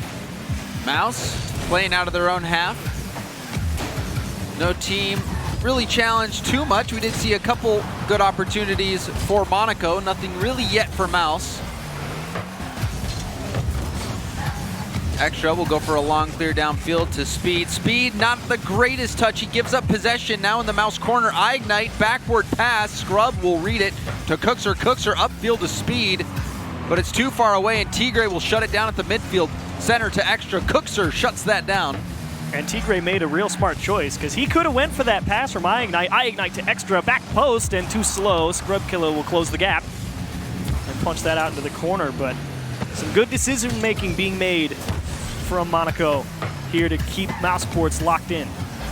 Cookser tried to connect with Scrub Killa, but the ball just missed him. Scrub driving out of reach.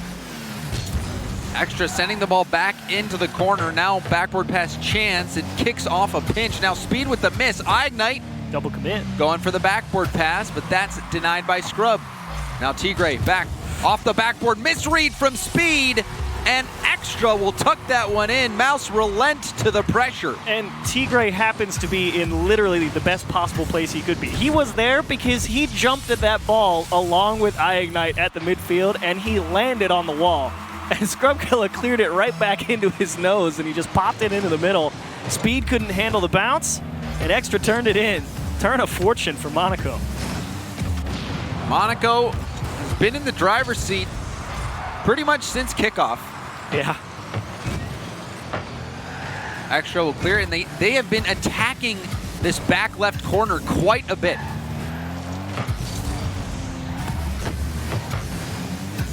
EyeIgnite, aiming for the backboard, will take a second effort. Speed, trying to keep the ball close. He missed that hit. Extra will leave it for Tigre. Tigre with the 50. It kicks back out to EyeIgnite. EyeIgnite shot turned aside by Scrub. Ooh. Self pass from Extra, who does get a piece of the ball, now going up the side. Stole the boost at half. EyeIgnite also picking up full boost in the corner. Tigre will stay with it. There you go. Cookser quality challenge will keep this in the Monaco corner. 0 boost for EyeIgnite. Speed and Scrub Killa, I think, had a bit of a hiccup there about who was going to go for that ball, and thankfully they get possession back, but kind of miscommunicating in the midfield slows down the ability to try and put Monaco on defense for a bit. And maybe, do they even have a shot on goal yet? No. Mouse Sports, who I'm just sitting here thinking has got this massive upgrade in offensive output potential, has 0 shots on goal through 4.5 minutes of play. It has been a relatively slower paced game from what we were used to seeing. EyeIgnite in position to block that one. Now EyeIgnite leading the attack, going for the demo play. You saw him trying to take down Speed. The composure from Speed, and now the counter attack. Cookser tying it up for Mouse after that wonderful defensive play, then the outlet pass from Scrub. Yeah, that's a great bit of teamwork from all the players on Mouse Sports. Speed, like you said, very well composed in the one-on-one on EyeIgnite. Handled the timing of the challenge very well. Got it out to a good position. Scrub, the perfect lead pass to Cookser and executing the one-on-one. You hate being in those situations as a defender, or you've got somebody coming in, especially that play where you have the player who's attacking just try to float the ball and go for the demo. Somewhat similar to the Justin play we saw at the World Championship. You take out that defender, let the ball just roll in, but Speed saw it coming.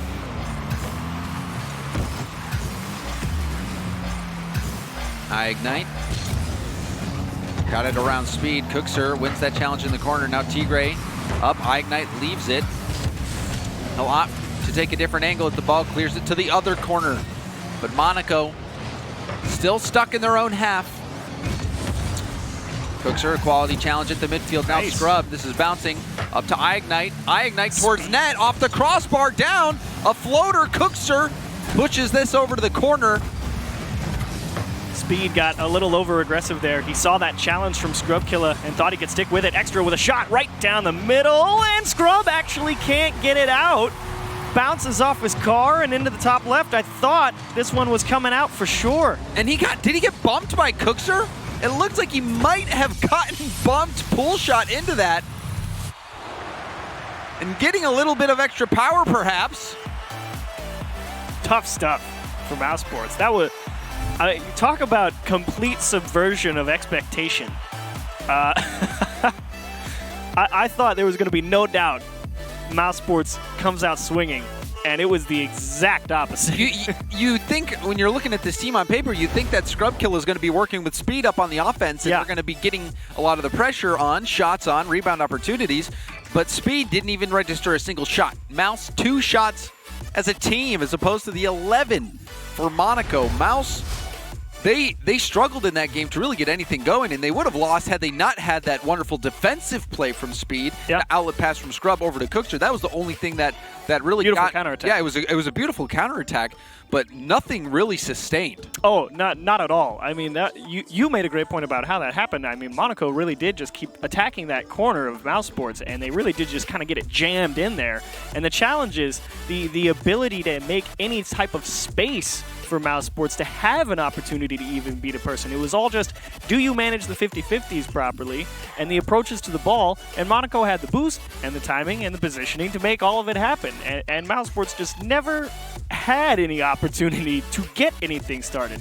Monaco took it from the start of the game, and they just never let it go. They smothered them. Yeah. Smothered them. It's like throwing sand on a fire. That Monaco, they were all over Mouse. Game 2.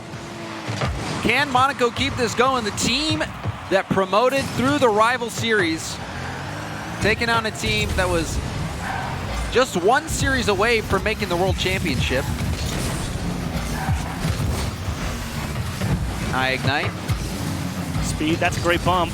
Oh, and EyeIgnite going in for this challenge caused chaos in front of net, and the ball just squirms its way through. Couple of wonderful challenges. Scrub Killa with a little stop and go on the wall to pop it through one defender. Cooks here with the follow-up, steals the boost, makes it an awkward play for people rotating in out of that corner, and to top it all off, gets a bit of a bump on EyeIgnite to let Speed have an opportunity with the ball. Won the challenge in front of the goal, and mousesports started off. And Extra was in position to get the save from the Speed shot. He was right there. He was ready for it. The shot would have gone straight at him, but EyeIgnite went for that challenge, and the ball just kicks right to the corner. Now on the other end, Extra, the flip reset, and the dunk! Unreal from Extra. Oh, way to track that one down. Normally, when you take that one out of your half, you get that much power on it. You need a lot of boost to make that happen, and boy, did he hang with that one. It just... Poor Scrub Killa. He's going to be on that montage reel. Yeah, that's a nice name tag to have in your collection of getting a flip reset dunk over. Duffed Scrub Killa. Check. Extra, a player that perhaps we don't talk about as much, playing with some veteran RLCS players, EyeIgnite and Tigre, but Extra making a name for himself in the RLCS.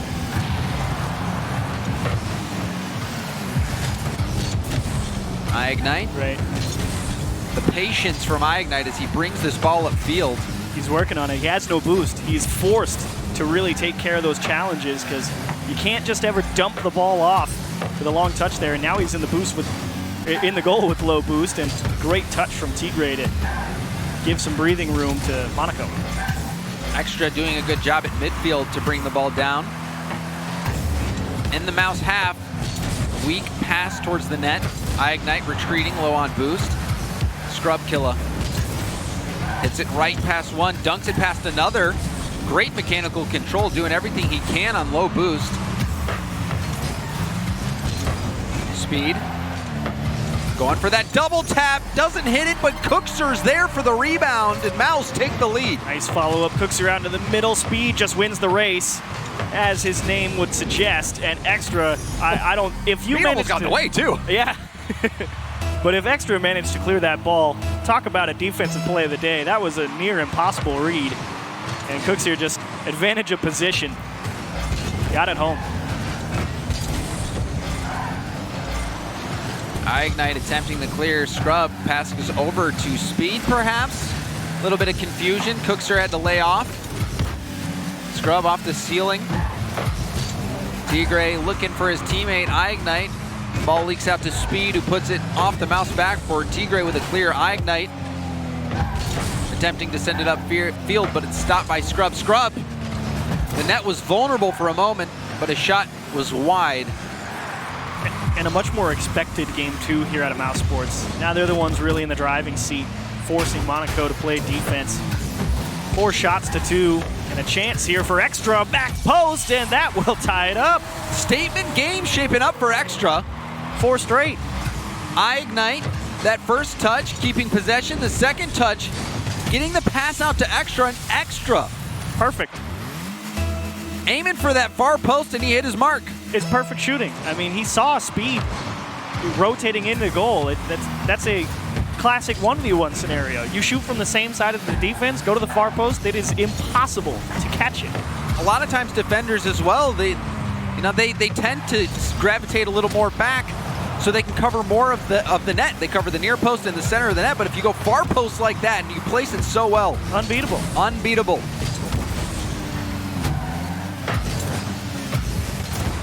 We're equalized, less than 2 minutes left to play in game 2. Extra will boom this downfield, got the mid boost. Speed will help out. Shot opportunity for Tigre. That shot was wide, but it's bouncing out to the middle. EyeIgnite, pass over to Tigre. Tigre back to EyeIgnite. Couple of close chances. They initially had the shot that would have been in because they had the bump on Scrub Killa, so we would have had no chance to try and save it, but that one was wide, and then a mis-executed pass from AS Monaco, and that is the refinement that will come with time. You saw the intent. They had the right play in mind. Just short on execution. Tigre challenging Cookser. Speed up near the ceiling. Try to pinch that out, but it's blocked by EyeIgnite. Back to the corner of Mouse.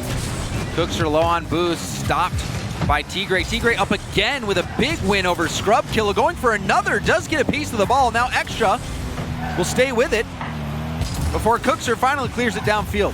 That's a great clear as well from Speed. There's not a lot of boost here, and they're trying to cover a lot of distance and punched off the bar. Second shot from Speed, also high, and EyeIgnite has a chance to clear it out. Mouse so close to shutting him down here at the end of the game.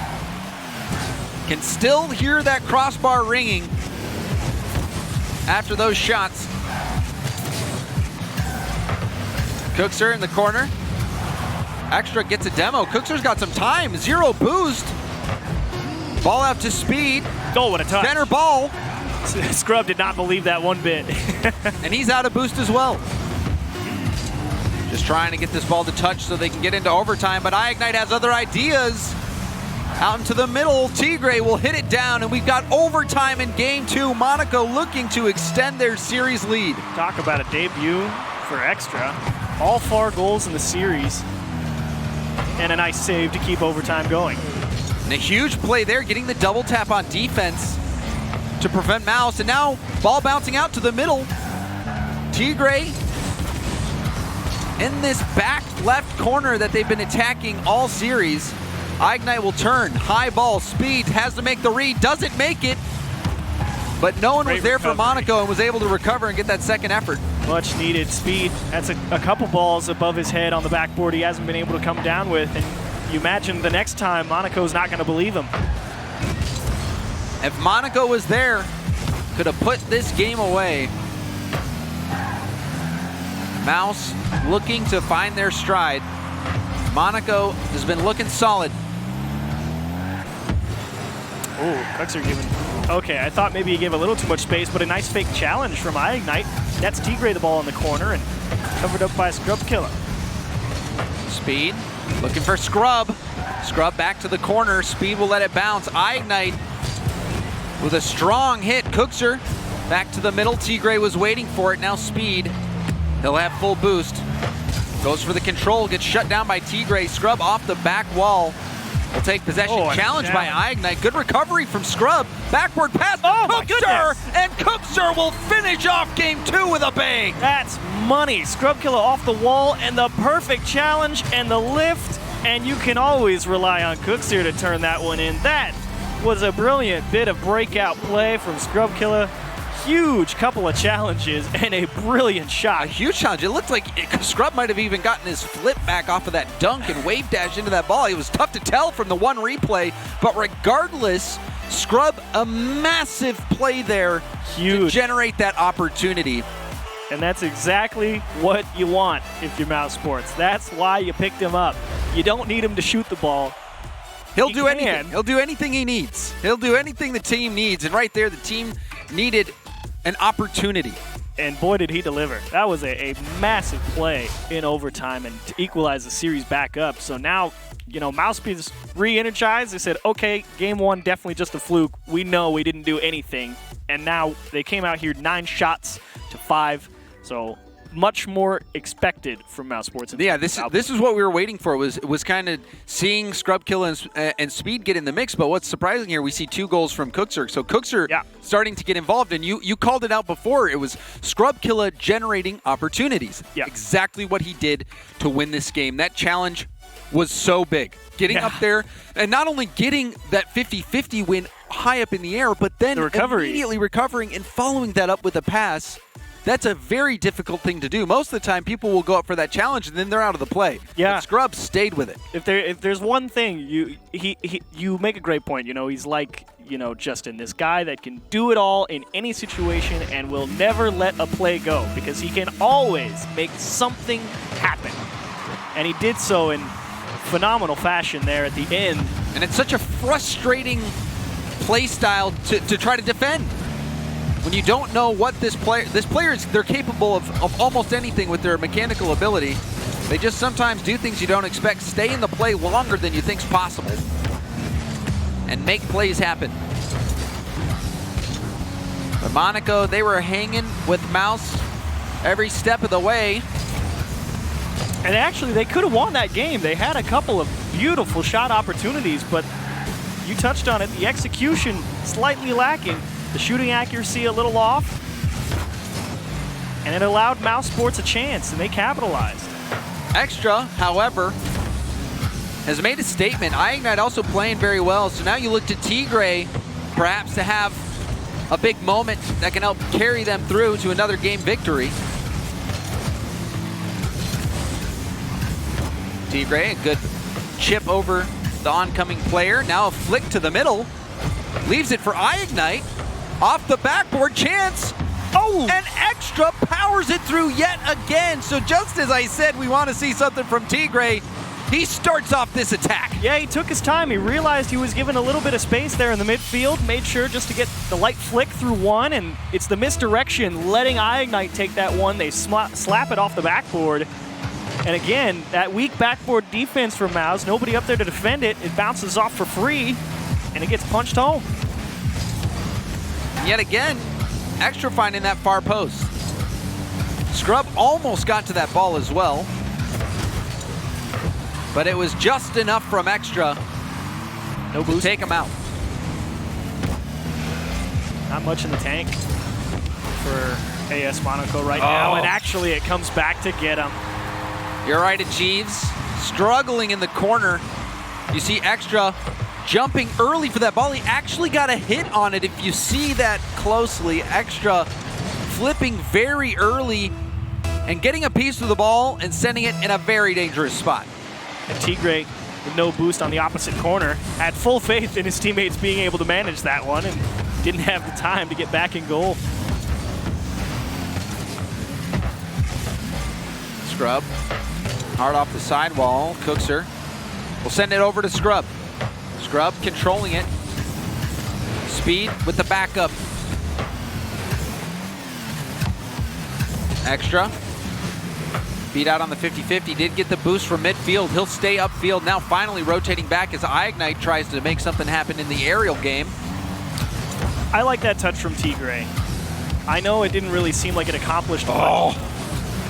But Tigray having the ability to punch that ball towards a hole on the backboard allowed Monaco to have that chance right across the goal line. And it's good to see a player not try and force something when nothing's there, as that's ping-ponging off the bar. It went in. I thought they were going to get it.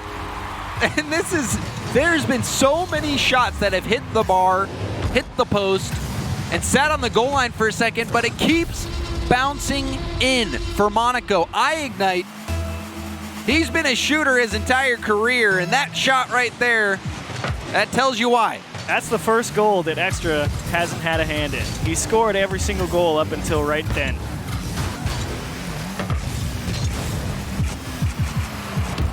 Speed handled well on the backboard, but is challenged right away. Tigray attempting to bump Cookser. Extra going for the double tap. That was almost the JNAP style shot that we saw get G2 the series win yesterday. The double tap off the elbow, or off the arc rather, of the ceiling. Extra off the ceiling. Tigray was beat by Scrub and now floating above net. Extra and EyeIgnite both going for it. A miss from EyeIgnite, low boost. EyeIgnite gets it way, but through the traffic jam, Killa comes in with a bulldozer and pushes that ball into the net. The complete collapse. EyeIgnite gets pushed by Cooksier. The guy coming off the wall can't do anything. Extra sitting on the backboard like, hang on a minute, why is it just sitting right next to our net going nowhere? Easy goals, like you said. The tough play from Monaco. EyeIgnite low on boost. Wasn't able to get a touch on it. Leaving that door open. Now we're all tied up. Creeping towards the final minute of game 3, but right now we're poised for overtime unless the scoreline changes. Cookser, floater towards the net. Tigray handles it and gets the follow-up challenge. Speed will go for the 50. Ball back to Monaco, who now clears it out towards half field. Center ball, Speed back to Scrub, but it didn't have enough pace. Good idea from Speed. We've seen passing on both regions have a lot of success. Scrub trying to work EyeIgnite against that side wall where he's just so dangerous, and gets a second shot at it here. This time he's past the line and EyeIgnite locks him out. EyeIgnite continuing on the offensive end. Cookser attempts the clear. Extra high hit off the ceiling. Speed will have Scrub in the middle. Now in the corner, Speed gets the demo, but he gives up possession. EyeIgnite with a big flick. And now Speed, another demo on EyeIgnite. Will that be enough to slow down this attack? Tigray with a bump on Speed. Backboard to EyeIgnite. Speed couldn't hit it. Extra stealing the corner boost. A wonderful bit of pressure there from AS Monaco. Had everything. They won the challenge against the corner, went for the interruptions on the goal line. Killa trying to recreate that here in the final seconds. But it will fall harmlessly to the ground, and another overtime looming. Scrub showing you all facets of his game, using his demos and bumps. Trying to get a chance. Strong hit off the backboard. Cookser is shut down by EyeIgnite. And now Tigray misses his flick opportunity, but EyeIgnite will keep it going. Shot opportunity for Tigray, immediately interrupted by Cookser. Oh, what a win. Beautiful control from Scrub. Jumping off that post of the net early just to make sure that everything remained calm for Mouse Sports. Extra ceiling play. EyeIgnite tried to win that challenge. That would have been a big one. Tigray wasn't able to get the corner boost, but it's good as EyeIgnite's able to take it. Now get into the play. Double commit, however, from Monaco. Speed racing to it, misses the ball out to the middle. Cookser back to Speed. Speed passes to himself, but it looked like someone from Monaco did just touch the ball barely and threw Speed's shot off. EyeIgnite attempting to center. Speed, another flick. Is it enough? No, Extra. He'll get in the way. Scrub's just waiting. He's just camping under this ball.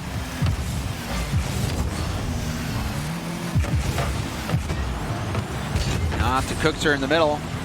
Tigre hits it over to Scrub, who blasts it to the Monaco corner, who sends it right back into the Mouse half. Scrub. Dangerous. Aiming for the backboard. EyeIgnite, a tough read, and he makes the read and sends it deep. Is it downfield. Cookser with the save. Follow-up from Extra. And Cookser back-to-back saves. An unbelievable hit from EyeIgnite in a difficult backboard read situation. Almost stole that game for Monaco. For both teams. I mean, EyeIgnite, that was a tough read to make. And the fact that he put the counterattack on just this rocket of a clear, and that's that A+ defense you've come to expect from Cooks here, and he makes a big stop and keeps the overtime alive. Speed to Scrub upfield. Extra on his own back wall, looking to clear it himself. Goes for the air dribble. Cookser challenges him. It's back up in the air, and Extra goes for a flip reset. Buying time for his teammates to get on the attack. EyeIgnite the dribble. And that one was turned aside by Scrub. Beautiful touch from Extra, going for that drop down pass, but EyeIgnite and Tigre were very far out of the play. Speed. Backward bounce. EyeIgnite didn't get the read. Down to Scrub. Scrub denied by Extra. Great try from Scrub Killa there, trying to see if Extra would bite to go defend the middle of the net or something, and he went to the same side, and the poise from Extra. Nerves of steel. Defensive stops from both ends in overtime. Keep this game going. EyeIgnite flip reset.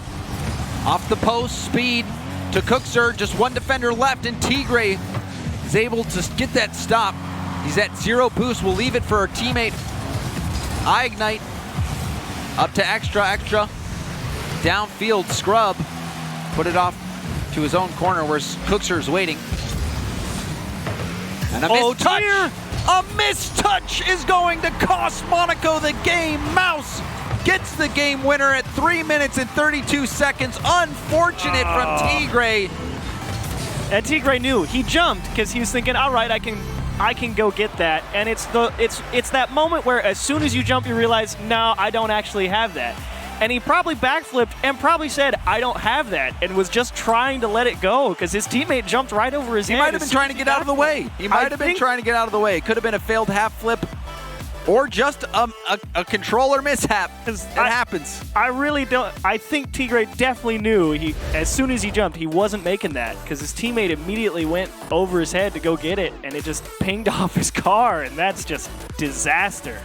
You hate to see a game end like that. It was such a good one, too. It was a good one. The overtime saves, things going well. You're wondering what kind of shot it's going to be that gets the win, and lo and behold, just a defensive mistouch. That's what cost him. It happens. That's the unfortunate case of Rocket League. It is a game that it demands perfection, and if it is not performed optimally, you will be punished. And that is exactly what Mouse Sports did. Unfortunate situation for Monaco. That mistouch from Tigre will cost them. Mouse Sports now ahead in this series 2-1.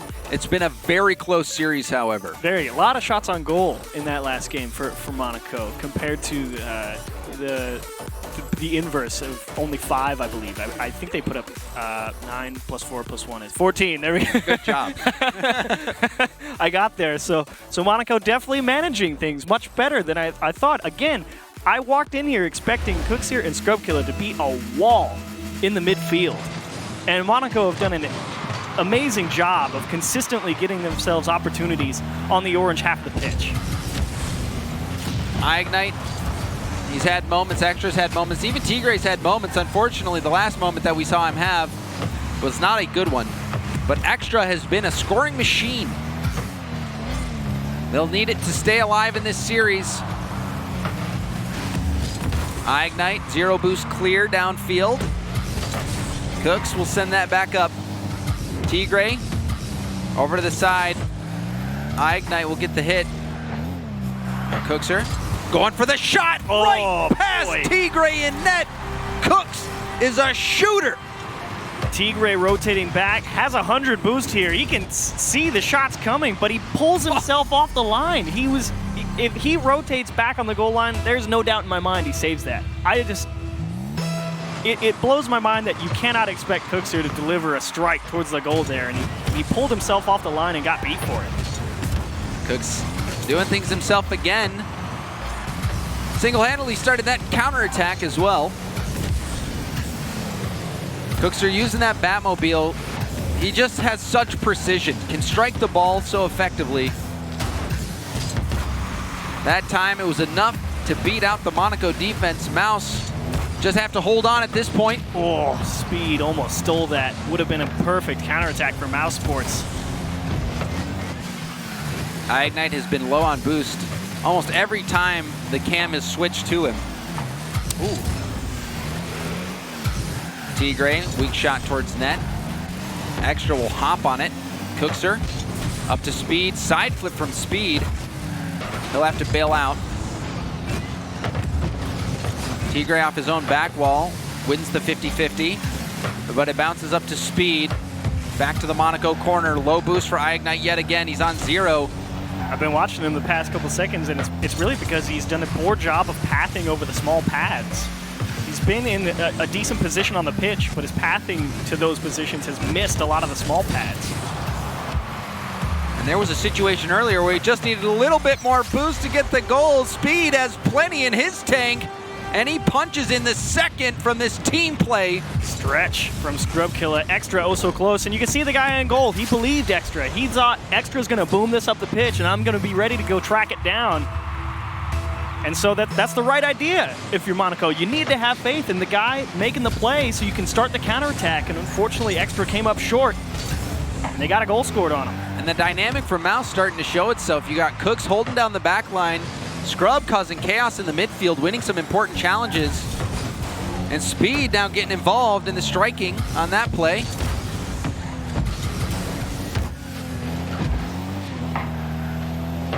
EyeIgnite. Shut down. Ball off the corner. Scrub couldn't get it. EyeIgnite will poke it away from the defense. But Cookser gets the clear deep into the Monaco territory. Scrub on the sidewall. Good first touch control, going for the double tap pass. Extra in an awkward spot, but EyeIgnite comes in to bail out Monaco. It's a nice job again from Cooks here to manage that play a little more. Because he can definitely try and force a shot there, but he knew he was never going to make that angle in time and just tried to buy a few more moments for Mouse Sports to get set on defense. Defense is all Mouse needs. Under 2 minutes left to go, a 2-goal lead. Monaco struggling to get any offense going. Scrub Killa doing donuts before hitting that ball back. Cooks with the challenge. Extra off his own back wall will send it to the side where Scrub is waiting. Center ball. Tigre switches the field. Speed was there. Speed shot towards net. Extra back to the opposite corner. Monaco can't get it out of their half.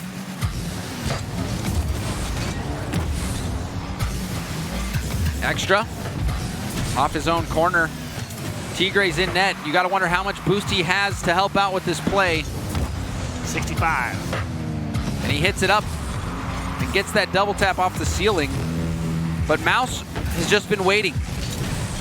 Oh yeah, I mean, they've set the 10 up here in the midfield. Break it down if you can, but right now, it's a brilliant idea for Mouse Sports to try and keep the ball as up in the air as possible, because it makes it so much tougher to have the time to allow the ball to come to you and bring it down and force possession back in your favor, and it results in AS Monaco almost having to punch the ball as hard as they can down the pitch. And make them use up that boost to get up there high, slow down the pace of the game, try to slow down the attack. And it's working out so far, but a chance. Scrub Killa denying the opportunity. And that huge clear as well. Scrub Killa doing so much work and also getting the bump on EyeIgnite. And Tigre just trying to hunt down the back line of Mouse Sports to try and open the door, but Speed and Scrub Killa just combining again. Just be a great stop force in the midfield. So Mouse Sports took them a slow start, but then after that, it was a pretty tough go for both teams, but in the end, EyeIgnite locked out in Game 4. And look at us, we get treated to a little Cookser wiggle. at the end of that series. That's what everybody wants. And it was a fantastic series from Cooks as well. You don't really see him get involved as much on offense sometimes in some series. This one, fortunately for Mouse, he showed up. A big goal from him, just slamming that ball off the sidewall. Rock solid defense. Scrub Killa was everywhere on the pitch, getting involved. Even though he wasn't racking up all the stats, he was a key figure in making sure that Mouse was generating those opportunities. He was upfield, buying time for Speed and Cooks to get boost and get into position to score some of these goals. And that's the real value of a player like Cooks here, where it's just, you just have to be the contingency plan. You already know that you have two great pieces of a wonderful puzzle in Scrub Killa and Speed. Let them do their thing. Cooks here, you will be where it is needed. And he is the type of player that is more than happy to do that, and he did a phenomenal job of it. Well, there you have it. Mouse Sports getting their first win of the season in their debut week. Scrub Killa, it's looking like that move paid off, but to break it all down, we're going to go back to the desk. Thanks so much, James. Mouse Sports do take their first win here. Monaco, a solid performance from a team that we had questions about here. Extra in particular. Get your extra read all about it. Punch out of the way. Please. Where did you get that done? We're not going to bring it up for the rest of the please. season. Okay, cool. Extra. I thought he was great. He was great, and you said that's the player that you want to look out for, Curly, and he scored, the first 5 goals for his team, and it looked like Monaco might take that series, but game 2 overtime, me and you were talking, I was like, whoever wins this will probably win this series, and Scrub Killa makes the huge play for Mouse to get them that win.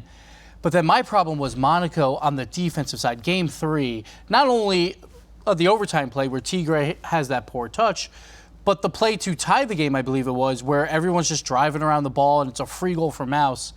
Monaco, they have to play better defense. They played it throughout the rival series, but a lot of mistakes here.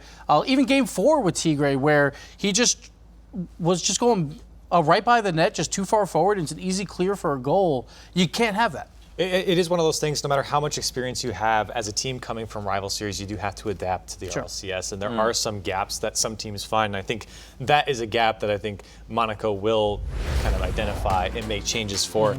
I think Extra did amazing. I'm happy that I was validated with my analysis. I think that Monaco has a lot to learn from this series. I think Mouse struggled in the beginning a little bit. Mouse just seemed to be bunched up a lot. I felt like they were next to each other quite a bit. And maybe it's just that feeler phase of the team, especially on big game day, where it's like, okay, this is how we're really going to play. You know, you can scream, you can practice all you want, but on game day, it's a big deal. And here's the flip reset from Extra. Across the entire field, not only the flip reset, he dunks Scrub as well. Yeah. That's a save by Scrub, but Extra follows it up. What a play from him. And throughout the whole series, at least the first 2 games, it started to slow down a little bit towards the end there. And I'm impressed by him. I think that he's a huge factor. Oh, here's the play, too, real quick. With the defensive mishap to tie the game for Mouse, that game was not supposed to go to overtime. And then, of course, that Tigre mistouch. Yeah. Monaco, they know how to play defense against rival series teams, but now it's the RLCS teams, and you can't make those mistakes. No, the RLCS teams are definitely a different caliber, and one of the players here, all the players we've seen today are in the RLCS, but we get to talk to Speed from Mouse Sports. Speed, how you doing? Congratulations on the win. Thank you very much. Feeling very good, thank you. Oh, I bet you are. That was a good series you guys played, and you have Scrub Killa on the team now. This is one of the most enigmatic, but also telegraphed roster moves of all time, I feel like. Talk to me about the roster move. Why'd you guys go with Scrub? Doesn't really need much explaining. Grand Finals and a World Champ the last 2 seasons, and he comes free, and it's like, oh, freebies, nice, thank you. Easy stuff to grab. What's it like playing with him? Do you feel more free to be aggressive, or you want to be more defensive? How do you play with Scrub? Yeah, it's the exact opposite. I get to sit here and watch him do stuff, which is a nice change. That I get to watch it unfold and just use my shooting, which is something which I've always felt was decent about me. And he allows me to do lots of shots from brilliant passes. Yeah, for sure. Now, you guys were the first team to play Monaco here in the RLCS. Impressions on this team? I think they'll be solid. I think we were very happy about getting them week 1 because we knew the nerves were going to affect them more than us with Extra's first series and EyeIgnite needing to prove himself again. It was kind of a goodie. We hope they crap themselves more than us, and they did. They did just a little bit, though. They put up a pretty good fight there. Now, next week, you guys are going up against Reciprocity. In the power rankings, you guys all ranked them #1. Thoughts about Reciprocity looking forward to week 2? We actually didn't rank them #1. None of us. We are okay against them completely, and it's going to be a very good series, though. We are very tight. But it should be a very, very, very good series. Interesting. So no one on Mouse Sports particularly ranked them Reciprocity. The rest of Europe, it looks like collectively put you guys up there. So, well, anyways, we'll let you guys get back to preparing and stuff. Thank you so much for talking to us. We'll see you guys in week 2. Thank you very much. Awesome. That is Speed there as Mouse Sports get their first win, improve to 1-0. And they seem confident, and that is a good sign for Mouse Sports, and they should be confident. It was a little scary at times for the series. I think they wanted to blow them out a little bit more because of those week 1 nerves, but hey, a win is a win. I think it was really interesting hearing what Speed said. He felt like he didn't have to bear as much of the responsibility to be an offensive force. And I think that's important, just to be comfortable, even if it's taking a step back and just doing what he said. He likes to shoot. He wants to be the shooter. He feels like he's good at shooting. Why not put someone who feels comfortable doing that in the right spot? So I think it's really interesting, the dynamic that team has pulled off now. And it's good to hear that players feel comfortable. For sure. But that does bring us to our player of the day. There were many standout performances over the course of these 5 matches, but it is going to be Farah as our player of the day. He brought his team up to par. When Farah is shooting well, I feel like Reciprocity is playing well. And look at that play right there. The control from Farah to just put it around all of Singularity. And we always talk about Chaussette this and Chaussette that, but Farah had a great series here, and he definitely deserves player of the day. Yeah, he looked good shooting, and he also was just a muscle man here in that series in particular, winning a couple challenges that you feel like he shouldn't have. Very well deserved here from Farah, a very controlled win from Reciprocity overall, and I mean, this guy has been so consistent every single RLCS, just feels like you're getting the same guy every single season. Next week, Mouse Sports versus Reciprocity. That is a fantastic matchup. It's going to be really fun to see how it plays out. Yeah, man. Farah had a standout performance. There were so many wonderful players. I mean, like Extra even in that final series, and a losing effort had a wonderful debut performance there. And what was your favorite goal of today? Was it Farah's Doomsday Dish? Was Farah the player there?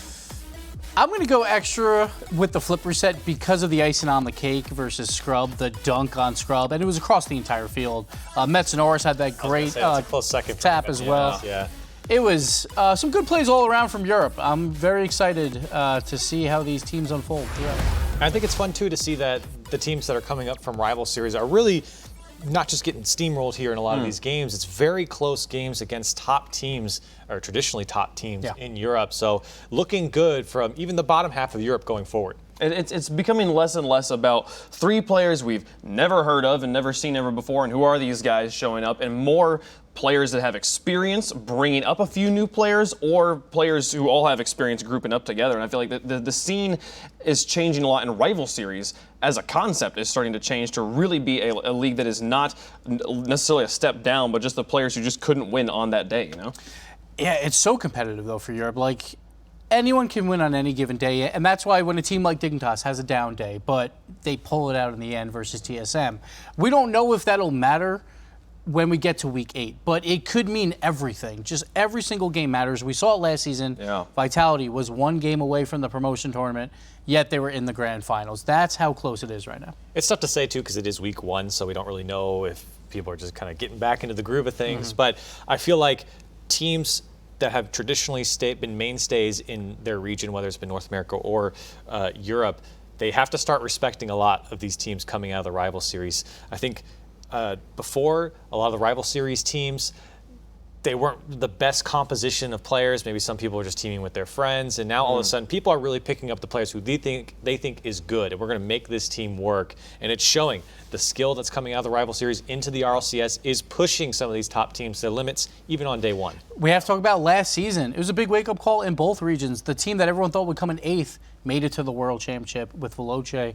So anything can happen, and that's why every single week, sure, they're only playing one game a week right now, but you got to get every single win that you can now. Yeah, for sure. And we had no sweeps today. We had everybody at least taking some games. The game differential staying pretty close here. And I'm trying to think back on the games we've had over the course of today. Like, was there any team that or any player that answered a question we had at the start? We were wondering about Flakes on his rosters. We were about Magnus in that roster change. We were talking a lot about the roster changes at the top of the day. Was there any player that you felt like, I feel much more confident with this player being on their roster now? I'm going to go with Vitality with Alpha because he didn't do a lot, which is actually kind of a good thing on Vitality because, like, we all talk about Alpha on TSM. Like, a lot of people were trying to put some blame on Alpha because of maybe he is doing a little bit too much so his teammates can't help him.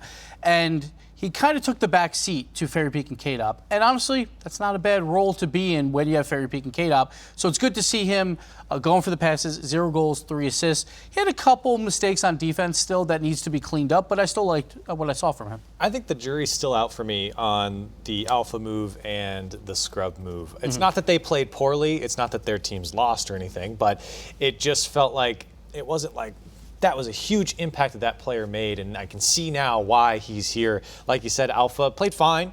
I think Scrub played fine here on Mouse, but I think the jury for me is still out to see how these players are going to play over the next few weeks. Okay, cool. Well, that does conclude week 1 of the European Rocket League Championship Series. We can take a look at our standings and how those have settled out. After everyone will be 1-0s or 0-1s. This was the schedule we played today. And again, nobody here taking a sweep. We went to game 5 2 times, went to game 4 the other 3 times. What was your favorite match, Crowley? Which one did you enjoy the most? I think I enjoyed our last match the most. I think Extra was just really fun to watch, and I'm really happy that he played well, and I think Mouse came out and got a win here, didn't have to go to Game 5, so I think that's great for him. So for me, Europe is a top 4 region, in my opinion, that we kind of know on paper who's our top 4, with Reciprocity, Vitality, and Dignitas and Mouse Sports. I'm waiting for one of these teams to lose a big game against one of the bottom 6. Almost happened today with TSM and Dignitas, and the pros were even saying TSM's pretty good, but Dignitas pulled it out, so I'm still waiting for one of those teams to take a loss. Okay, well, and the standings for week 1 are always pretty simple. You got a bunch of 1s and a bunch of 0s here, but yeah, no, this has been a pretty fun week 1. Any final thoughts here? Just a big win for Barca, because that felt like the coin flip series versus Veloce. Barca gets a big win, and they win on Champions Field for the first time in 2 seasons. So hats off to them. I think a pretty mediocre week here for Europe. It's pretty much exactly what I expected coming into it. So no groundbreaking losses for anyone that, you said. So I'm excited to see the next couple of weeks, see what happens. Yeah, for sure. Well, thank you guys so much for your analysis today from everyone here on the team. Now let's go talk about week 2. What things are happening here in this week? Well, this was week number 1. But week 2 schedule, things are changing up a bit. We got Endpoint taking on Barca, Veloce taking on TSM, Singularity we playing against Vitality, Dignitas taking on Monaco, and Mouse Sports going up against Reciprocity. We got Speed and Cookster and Scrub Killa taking on the number 1 power rank team and still number 1 up there on the standings. So that's what we've got looking forward to next week. But folks, thank you so much for watching. We had a great week. We'll see you guys in week 2.